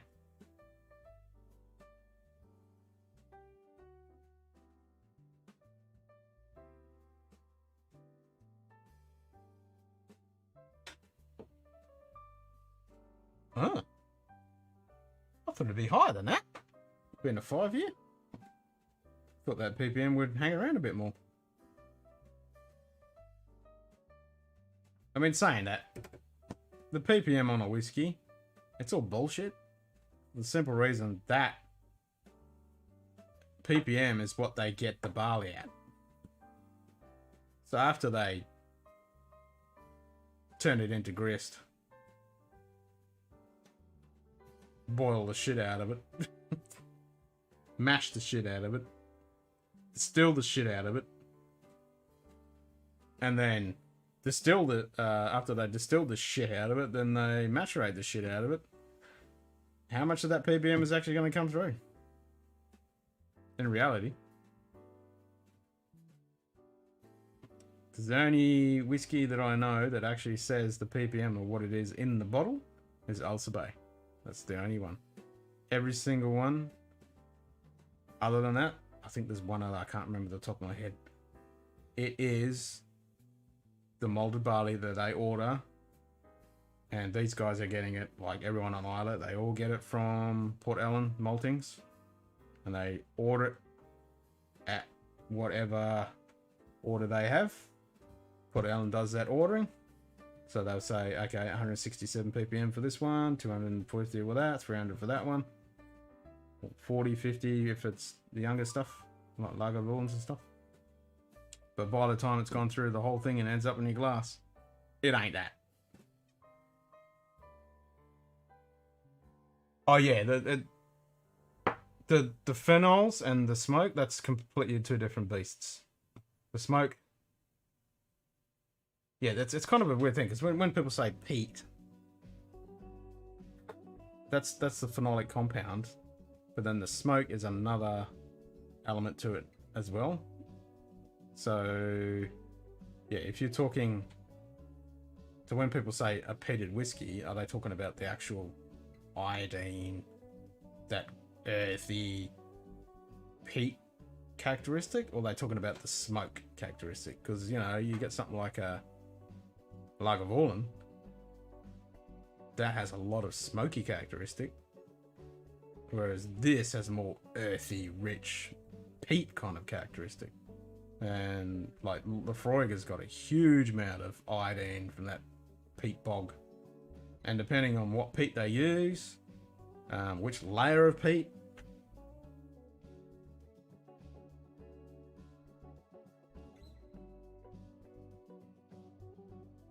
because I know in the when they do the maltings at Port Ellen, it's all those massive big drums, and I think they're using, it's all forced smoke that goes through. I don't know, yeah, I don't even know how they actually, what kind of peat they're using or anything. Something I need to look into.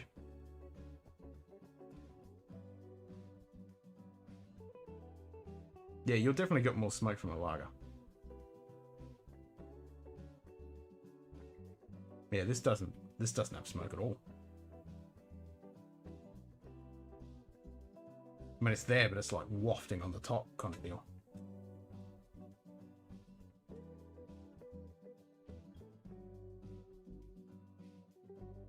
Porter Rittenhouse rye actually follows well. It does. I mean, rye is one of those things I always say to someone who's trying to go vice versa. Like if you're trying to get into bourbons and you like peat, rye, and vice versa. If you like rye, you might like peat, because they are both very rich, strong characteristics that are kind of divisive in both camps. You either hate it or love it in Scotch land, and you either hate it and love it in bourbon land.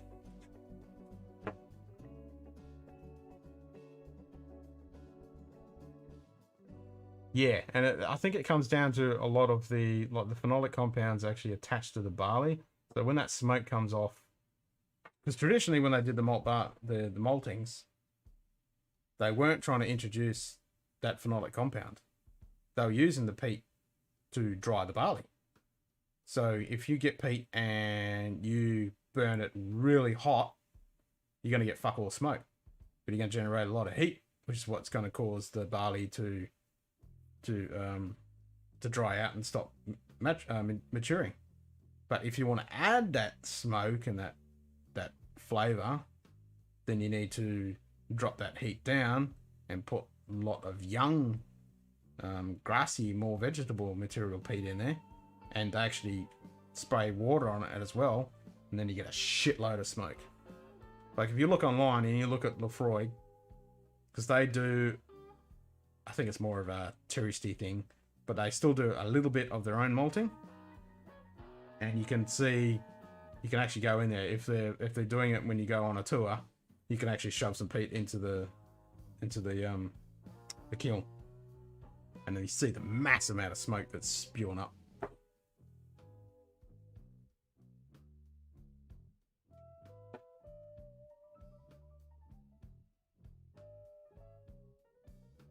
Yeah, peat is a completely different thing, and like you say, you can use any type of stuff to smoke your barley, but in bourbon they don't use peat, or some do. They actually import some in, but generally they're smoking the actual liquid and sometimes the casks. Like Brimstone, for example, they're using where is it? Texas scrub oak, using their own secret process.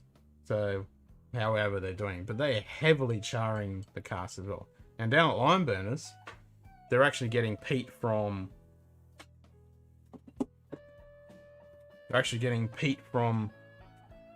the belly of the giants. So that's got a lot of real Australian bush characteristic coming through.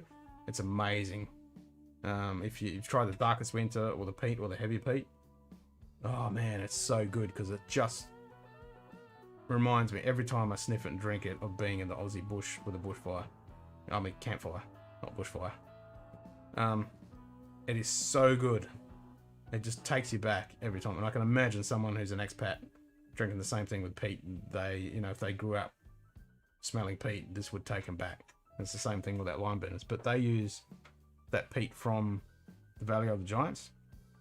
They've got a farm out there, and they've got this relationship with this guy. He's got massive peat bogs out there, and they get the peat from him. And they actually use it in a like a big smoker. So they've already got they've already got malted barley, and they just smoke the shit out of it in this big smoker.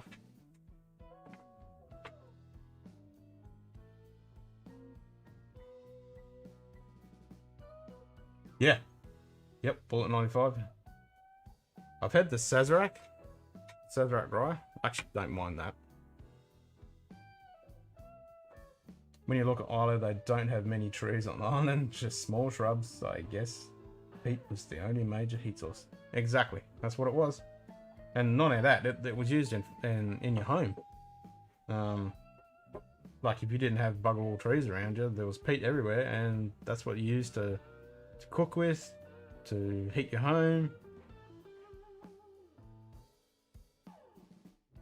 And it's just been a tradition back from the days of, if you're out in the bush, well not out in the bush, but out back in your little illegal still, and you got no trees around, and you got a peat bog, just go grab some peat, and bang, crank up your still.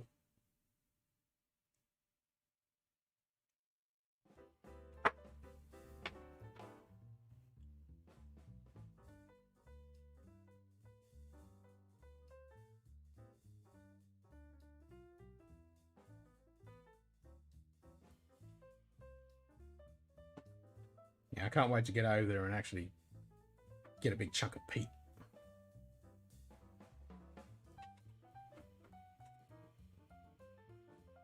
Oh, you keep teasing me with that. I haven't had that one. Director's Cut Sherry. I want that.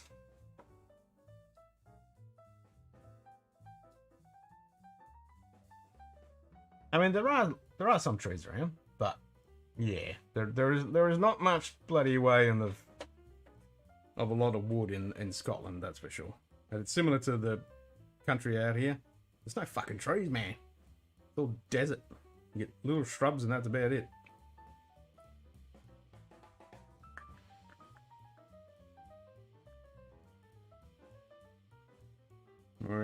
edge of the fucking sandy desert. And yeah, when you drive up to Carnarvon, well, you can't drive up there now because the roads have all been washed away, but yeah, if you go inland a little bit, god damn, man, it is just nothing. Barring nothingness.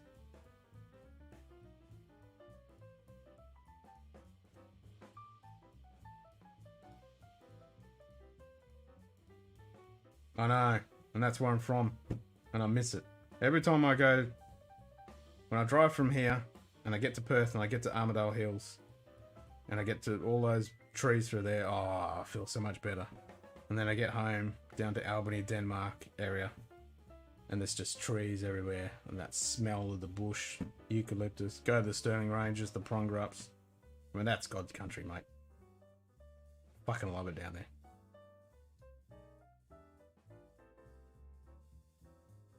And I would be still living there if it wasn't for my missus. And she loves it down there as well, but her family's up here, her mum's here. You know, she's a good babysitter. So I can understand why we're still here.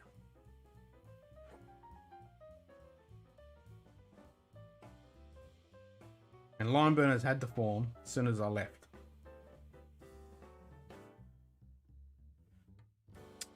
They must have gone, oh, he's gone now. We can start a distillery and we can start winning awards and make an amazing whiskey. It's probably a good thing because I would live there. I'd be working there, man. For sure. North always seemed friendlier, though. Prefer climate south. Yeah. I mean, down south is really friendly. Yeah. They're all friendly down there. I prefer the climate down there. I mean, I would love to have 6 months here doing winter and 6 months down there doing summer. That would be the best. Couldn't beat that. That would be so good. Because winter down there is bloody miserable. And summer up here is bloody miserable. I mean, look what it's done to my chocolates. It's ruining my chocolate, ruining my whiskey. Constantly feel like shit when it's 43 degrees every bloody day and, you know, 36 degrees in the middle of frickin' night. It's a nightmare. I mean, that's not for human living. That's bullshit. And then the other side of the coin, you go down to Albany in winter and it might only be 12 degrees, but that wind chill factor come from Antarctica. Ugh. That's nasty. And that side was blowing rain. Dwelling ups and got some jar, beautiful place. Oh, that's it. Yep. Yep. I hear ya. You're making me homesick. God damn it. I'm gonna have to have some darkest winter now, because then I can smell that little bit of bush in it.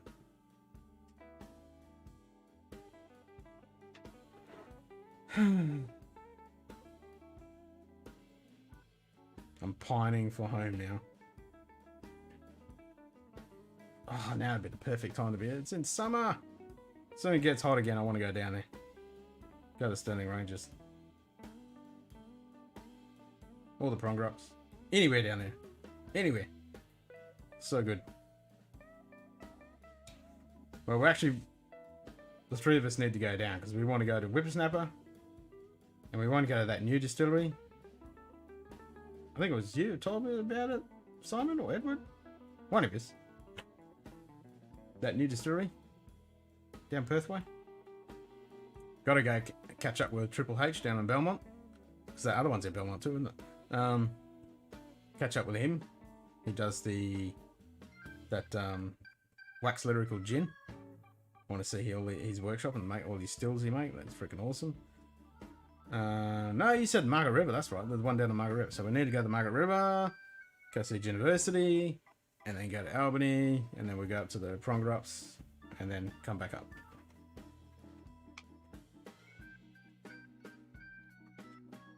Hell yeah! It is God's country. You're exactly right there. Bloody oath, it's God's country.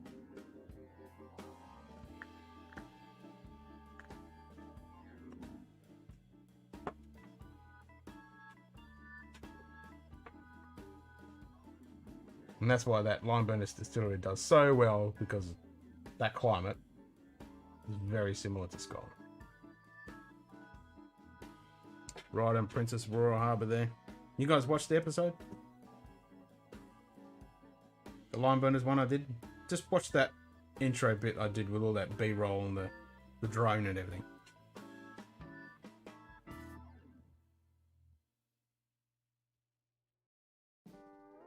Oh, you're not wrong, and that's why Cameron made The Darkest Winter. So in the smack bang in winter, you can have a dram.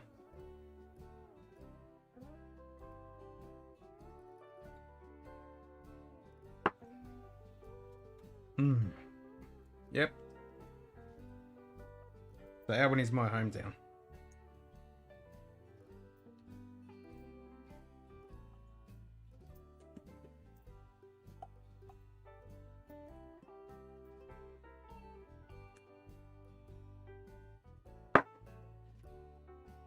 And because I grew up there, it was one of those places I couldn't wait to get out of there because I was so sick of it when I was a kid with that shitty wind and rain constantly. But now I've left. Still haven't seen it? You forget? Right. I'll grab the link and just open another tab. We'll just jump out of here and just watch that little first bit at the beginning.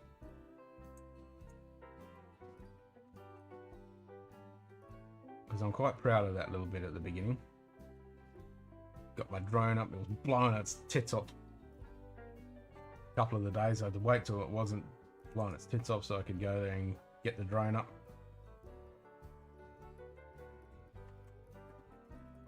Scrolly. So now that we've done a year, got a few videos. Scrolly. Here we go. Lime Burners.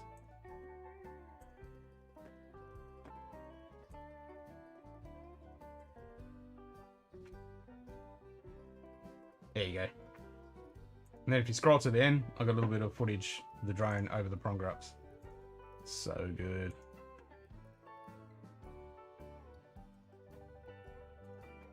I'm just gonna have to watch that little bit of the video myself now.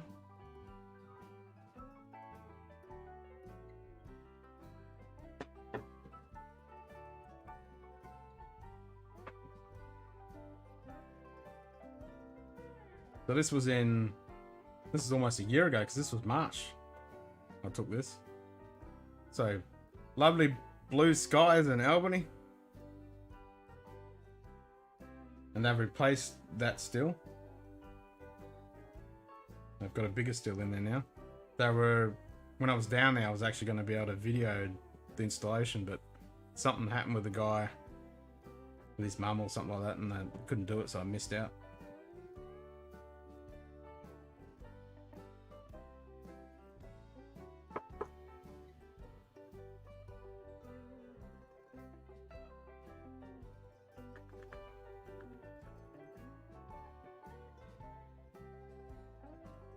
I'm just looking at all those clips. I know how to fix half of that issues that I'm seeing, but anyway. Who's that ugly bastard?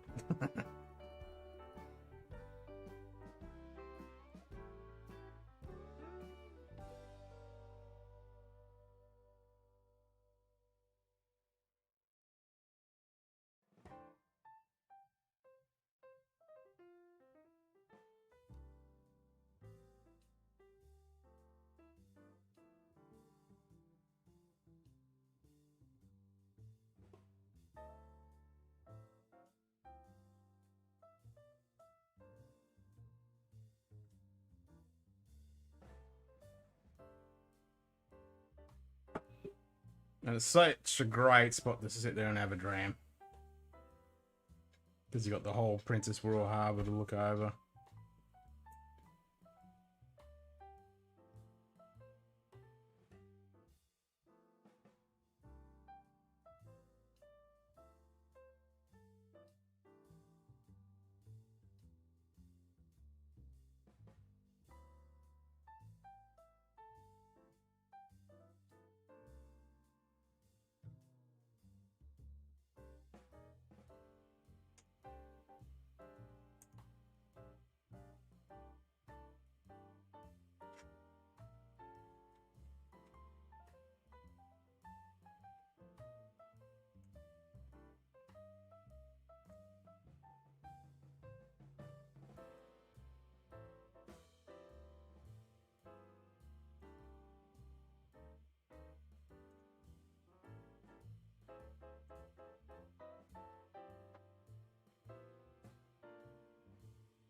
For watching, yet only 2 in the chat.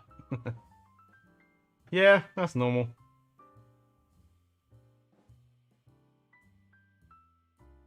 The other 2 are probably asleep.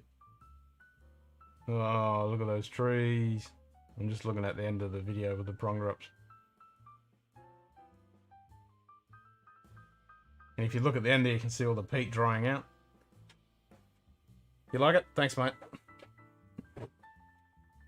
So go right to the end, in the last like 30 seconds, there's the shot of the prong drops and stuff with the Tiger Snake Distillery, and you get to see the mash tons they got there. There's some of their wash bubbling away.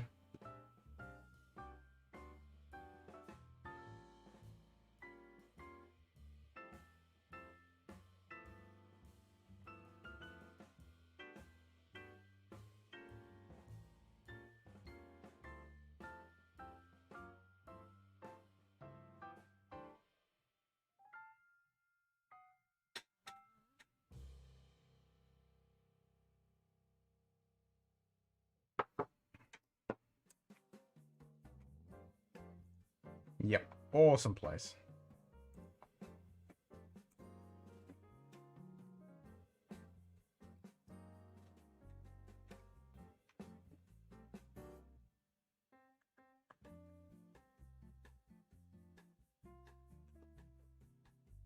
I haven't gone on that yet.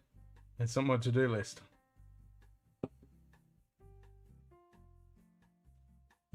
It's on my to-do list.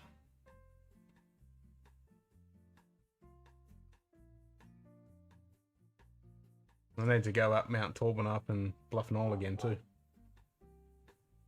It's been a couple of years since I've been up there.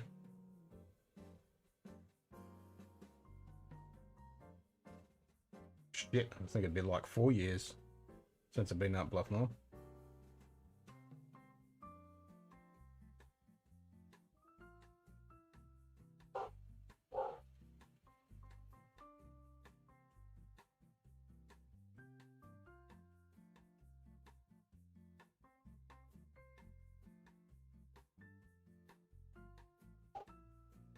Yep.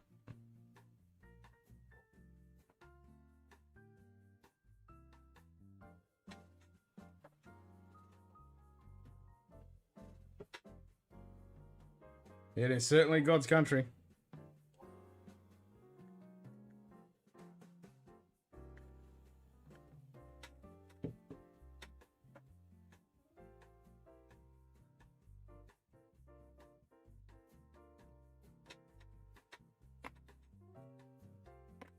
Ugh.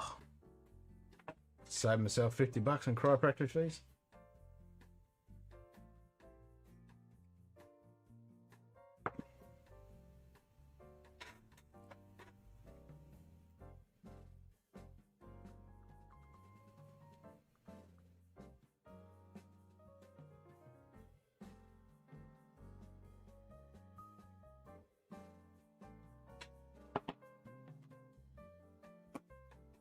Shut up, you squeaky bloody chair.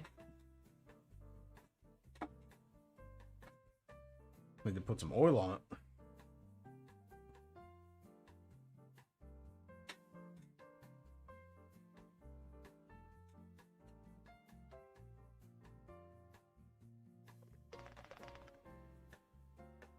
What time is it?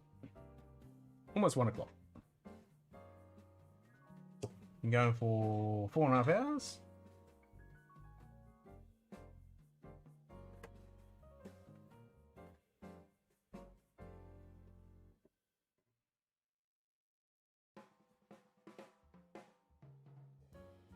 Loch Ugadale.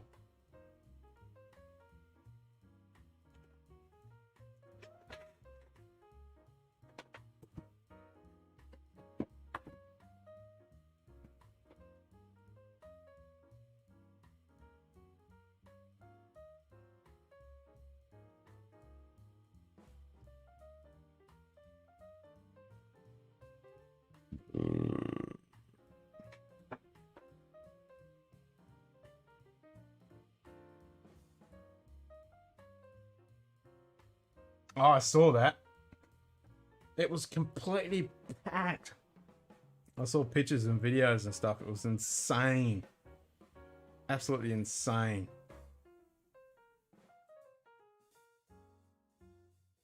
Yep. I was like, holy shit, that is a ton of people trying to get up there.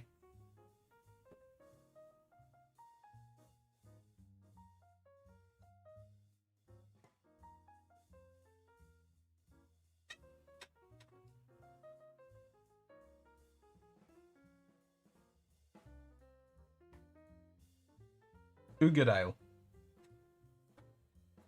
Ugadale. I think that's how you pronounce it.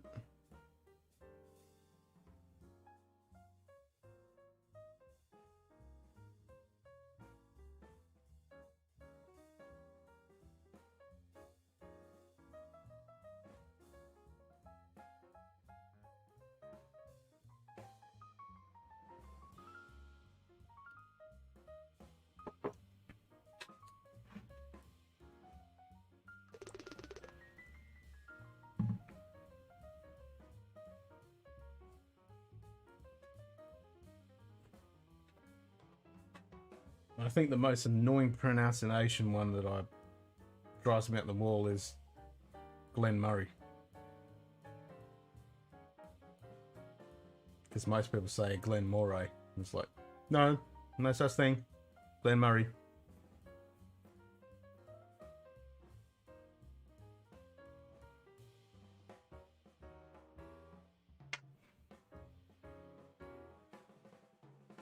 Some of the hardest ones are probably the Bunnahabans. Some of their expressions, they're not the easiest bloody things to pronounce. Lechig is always an interesting one. Lechig, Lechig.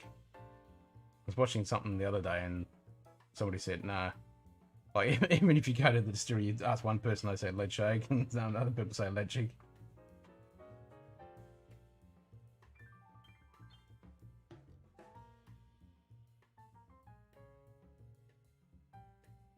I bet she was.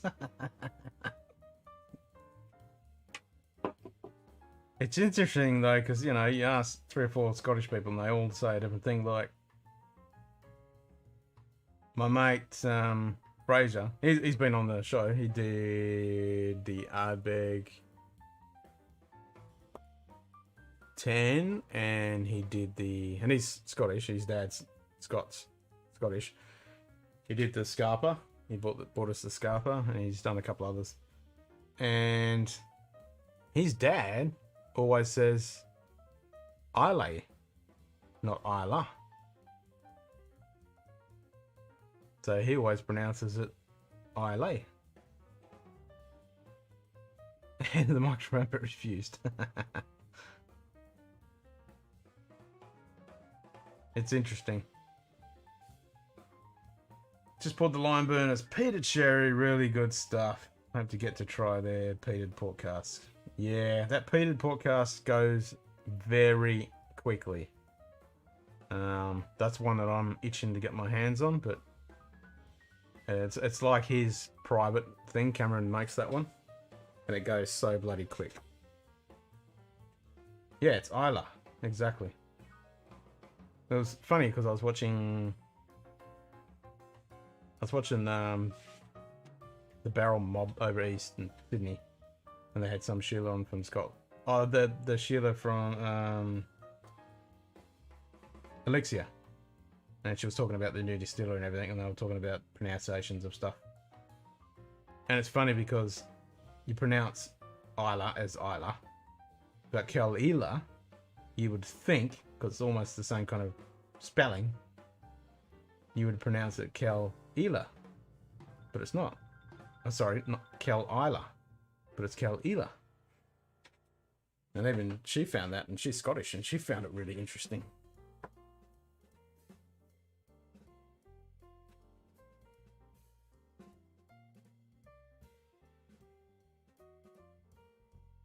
Scotch garlic. That's the problem.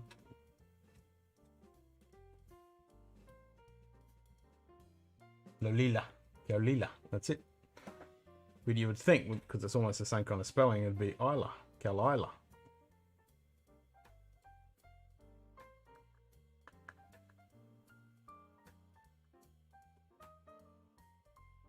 Yeah, Scotch garlic. Damn. That's some full-on language you really need to study. It's almost as bad as Chinese. I mean, it's easier to read and write Chinese than what it is to actually speak it with those freaking goddamn tones. Ugh, they're a nightmare. I did a Chinese or Mandarin course, and because a lot of my tourists with the astronomy business, they're all Chinese before the beer bug. And so I was trying to learn so I could actually introduce myself and say hello and say basic things, you know, please, thank you, and all that jazz. Oh man, it's so hard with those tones. Very difficult. I mean, you get it if you practice the living shit out, and that was my problem, because, you know, trying to work and family life and everything else. If you can't commit to really investing a lot of time into learning another language, it's very difficult. Like, I've been learning German on and off for, oh shit, 12 years now.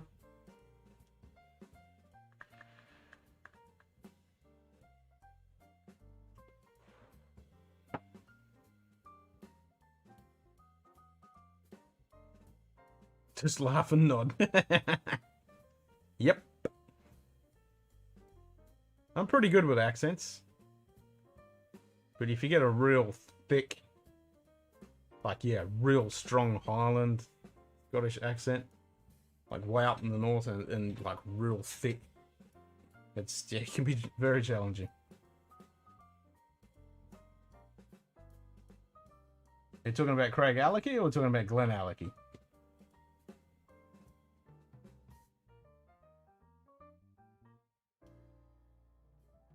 Is there a Craig Alecky 10 cast strength?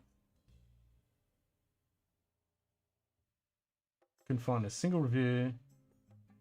Was it a Euro or Australia release only? No, it's Craig Alecky. We're talking about Glenn Alecky. There's lots of reviews of Glenn Alecky 10.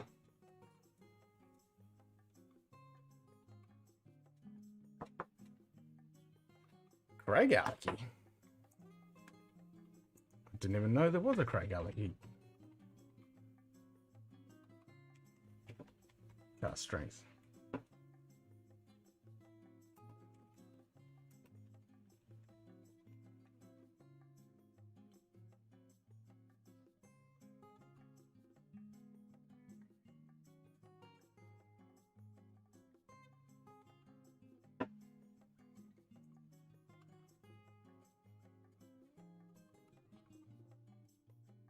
There is. He must have left my brain because I know I can't get it.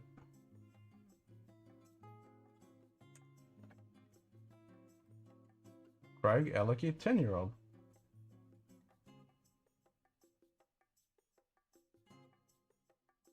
Comes like in a square box.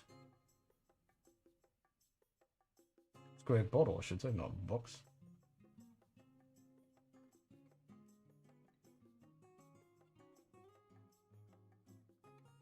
Ooh.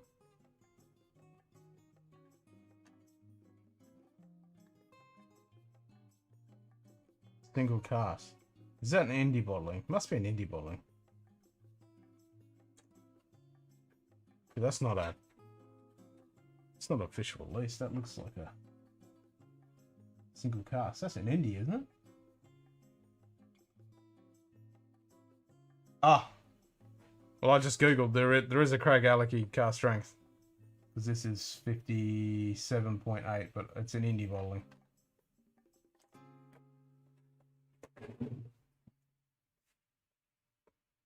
Where's my book? Oh, right in front of me.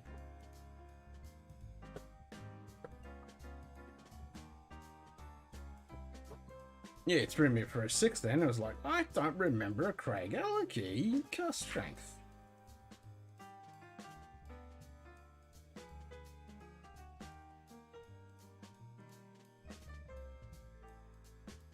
Because you got the 13, 17, 23, 33, 19, 23-year-old, matured, 30-year-old.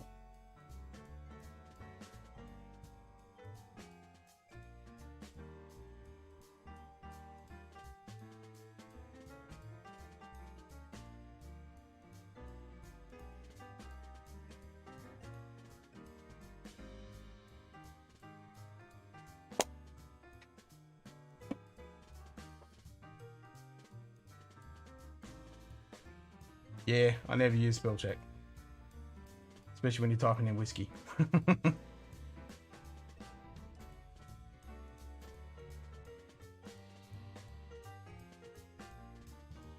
Well, there you go. I wasn't going nuts.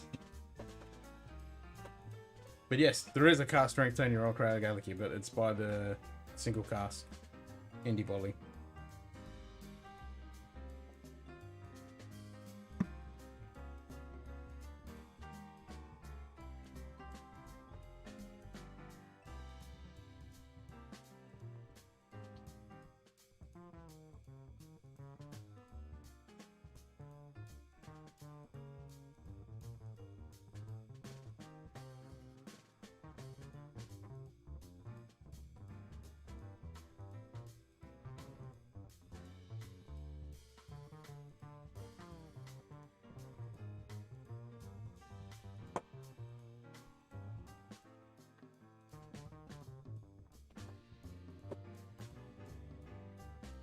This tastes good. Because I poured... These both had the same in them. And I was vaping this one earlier today. And from last night, and I was like, oh, this is getting a bit bland and boring. So I put a different one in that. They're kind of very similar though. I make a mixture of... I've got a mango, a few different flavours of this mango, a few different flavours of the strawberry, and I just mix them in. Make my own mix. Because each time it's different, but it's really interesting the fatigue of the flavor when you get adapted to it, because that is really bland, and now I'm going back to this, which I found really bland yesterday and earlier today. Now this tastes really good because I've been vaping that one.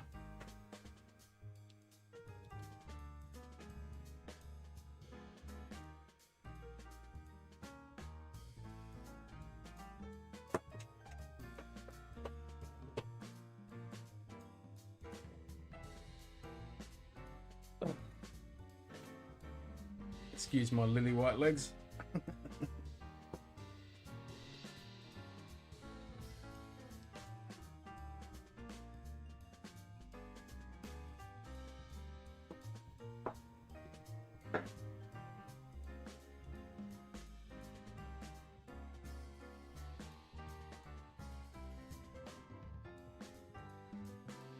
Look at the missus to pour blind.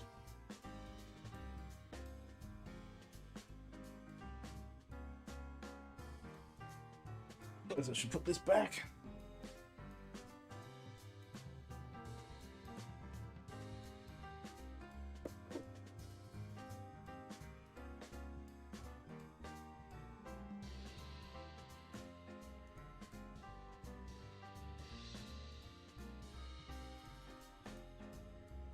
Any of you guys Trekkies? No small Star Trek figurines? Got them from Eagle Moss. Die-hard Star Trek fan. Except for the last 20 years. Is it a space side?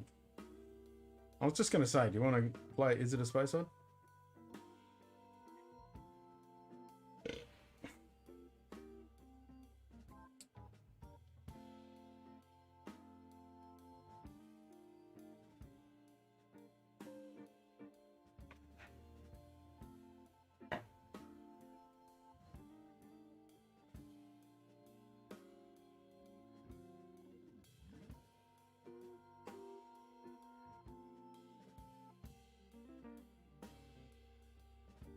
It's always a space side, isn't it?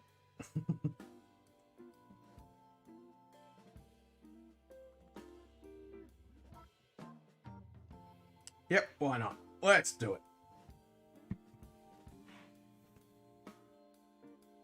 All right, who's going to have a bottle and who's going to ask?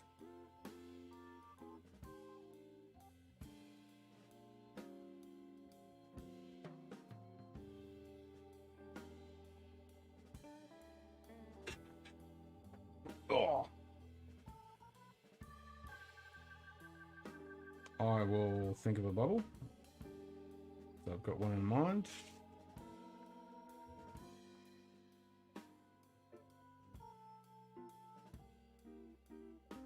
can remember. Anything I can remember about it? Yep. And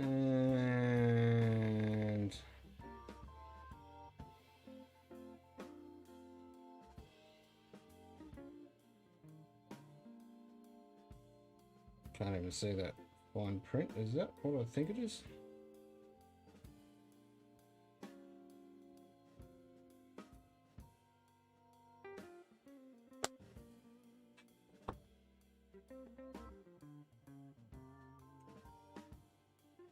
I shall Google the ABV because I can't remember what it is off the top of my head. I've got a rough idea.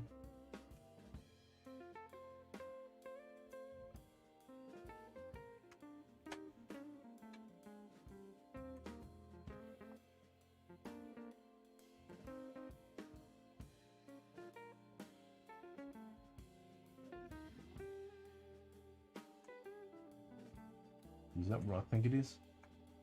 Yep, that's what I thought it was.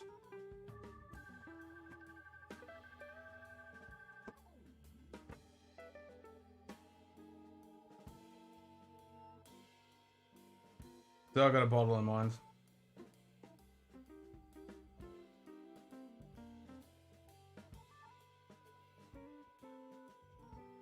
Have you got one in mind, Simon?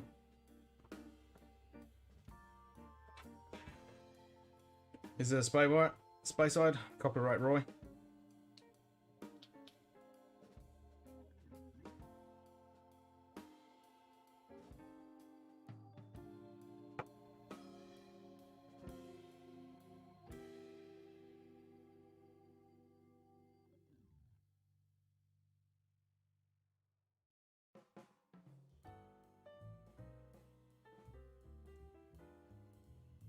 So the rules are, you got 10 questions. We won't worry about the 3-minute time limit. And you can only ask yes or no questions. And you got to try and it's got to be a standard release, standard bottling from Scotland. So it can't be a one-off, limited edition, cask bottling or anything like that. It's got to be a standard bottling from a Scottish distillery. So one that you can go out and buy. Standard bottling.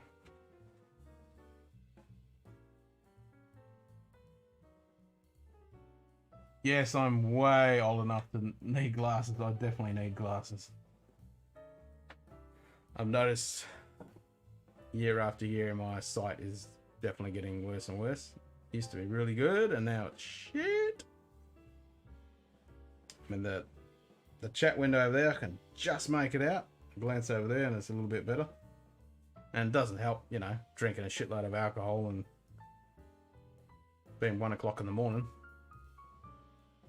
But yeah, I'm going to have to bite the bullet and go get some glasses, I think.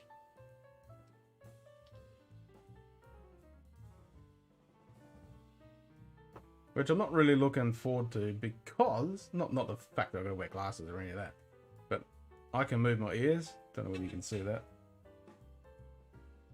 You can see that, yeah. So I have the couple of muscles activated in my ears. So I'm able to move my ears. I'm not moving any part of my face. I'm actually pulling some muscles in my ears, and I can always been able to do that. And I have a bad habit. When I wear glasses, like I don't wear sunglasses that often because most of them give me a massive headache because unconsciously when I put glasses on, because they're sitting on my ears, I pull my ears up to hold them on, and I don't know I'm doing it. It's a subconscious reaction. And so I've got to be really careful with glasses that I pick that don't slip at all, because as soon as I subconsciously feel them slipping or think they're going to slip, I'll pull my ears back, and after a few hours I have the worst, almost migraine style headache. It's just massive stress.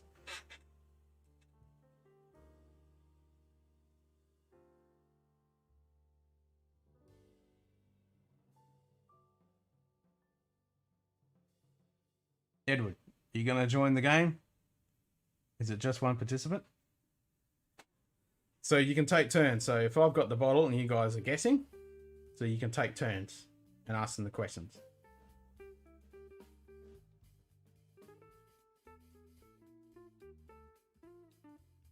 Oh, it's definitely all downhill from here. Don't worry about that. I know. I'm way over the hill. It's only going to get worse. And I've even noticed my hearing when I wear the earphones. I think my right side is less sensitive than the left. I'm actually lucky. I've actually got really good hearing. Like, I can hear those bloody rooshus. And when you get over, I think it's 20s or something like that, you shouldn't be able to hear that high frequency, but I can actually hear it. What do you mean, funny bugger? Okay, is it from Isla? No. It's not from Isla.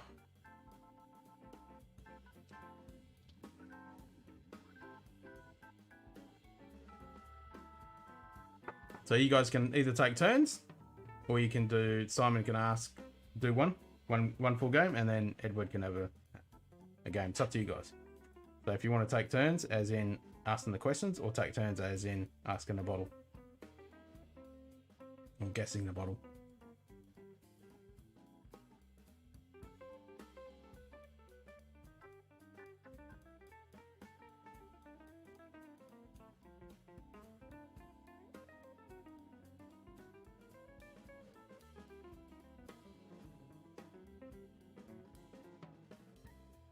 So you're going to wait, ask the bottle, or you're going to take turns?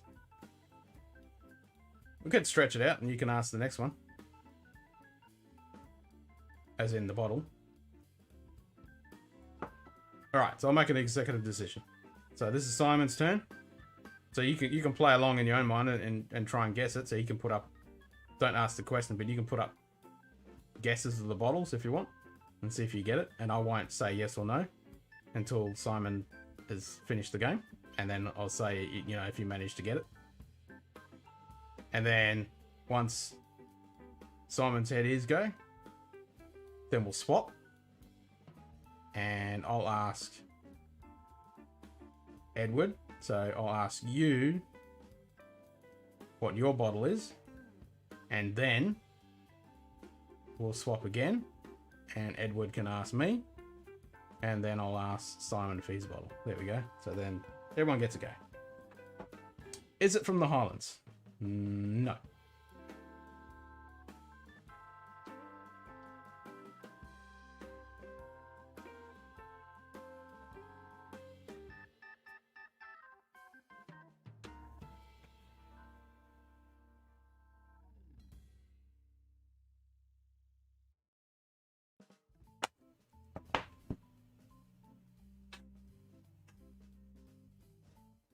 So you got to guess the bottle, not the region.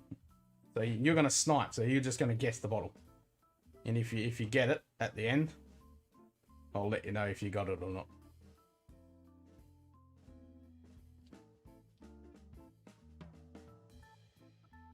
Yep, it's a Speyside. So that's your third.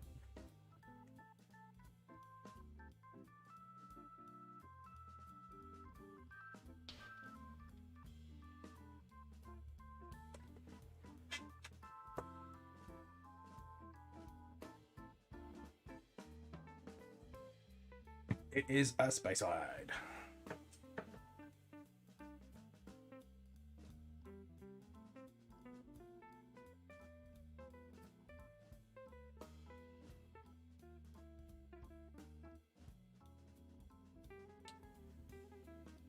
Is it above 40% ABV?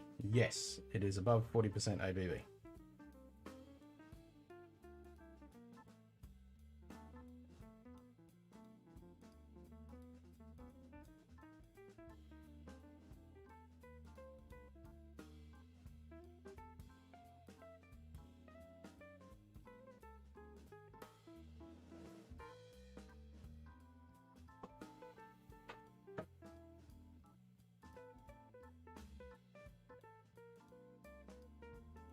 So we got above 40% Speyside.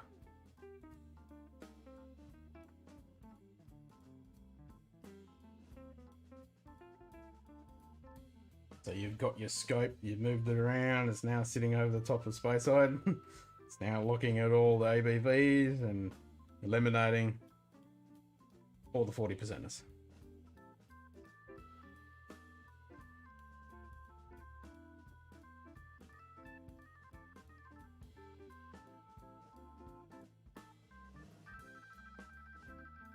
I so want one of those sniper coins. I just hope I can... Hopefully luck is on my side if I eventually get on.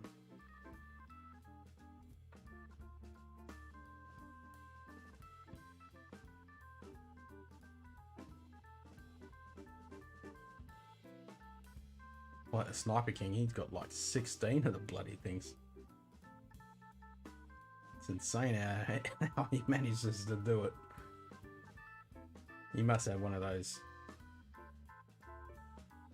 photographic memories.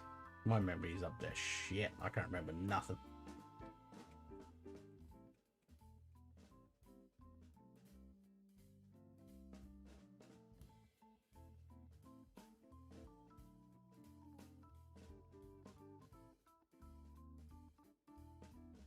And as you say, Edward, it's all downhill.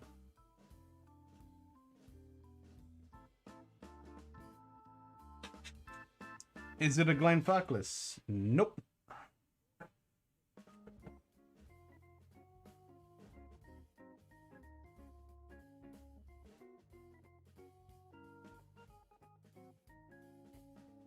So you got 5 more and 1 Hail Mary.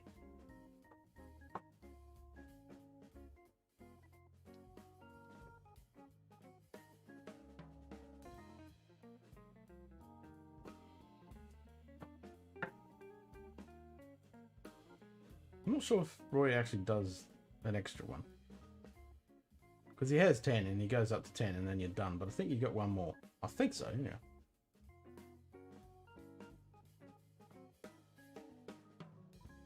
Is it age stated?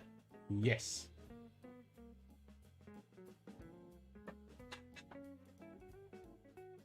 Yep.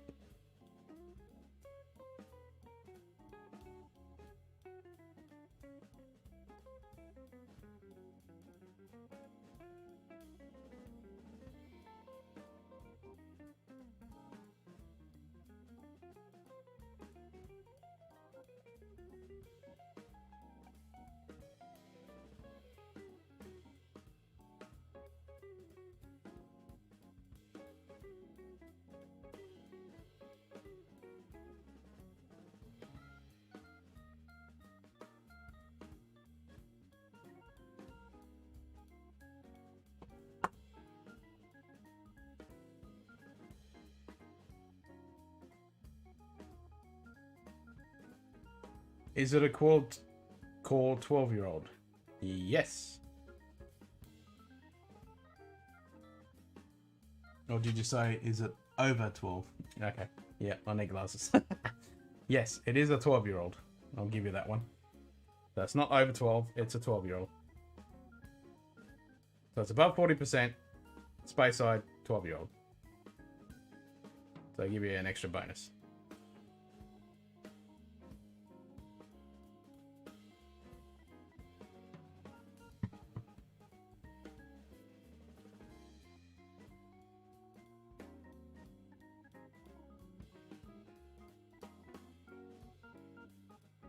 So if I'd read that correctly, I would have said no. Glenallachie? Nope. Good guess though.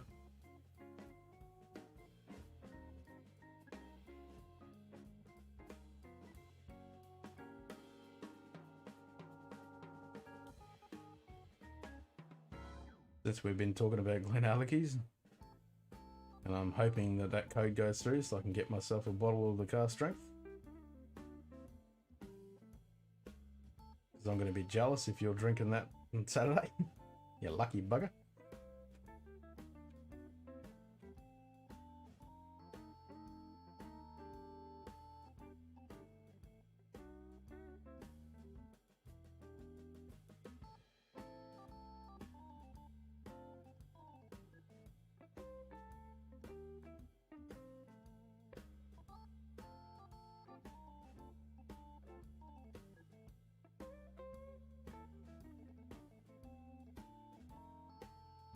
Blantronic 12?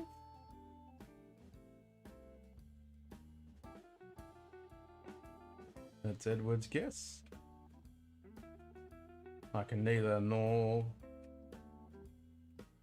With a couple of words before that. I can neither nor or confirm or deny. Actually, Glendronach is one of those funny ones. They're classed as Highlands, even though they're on the border, aren't they?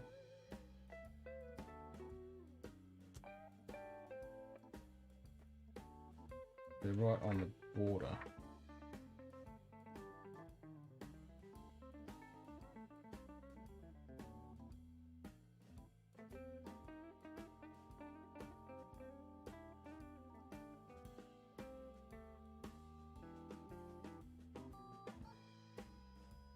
Find it.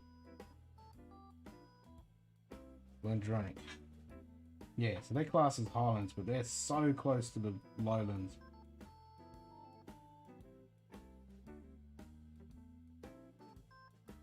Oh no, they're up in Aberdeen.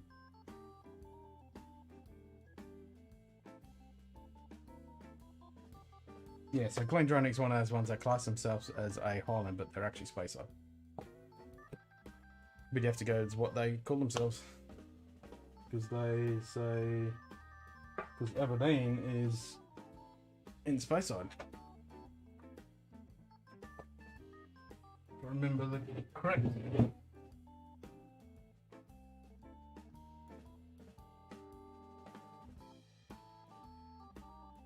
Yeah, there they are. So yeah, that's definitely in Speyside. Because Aberdeen is the right-hand border, I think, of actual Speyside. It's funny because when I did some research, I actually looked at the Scotch Whisky Association rules, and they stipulate exactly where Speyside designated area is. And you find a lot of maps that a lot of people use on blogs and the websites and stuff like that just have like a big blob of shit. And I found it, and I actually went on, and when you see on my episodes at the beginning, I go in there and I actually put it right in there, exactly where it is. So when you look at my map, where it says Speyside, that's exactly where it is. I looked at the SWA rulings and I plotted it in exactly. It was a pain in the ass because in the rulings, they actually say all these shires and stuff, so I had to look at some of the councils where the shires or the rulings or where their regions are. So I found this website that actually showed exactly where each region was, because they state some of the regions in the Scotch Whisky Association rulings. So I had to find the borders for each one of those rulings, and I eventually worked it all out, and I think I've got it down to a T. I just nerded out and made sure I got it right.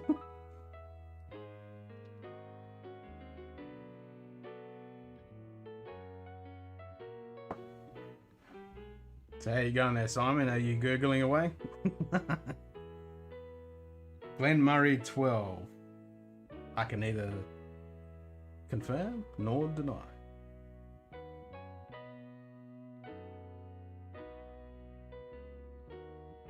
And Glen Murray is definitely Speysider. Is it a Mortlach? Nope. So you've got one left in your Hail Mary.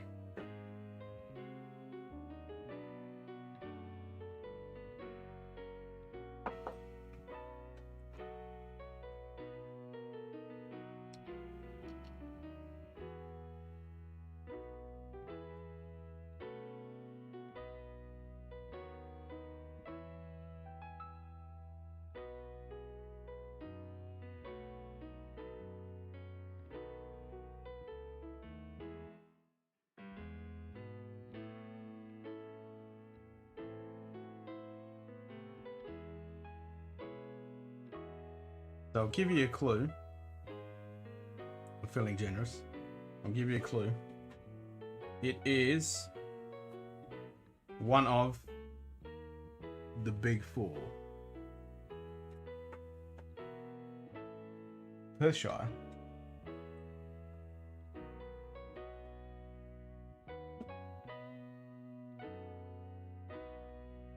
No, I don't think it's in Perthshire.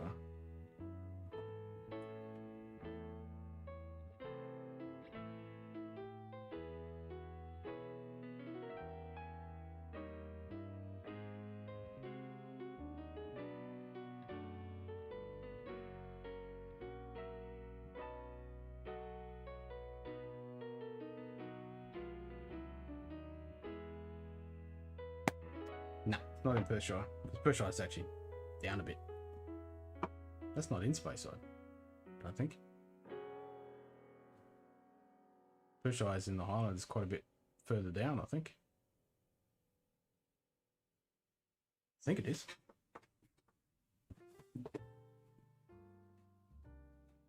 I think Perth is like in here somewhere. Yeah, there it is, right there. So it's down quite a bit.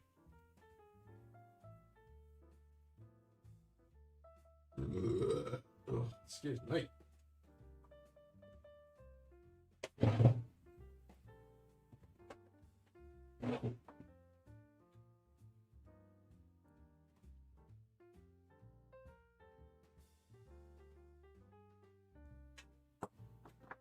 Are you frantically Googling there, Simon?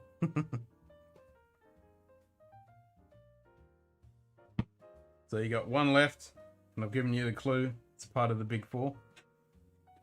One of the big four. So it's not a small company. It's one of the big ones.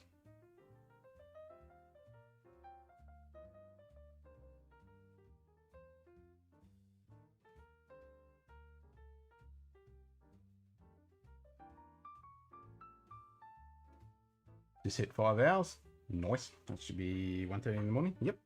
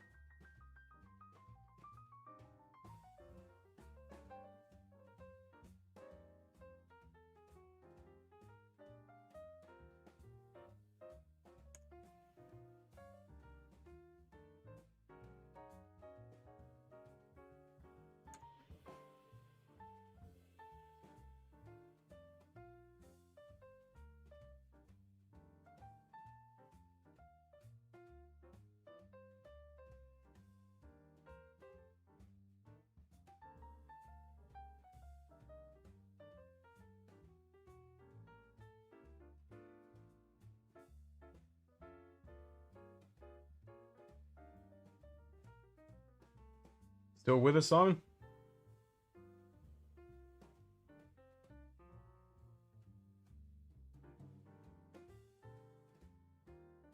Gone overly quiet.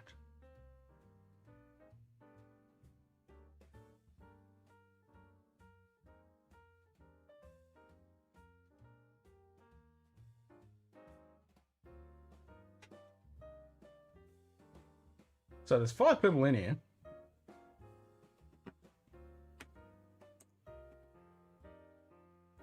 And there's only us legendary Aussies chatting. Is anyone else in here? Still here? You Googling away?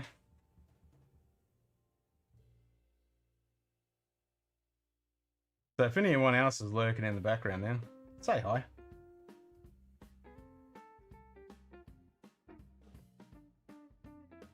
We won't bite. Oh, let's get him away. That's funny. Asked them to say hi and they went, oh, no, not me. I'm away. I'm out of here. Ah, been here. Nice.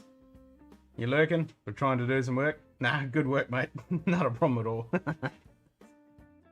Hopefully I'm not boring you too much.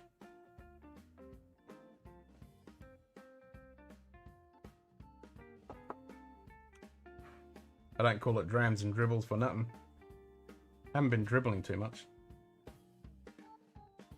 Glenlivet. I can neither confirm nor deny.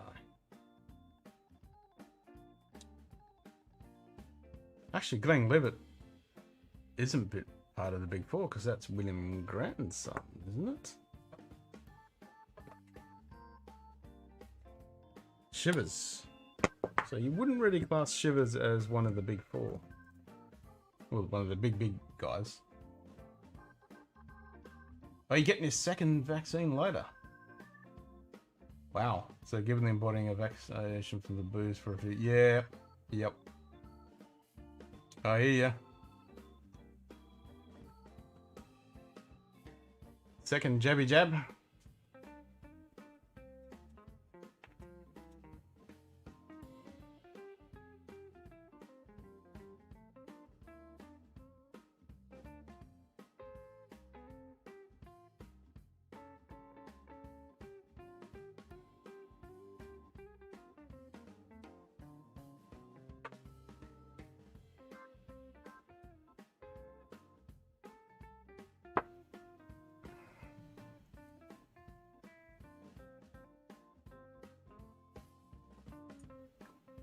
So what's the gap between getting the first vaccination and the second one? Is there a set time, or is it just whenever you can get it kind of thing? I haven't really been keeping up to scratch on that. And it's, I suppose it depends on the vaccination that you're getting too. Because what, it's like 4 of them now?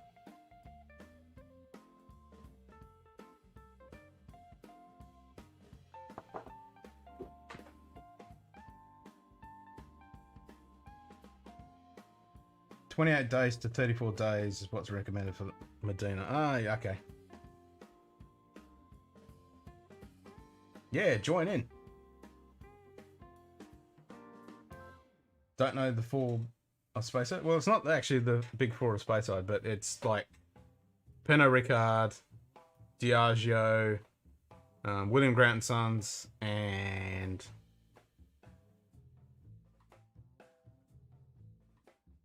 what's the other one?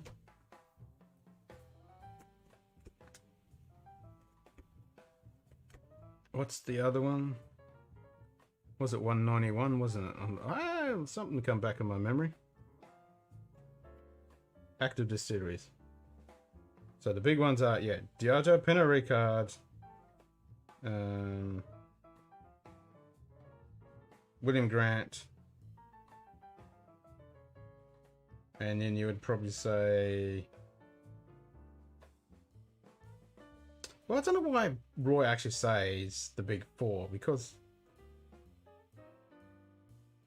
Like, the big one is Diageo, then you got Pernod Ricard, and after that, it's a toss-up between Inverhouse, John Jewell and Sons, and Beam Suntory.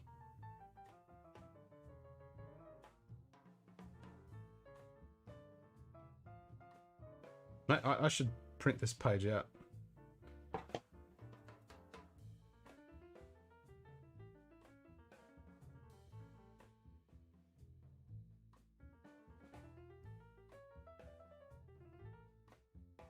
I tried a Lagavulin 11 off of it the other day. It was interesting. Oh, I'm so jealous. Opmal 12, he says. Good guess, but no. So you got 1 stab in the dark left.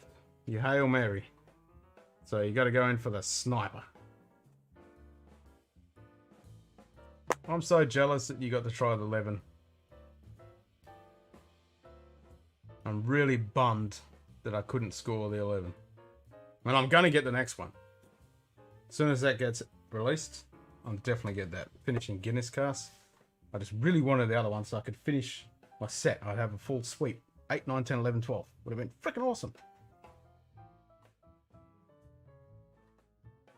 Yeah, here. We couldn't get it here. It wasn't allocated to Australia at all. But one of the subscription services, the Whisky Club here, they got it October the year before last, and I signed up, but something happened and it didn't go through, so I ordered 2 and I couldn't get it. I missed out and they were all gone. I was so bummed out.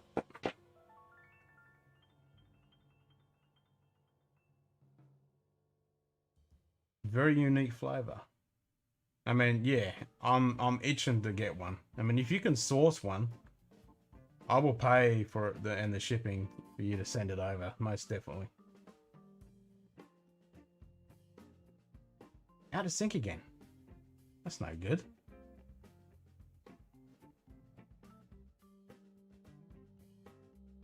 Man, I appreciate that if you can source one. Because I've found a couple of places in the States that have got it and a couple of places in the UK, but a lot of places won't ship. Yeah, I'd have to pay for the custom duties and all that bullshit. I don't mind if the price is good. I mean, I have to pay the customs because once it comes in, then I'll get contacted to pay the excise. I don't mind doing that bullshit. Might have to check on that. They shouldn't seize it. They should ask me. I might have to double check on that. There might be something I can do beforehand to say, this is what I'm getting, I'm willing to pay, blah, blah, blah.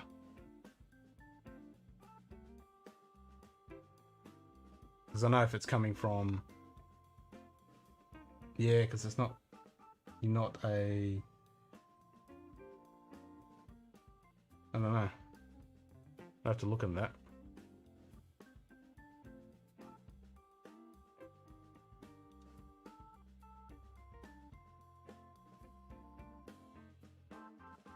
At a shop that you visit on occasion. Yeah, so if you know if they were able to ship it, that because it's coming from a store, I think that's okay. But if it's coming from someone else, you lie and hope for the best. Yeah, I mean that's one thing. But yeah, the last thing I'd want to do is have a bottle of Offerman edition coming. I'd be so excited, and then it gets seized, and I never get notified, and it's lost, and I end up with nothing. That would suck.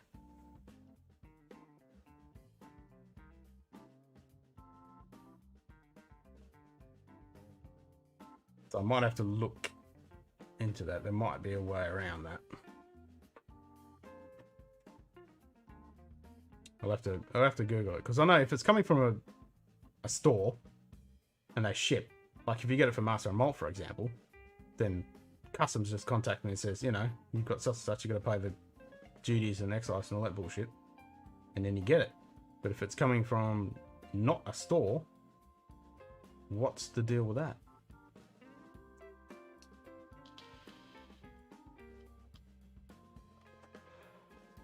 I mean, normally I would say, yeah, just wing it, say it's bloody bath oils or something, but the problem is, Australian customs are a bunch of friggin'... They do their job really well. I'll give hats off to them. You know, they do their job too well, that's the problem. And they will seize anything.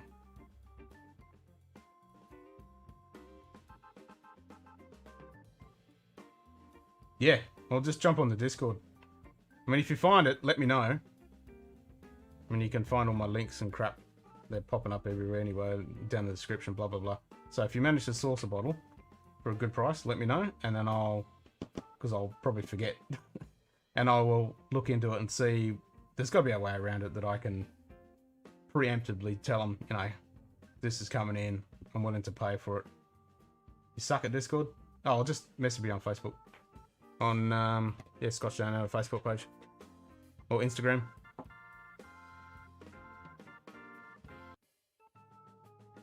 You can get it, but yeah, what price? And how much is the shipping going to cost? Glenkinchie 12. Well, Glenkinchie's a lowland, so you're bummed out on that one. Alright, I'll let you know. It is. So it's Diageo, Flora and Fauna release. So that dials it right down. Now, it's not going to be the Del Ewan 16 because that's over 12. So it is Liquid 12, 43% ABV, Diageo, Flora and Fauna, Speyside, and Elgin. 85 USD without hunting for a deal. I could live with that. And it all depends how much shipping is gonna kick me in the ass and the excise stuff. Alright, I'm super keen. Yeah, if you can get it for 85 smackers, and then whatever it's gonna cost in shipping, let me know, and then yeah, let me know how much it's gonna cost, and for you to send it. I've got my mailbox in the description below, so if you can work out how much is that going to cost you, and I'll look at the legalities of how to get it through without it getting seized and losing it, and I will send you the money.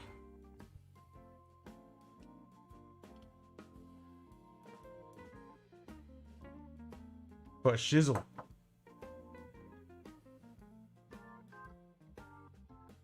Yeah, I mean, the beard oil works if you send, you know, little bits.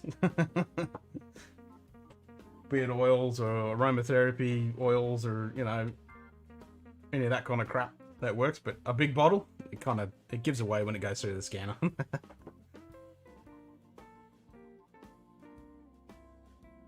You never heard of that distillery? Have you had Johnny Walker Green Label?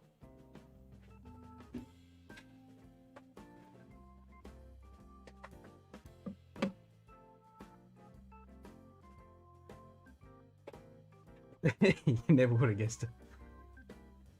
I thought it was a pretty good giveaway because it's right there. And I've talked about it quite often. But yeah. Linkwood is one of the components, because this is the RGO, one of the components of the blended malt of Green Label. And it's an episode we're going to do because I've got all the bottles that go into this now. Except my Cragganmore is the... Sorry, I always mix those two up. Yeah, it is Cragganmore. Cragganmore I've got is a Distiller's Edition. But that's fine. So I can pick up... Because I can definitely pick up the Talisker and the Kelleader and a little bit of the Cragganmore, that sweet honey thing. But now I've had the Linkwood, that's quite light and honey and floral. And I think that most of that is the body of this. Because Linkwood... before the Flora Fauna release was just an unknown. That's what's so cool about the Flora Fauna series that Diageo brought out. Originally in 1986, I think that was the Master of Malts collection. No. It was around that time anyway. And yeah, they brought out a whole pile of releases from all these distilleries that were under Diageo that didn't have a presence, didn't have a single malt. People didn't know about them, unless you're in the industry, because they were just used for blending. And so, yeah, Del Ewan, Linkwood. And what's the other? So, Linkwood has a few expressions now. The Flora Fauna one is definitely the well-known one, because they've got 12-year Flora Fauna, 2016. Yep. 37-year-old, distilled in 1978. Ooh, nice. Manager's choice. 3 different wood finishes. 30-year-old, 26-year-old. Oh, here we go. A 26-year-old from 1975 is launched as a rare malt in 2002. That's it, rare malts.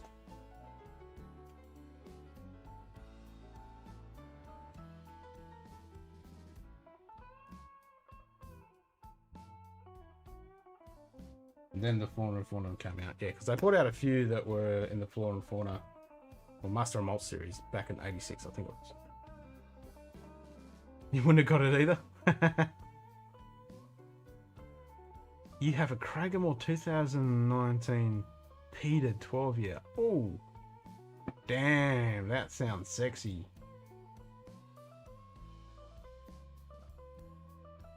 What's that like?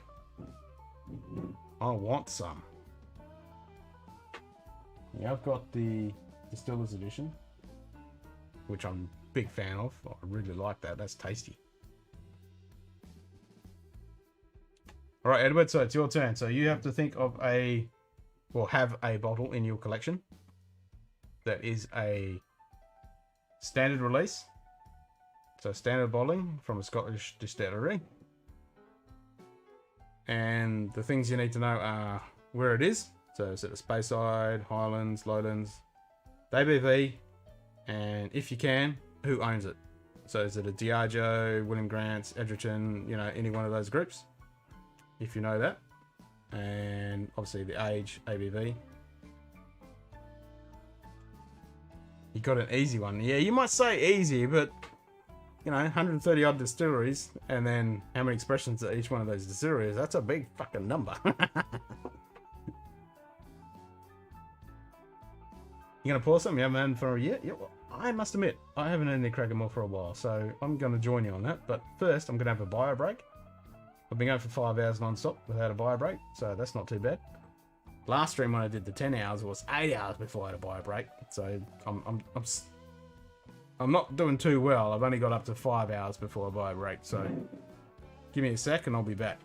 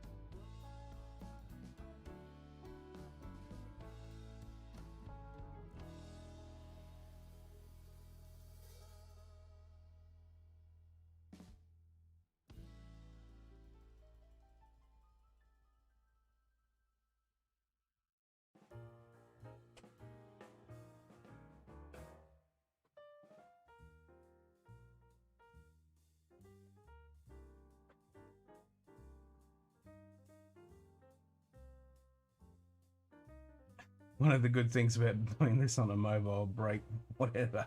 Yeah, exactly. You can just wander off.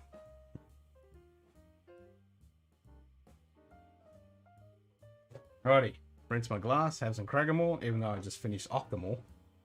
But it'll be right. Haven't smashed too much whiskey tonight.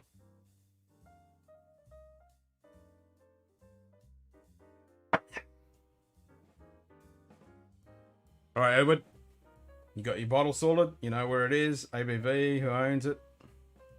Yep, so I'm going to guess. So I'm going to guess your bottle.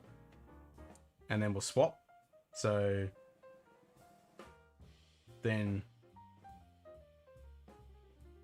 I'll guess Simon's. No, Simon will guess mine. Oh, sorry, he just did that. Then I'll guess Simon's, and then Edward can guess one of mine. Something like that. Unless there's someone else in the stream who wants to join in. Don't be shy. We're just playing Is It Space Side. It's just a fun game.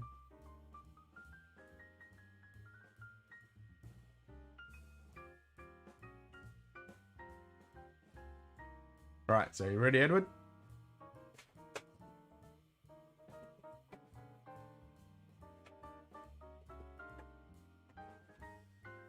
Hey, Monster Montreal, how you doing, mate?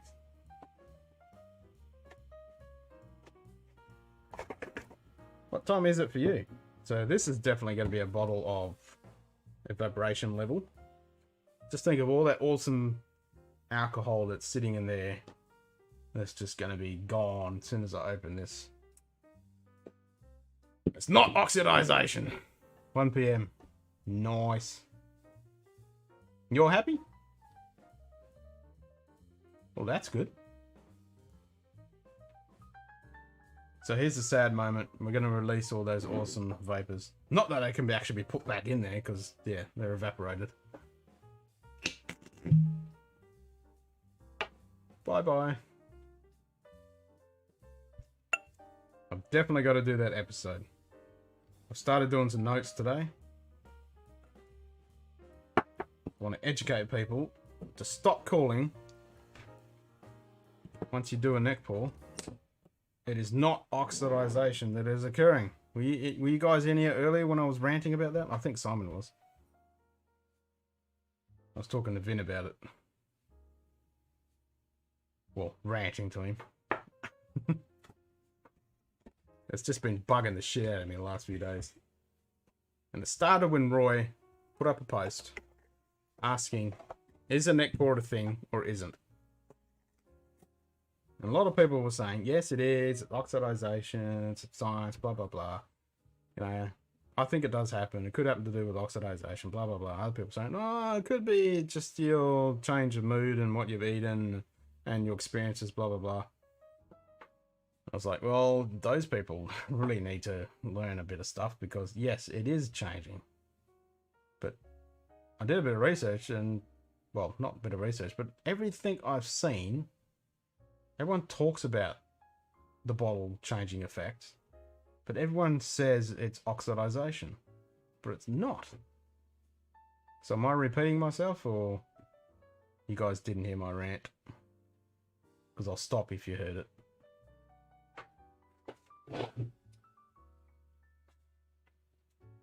God damn, I want some peated cask strength. God damn it.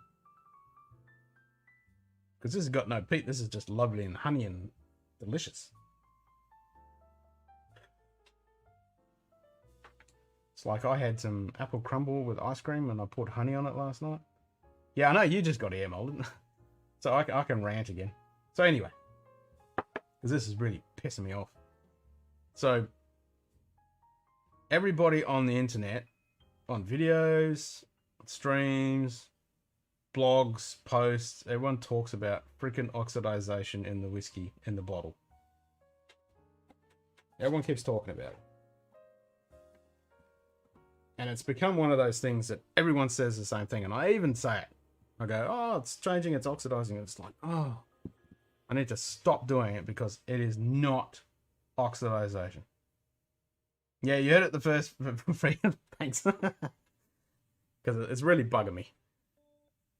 And I could be wrong, but from everything that I understand about simple chemistry, that is impossible for any oxidization to occur. And everyone says, oh, it's the oxygen going in there and interacting and blah, blah, blah.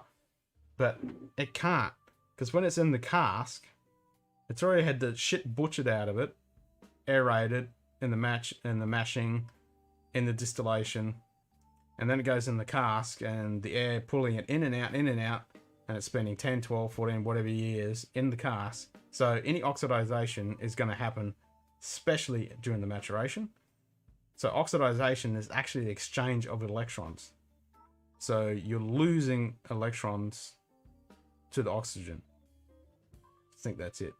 So the chain becomes shorter. And it occurs in things like rust. That's oxidization.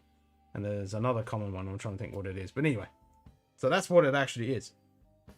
It's impossible for that to occur in a bottle of whiskey for the simple reason, one, it's already been oxidized completely. So there is no chemical oxidization reaction that can occur. It takes a freaking long time to happen. And all it's essentially happening, as soon as you open the bottle, you're not introducing oxygen. You're letting air in. Just normal air, nitrogen, oxygen, ozone, all the rest of it. You're letting that into the glass. So you're making a void where the volatile alcoholic compounds of the liquid are able to do their normal degradation thing and escape into the air. So you've got all this lovely stuff in here, sitting there in this headspace. And each time you open it, it's all escaping out. And then when you close it, process happens again. You open it, it escapes. Same thing happens over and over and over. So those alcoholic compounds are taking flavor and aromas with them that are bonded to them.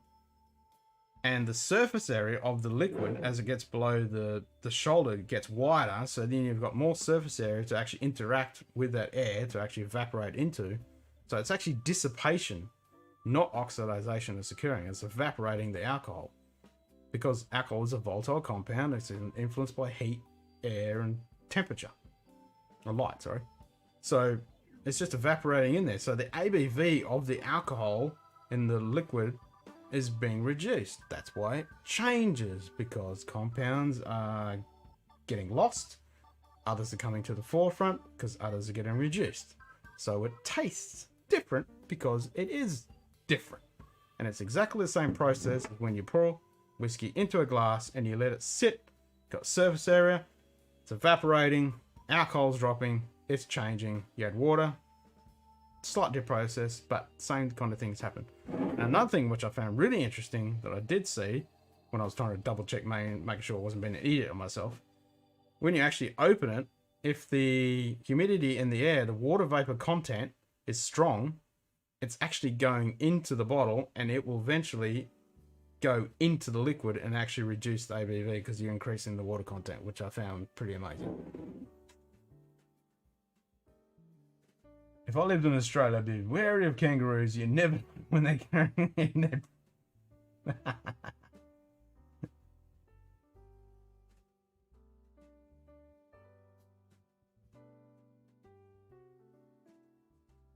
Yep.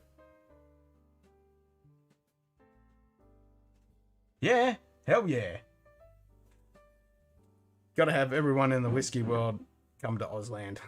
Now, when it comes to things like port, wine, beer, I think this is where the follow over has occurred and everyone's associating oxidization with this, because in wine it is a massive thing, in beer it is a massive thing because it does oxidize and it causes the I can't remember the name of it. It is the chemical that causes that vinegar taste. It's so there's an actual, the chain has actually been shortened and it causes that vinegar thing. So that's actually occurring. That does occur very rapidly with the oxygen, interacts and it occurs. But in the whiskey, it doesn't happen. And I was saying earlier, I want to get a really good hydrometer. Not hydrometer, the hydrometer, the thing for testing alcohol. And to be able to get a bottle or a few bottles exactly the same and test them when you open, close it over a series of time, different bottles, different temperatures and all that, and see how the ABV actually changes in the bottle. Because I reckon it'll be really eye-opening. And as I said earlier, if I set this like this and then come back in a couple of hours, just opened it, let it sit for a second and pop it back in, didn't drink it, you're going to lose more. Do it again, do it again, do it again. Never touch the whiskey. This is going to get less and less and less and less alcohol in it. Before you know it, it's going to taste like shit. And prime example is that little bit of bottle of that old bottle of the 105. When I opened that, you can tell that there's nothing there. It's evaporated. It's gone. But it's not oxidization. Someone please correct me, because I'm damn sure I'm spot on. Last few days I've been Googling the shit out of it, and everyone talks about oxidization, and I found a couple of chemist type dudes, and one guy was actually talking, he was a full-on chemist, and he was talking about the actual maturation process of what actually occurs and everything like that. And he wasn't talking about the bottle effect, but a few guys actually said, no, nothing is happening in the bottle except dissipation of alcohol. That's it. And all those people that say it doesn't change, it's up to the person's interpretation, well, they're really silly, because it is definitely changing. It is impossible to stop a volatile compound like alcohol from reacting to temperature and light and evaporating into thin air. It's impossible. That's why people use isopropyl alcohol, hand sanitizer, and those alcoholic swabs for, you know, for medicine stuff like that, because it evaporates. Acetic, yeah, it's actually another word. It actually turns into another chemical and then turns into that, and that's what the vinegar is. Yeah, wine will do that. That's the actual oxidization process. Oxygen compounds, oxygen molecules have been, I can't remember if it's added or, no, they've been added, that's it. Because the other one, it's not oxidization, because that's the addition of oxygen. Yeah, it's the transfer of electrons, adding it to it. Or is it reducing? God damn it. It's either reducing or adding electrons. I think it's reducing. Alright, you know, enough of the rant. Back. So, is it a space side? Number one.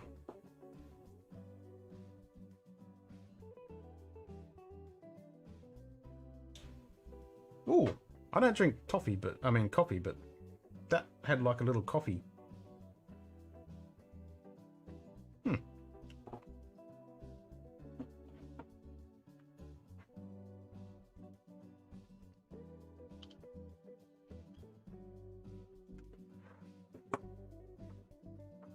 So this is definitely a prime one to pour in a candid bottle, smaller bottle, which I don't have.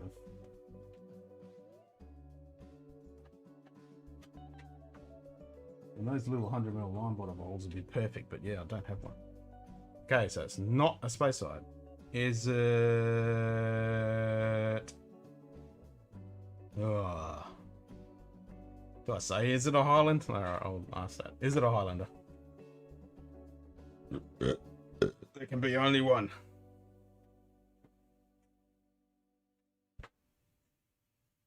Yeah, it's been a while since I had it, and Simon was the same. He hadn't had it for years either. I mean, I've had this one for a while, and I really enjoy it.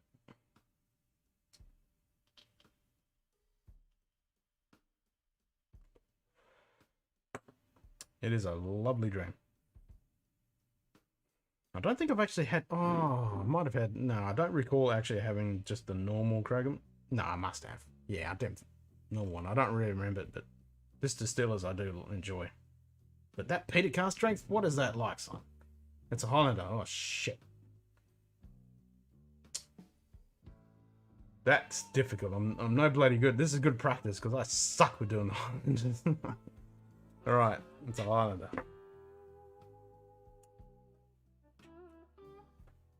It is very underrated. Can you send me a sample of that peated? I'm itching to try that. You know what the ppm is on that? It's cask strength peated Craggamore. Oh man, that sounds so good. With that honey and that toffee, that little bit of... It's almost coffee. I'm tending more towards coffee, but it's like a real dark, almost burnt toffee.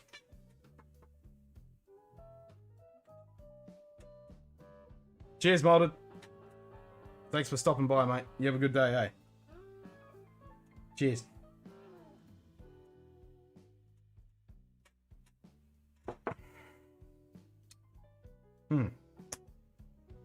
Love that honey. So good. Tasty. All right. So Highlander. So that's Dalmore. Tomatin. Tomato. Any of those bastards.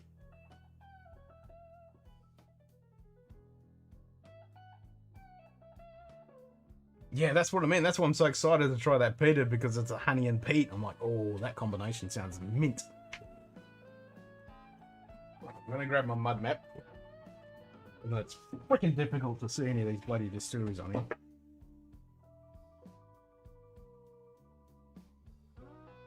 Because we've got Royal Bracklow. There's so many in Highlands.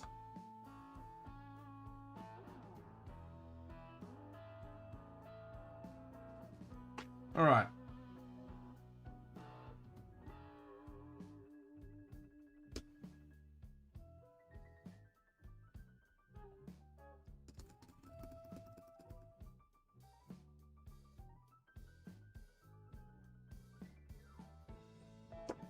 So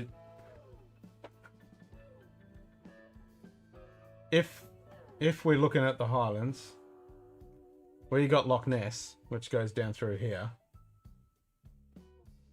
is it in this part? So the top northwest section above Inverness, because Inverness is like right there. So is it above Inverness?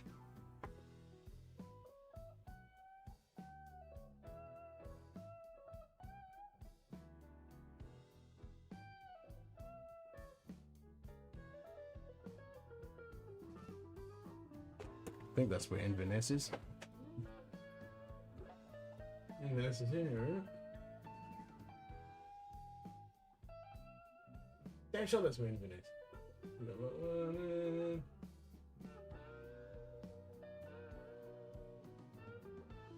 There's it Invergordon is there. It's got Ben Romac.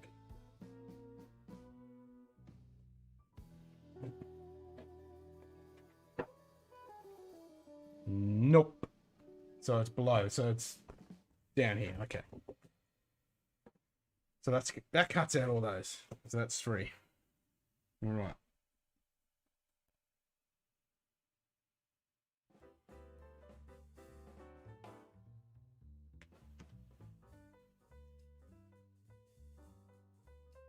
You got Elberfeldy, Edredor, Broathel, Glencadam.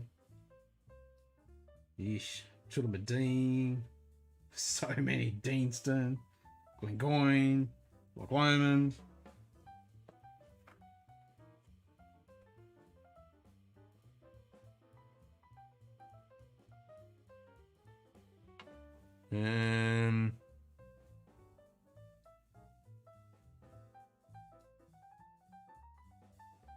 Right. Is it part of the Big 4? So is it Diageo? Yeah, is it Diageo? We'll ask that.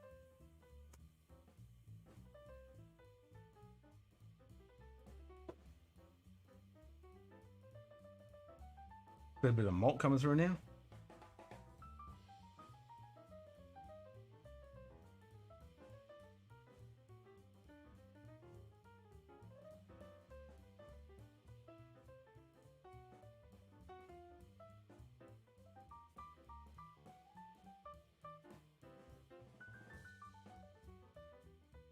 A little bit of sweet. It's almost like a aftershave kind of smell. Okay, it's not a Diageo. Alright. So that's like Dalmore. Those kind of guys.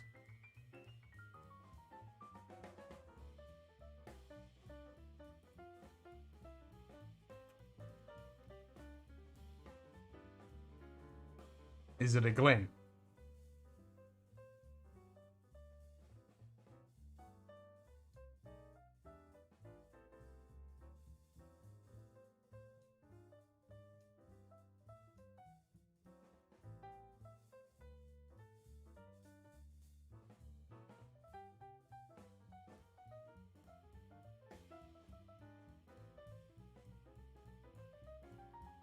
I don't remember what the lowland destination is.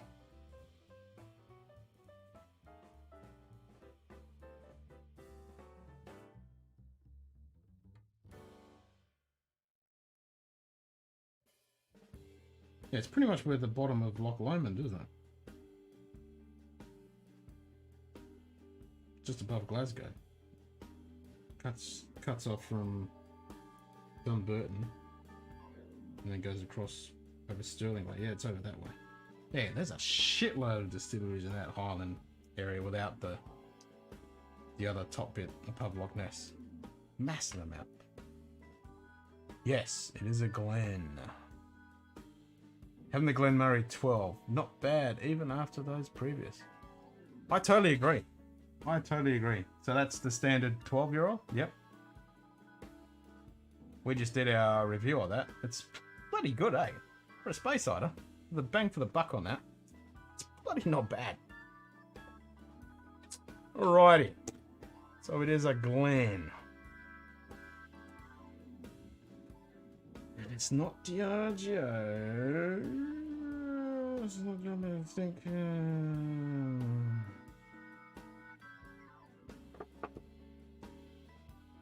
Alright, let's go for a snipe. Taking a stab in the dark. I can't remember if it's Diageo or not.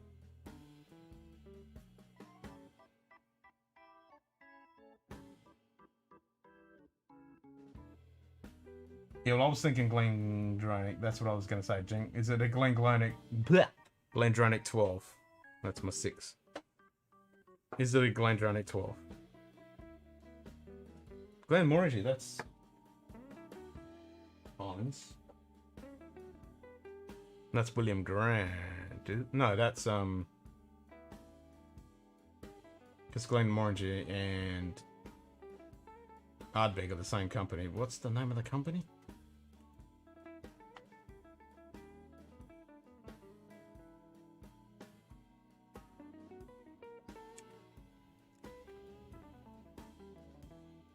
Moët Hennessy.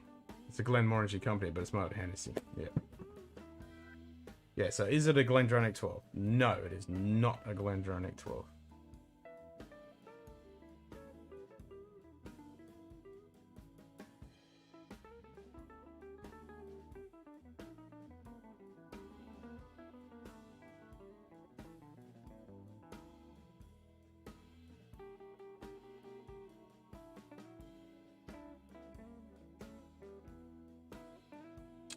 Is it a Glencadam?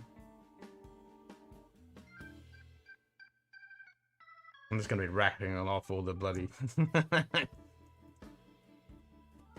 Glencadam isn't Diageo, is it? I don't even know.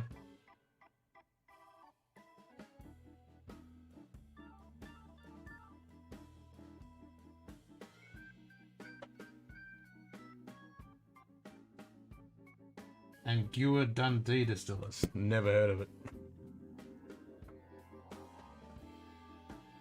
That's definitely not Diageo.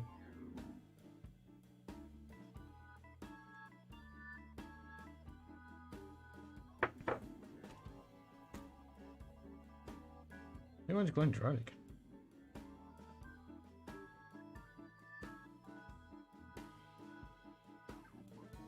Glendronach. It's Glendronach. Yeah, I'm gonna suck doing this for real. Ben Rick.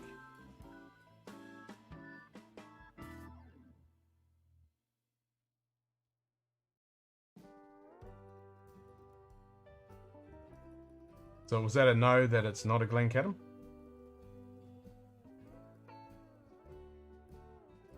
I think that is, yeah. I think you said no to Glencadam. Just put a Y if I'm correct.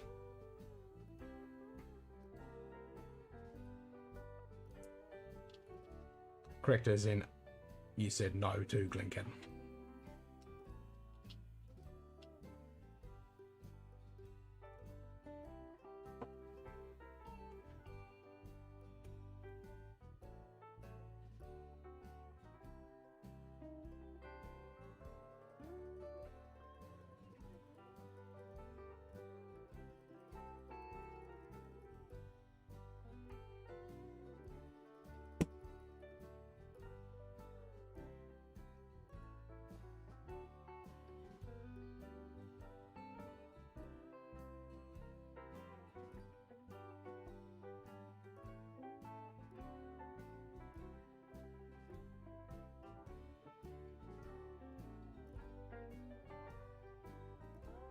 Yes?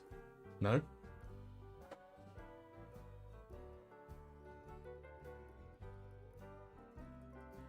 Okay, so it's not Glencairn.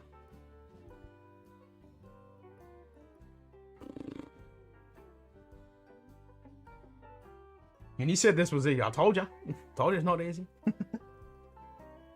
So you reckon it's a Glengoyne? Is that what you reckon, Simon? And that's Lowlands. Glengoyne is Lowlands.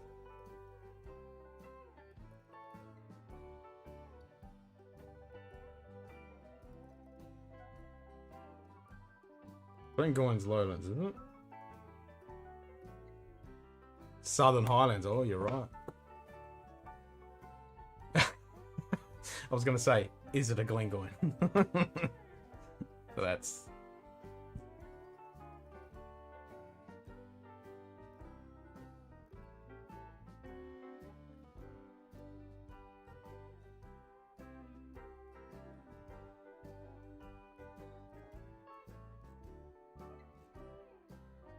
So Simon got this one. Because he said Glendronach or Glenmorangie, and then he said Glengoyne. Oh, he's on the money.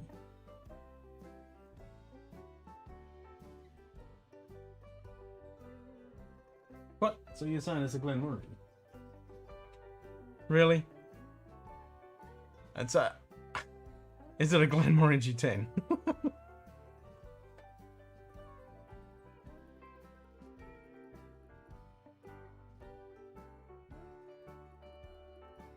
I've only got one snipe after that.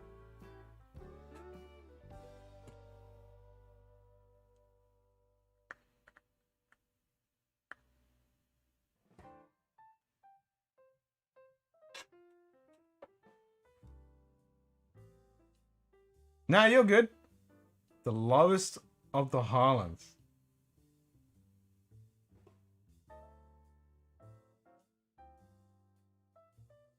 Well, that's Glendronach then, isn't it? Because I said, is it a Glendronach 12?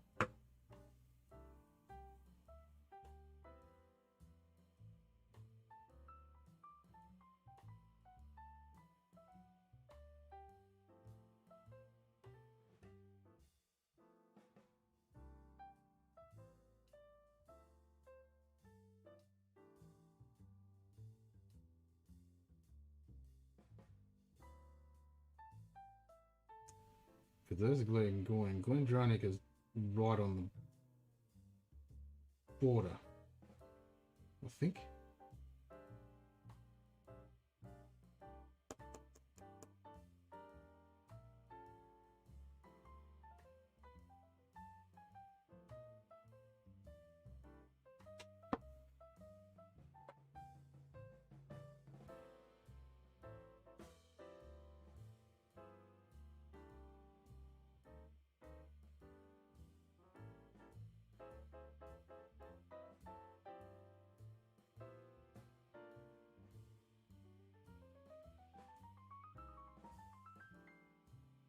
Yeah, it's Glendronach's right on the border, isn't it?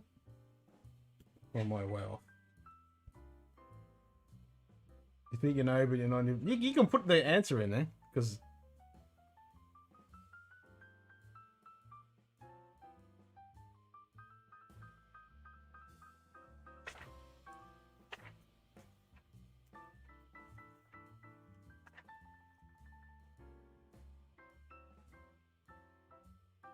The Glen Johnny's way down the bottom, isn't it? Where is it? Aberdeenshire. Yeah, because that's way down the bottom. No, it's not. It's way up there. Aberdeen's way up there. It is a Glengoyne. What? I said it was a Glengoyne. Did I? Anyway, I fucked up. I didn't get it. I thought I asked if it was a Glengoyne. You said no Glengoyne. Or no, it is a Glengoyne. Alright, so which Glengoyne is it?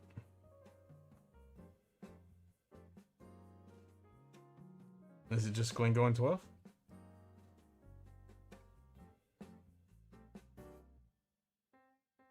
It's one I've been meaning to get. The Glengoynes, because I don't have any. I don't have any. Can't flex with the old Glengoyne. Because I ain't got none.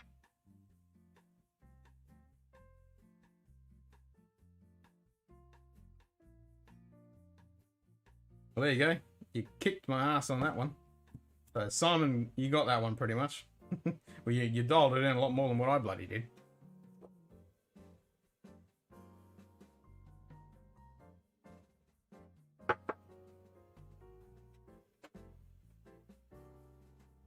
Don't tell me it's like the 18 Adidas or something or whatever it is.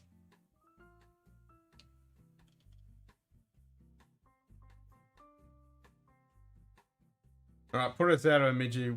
Which one it is? Because there's so many bloody Glengoynes. Which one is it? Because I failed. No. Access denied.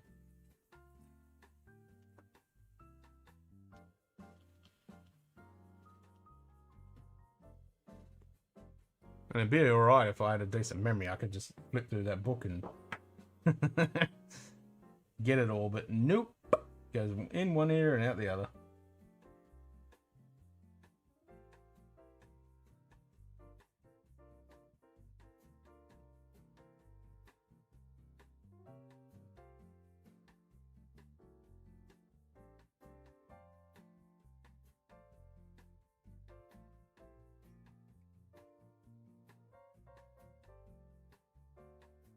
Yep, you whipped me on that one.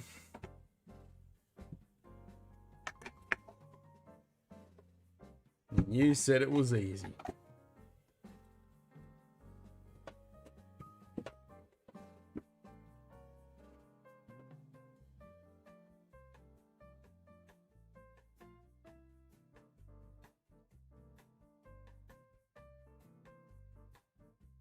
So which one is it, Adam?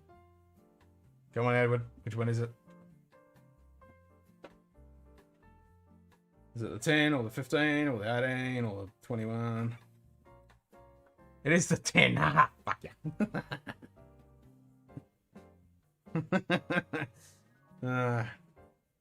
I thought I should have gone for the 10, but oh well. Nice work.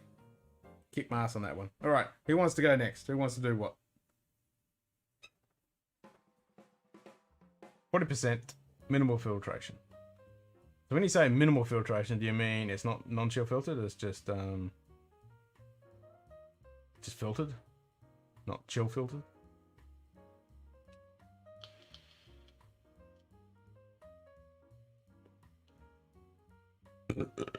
Scusi.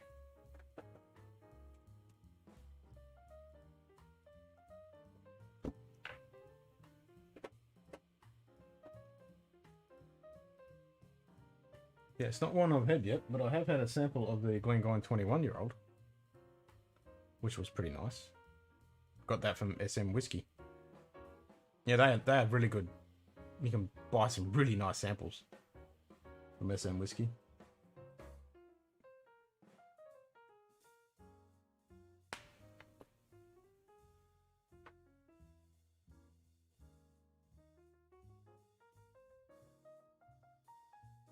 I know. It's very painful when they do that. But I think if they say the word Speyside, you have to define it as a Speyside. because Speyside is in the Highlands. So if they say Speyside Highlands, you have to think, okay, it's a Speysider. If they just say Highlands, even though they are in Speyside, like what's her name? Then you'd have to state, okay, it's a Speysider. I mean, a Highlander. But if they have the word Speyside, you're gonna have to go with that. I think that's. It gets hazy, so it's not chill filtered then. Yep. If you get the old awesome Scotch mist, it is definitely non-chill filtered. Because you wouldn't get that otherwise.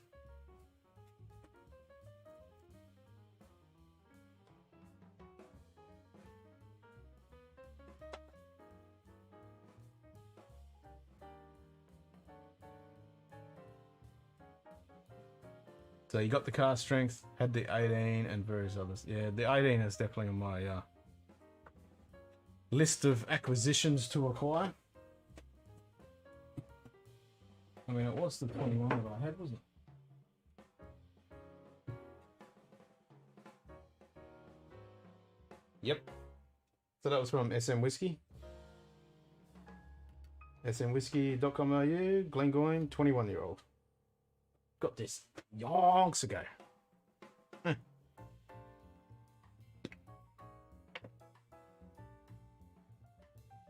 Oh yeah.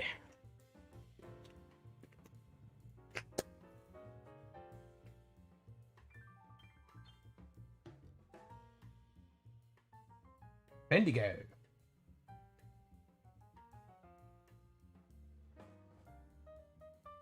Yeah, so SM Whisky has some really good little samples you can pick up. So when you buy a couple of bottles, grab a couple of samples of stuff. And they're a 30ml sample too.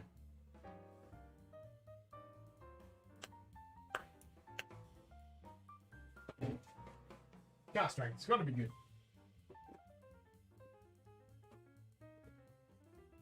I mean, Glengoyne and Glendronach, they're, you know, they're legends.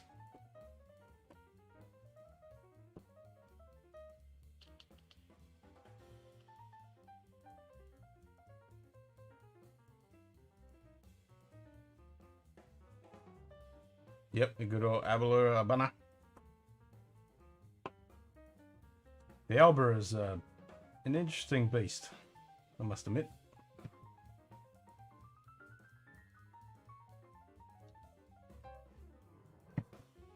Had some Abana a couple nights ago. I think that was actually, no, that was during the 10-hour stream.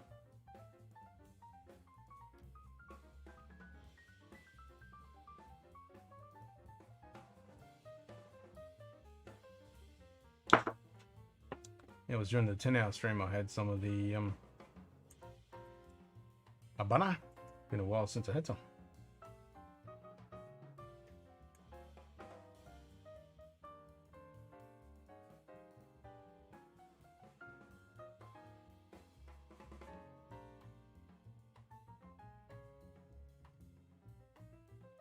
So how old is the car strength one?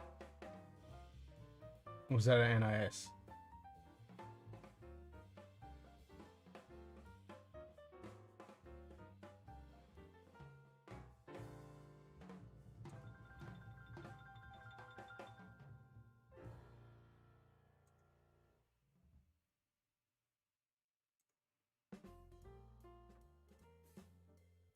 Have a look.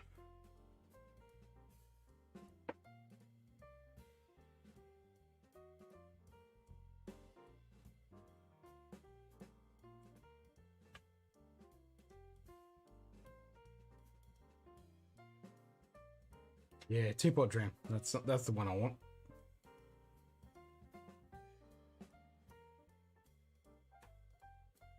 The 10, 12, 18, 21, 25 car strength.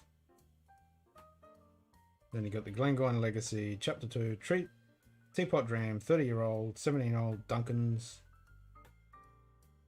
Curatillo Balvenie Glengoyne PX. Ooh. 28-year-old. Yikes.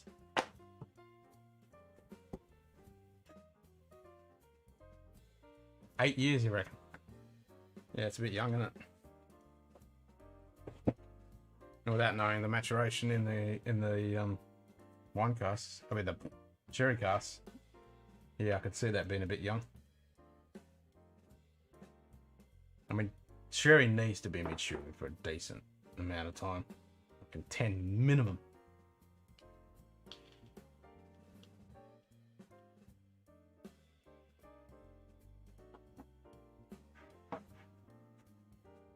Yeah, I thought it was an ass. That's why the Glenallachie 10-year-old cask strength, I mean, that's a good number.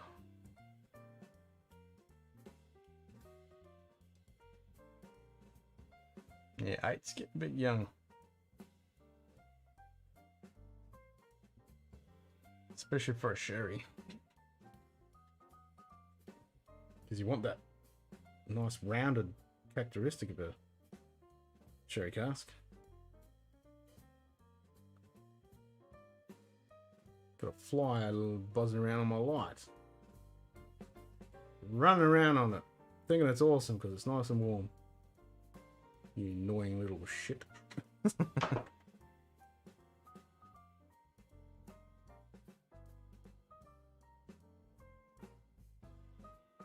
No, Glengoyne, like Glengoyne, Glendronach, you can't go wrong with either one of those.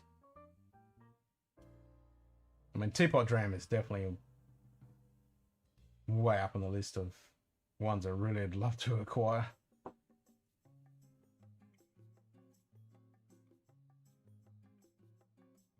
Yep, I can imagine adding some water to that would definitely make a difference.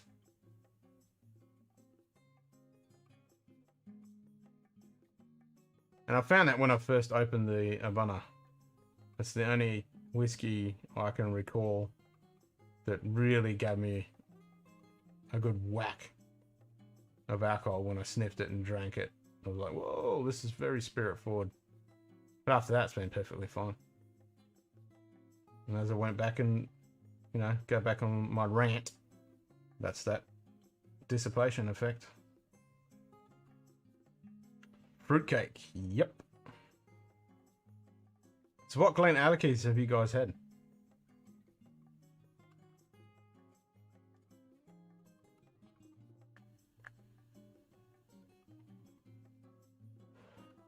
Yeah, totally. So now that we've been talking about sherry, I'm going to have open Glenallachie. So that's what we talked about earlier.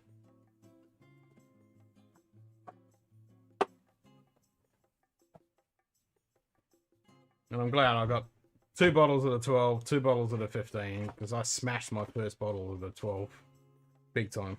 Fell in love with it. I've been falling in love with these guys ever since. Now that was a shitload of dissipation alcohol in that bloody headspace. That really popped. Which is not good. That's all lovely flavour going away.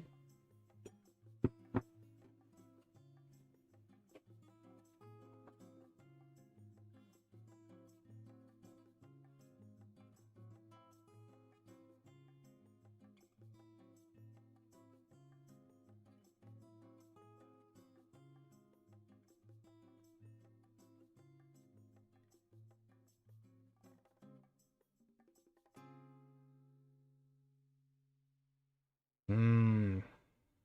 Fruit, fruit, fruit. Lovely fruit.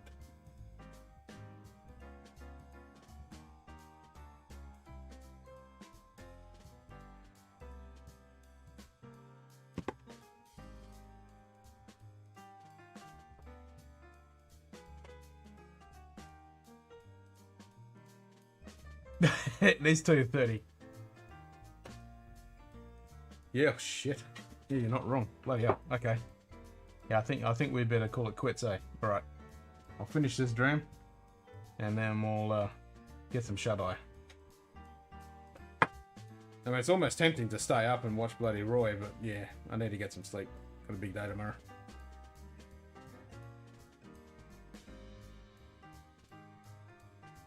Well, you're gonna be if you like Glengoyne and Glendronach and Aberlour and stuff like that, you're gonna love this stuff.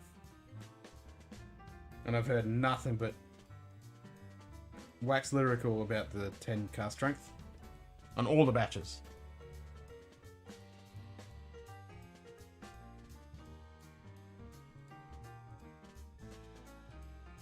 Sweet.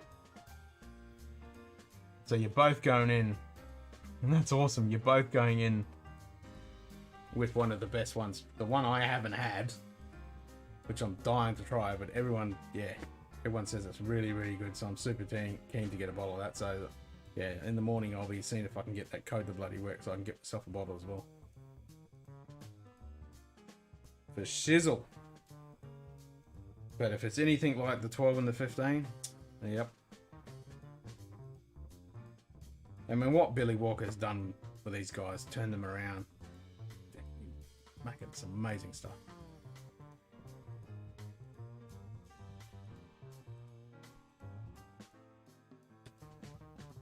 Yeah, it's so good. Big fan. Big fan. It's like when you swallow it, it comes in, it's like, oh, this lovely bit of sherry. You get a little bit of warmth, and it drops off, and there's just this lovely, sweet honey finish. A little bit of hint of dark, fruity fruitcake.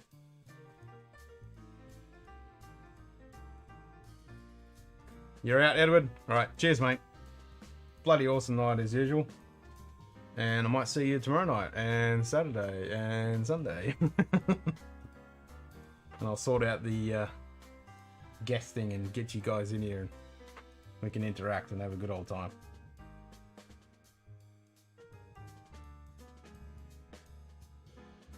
Yeah, cheers, Edward. Have a good sleep, mate.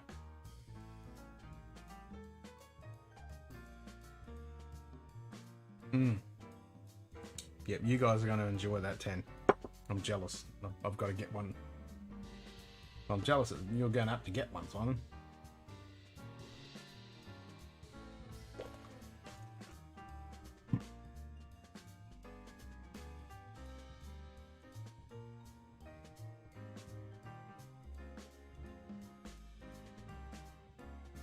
If I didn't have a pile of shit to do tomorrow, it's tempting to just do a road trip.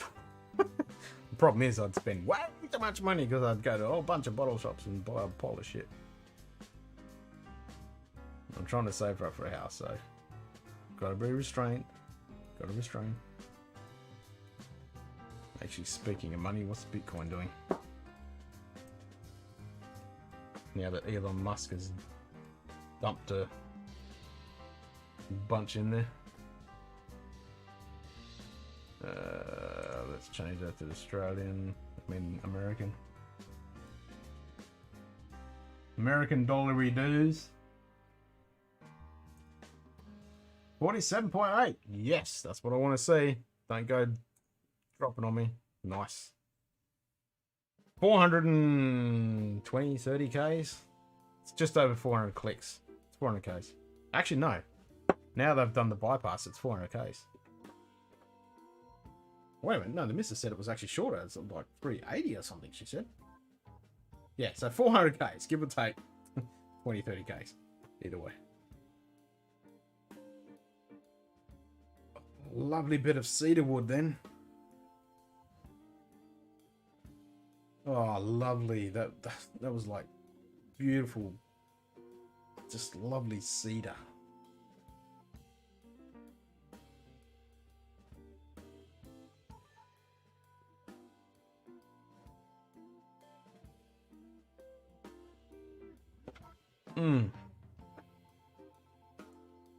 Tell you what, if you can, when you grab a bottle of the 10 cask, just grab a bottle of this 12 too. It's not that bad, price-wise. Oh, it's just, yeah, I'm a big fan. And this is my second bottle. I've got another one, and they're not going to last. I was so excited when the Whiskey Club had the 15s. I'm like, yep, double up, thanks.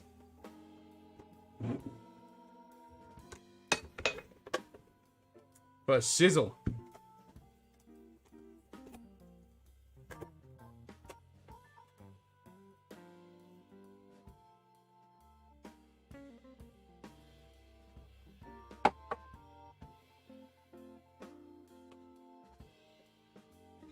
Sweet as.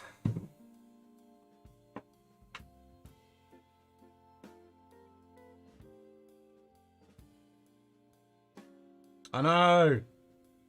I wish I'd dumped 20k a couple of months back. It's a big gamble though. So what did you get?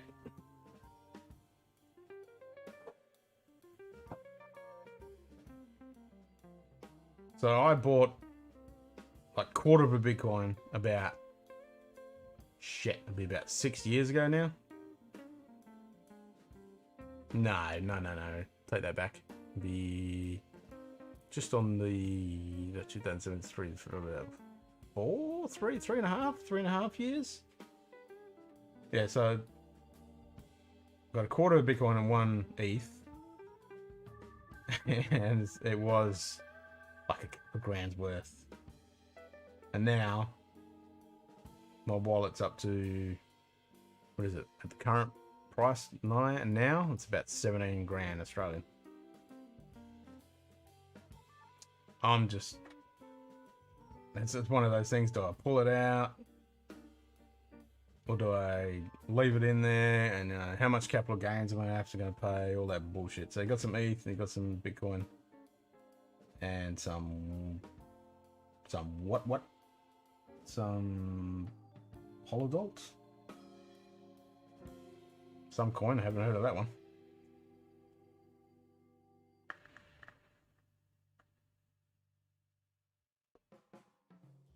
So I dabbled a few years back in a little bit of day trading. And I'm thinking about getting into some stocks. Would have been nice to get on the old game spot. Little boom there. That would have been nice. But yeah, no, I've been hodling. Just hodling that little bit of Bitcoin. And I wish, I could have just dumped 20k on a couple of months back and it would have doubled my money. It would have been bloody brilliant. But anyway, hindsight. Wonderful thing.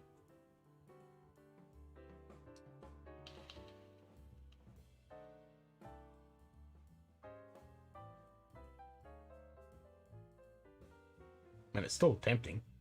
But it could just fall over in the next 5 minutes. That's the problem.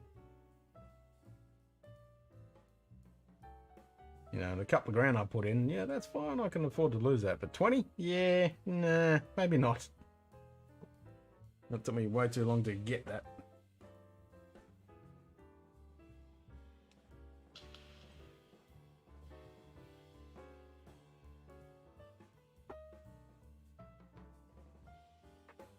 Well, at least it's still going up, so I'm happy about that. Because it did drop down a little bit. I mean, what did it get up to? 48.8, I think it was. So it's almost back up there. If it hits over 50, I'm like, holy shit! I remember when it hit 10, I was like, wow, this is amazing, and it's 10. This is the US price I'm talking about because that's only the index I look at. Like, holy shit, it got to 8, then 10. Now it's 48. Insane. Should have bought some when I first knew about it. Shoulda, coulda, woulda.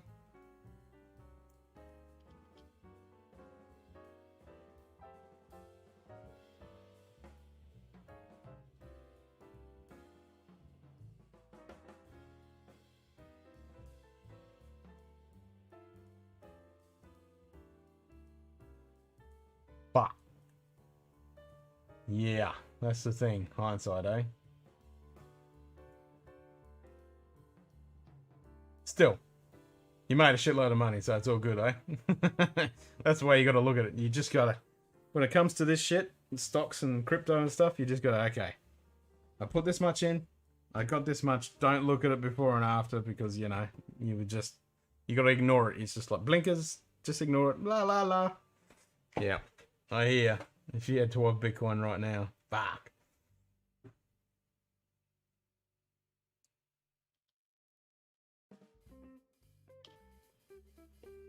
Yeah, we've all dabbled in some coins that went tits up, that's for sure. That's why I kind of stay away from the altcoins a little bit. But even though now, with the big boom, especially with Elon Musk, and now it looks like that hedge funds guy, he's going to dump some money in there, so that's definitely pumped it up a bit. quite nicely. And it's been pumped up before Musk got in there with the old GameStop thing.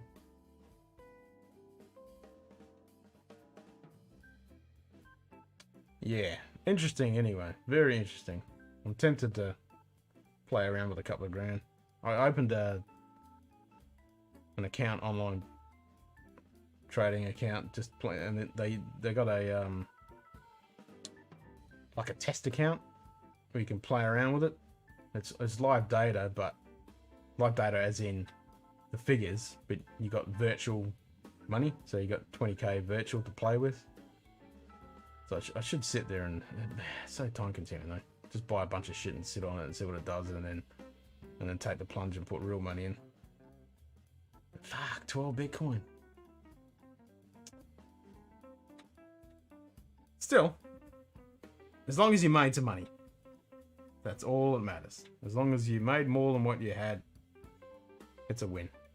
And that's the only way you can look at it.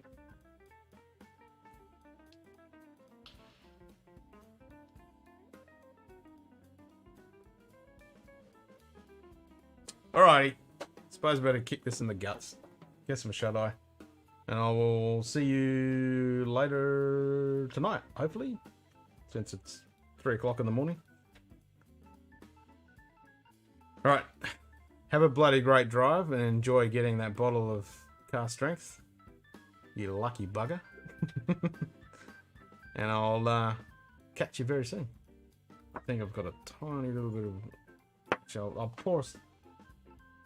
pour a little something to toast you. Can't not. What shall I have? Alright. Oh, do I want to open it? Are you going Saturday? Oh, that's right.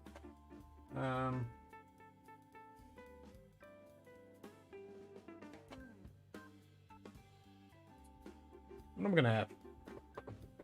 Decisions.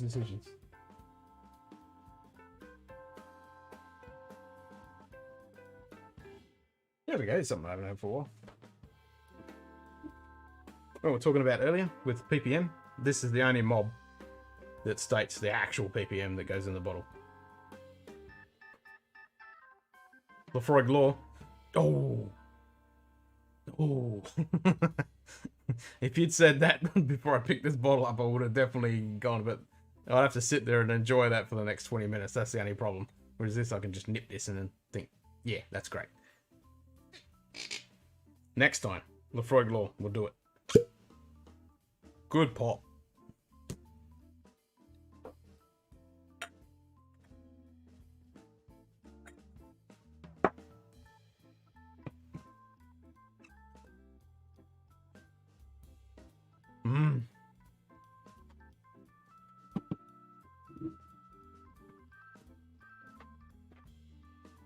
Yeah, next time, Lefroy Law for sure. All right. Cheers, Simon. You have a bloody good one. And I'll catch you on the next stream. Until next time, have a good one. Cheers.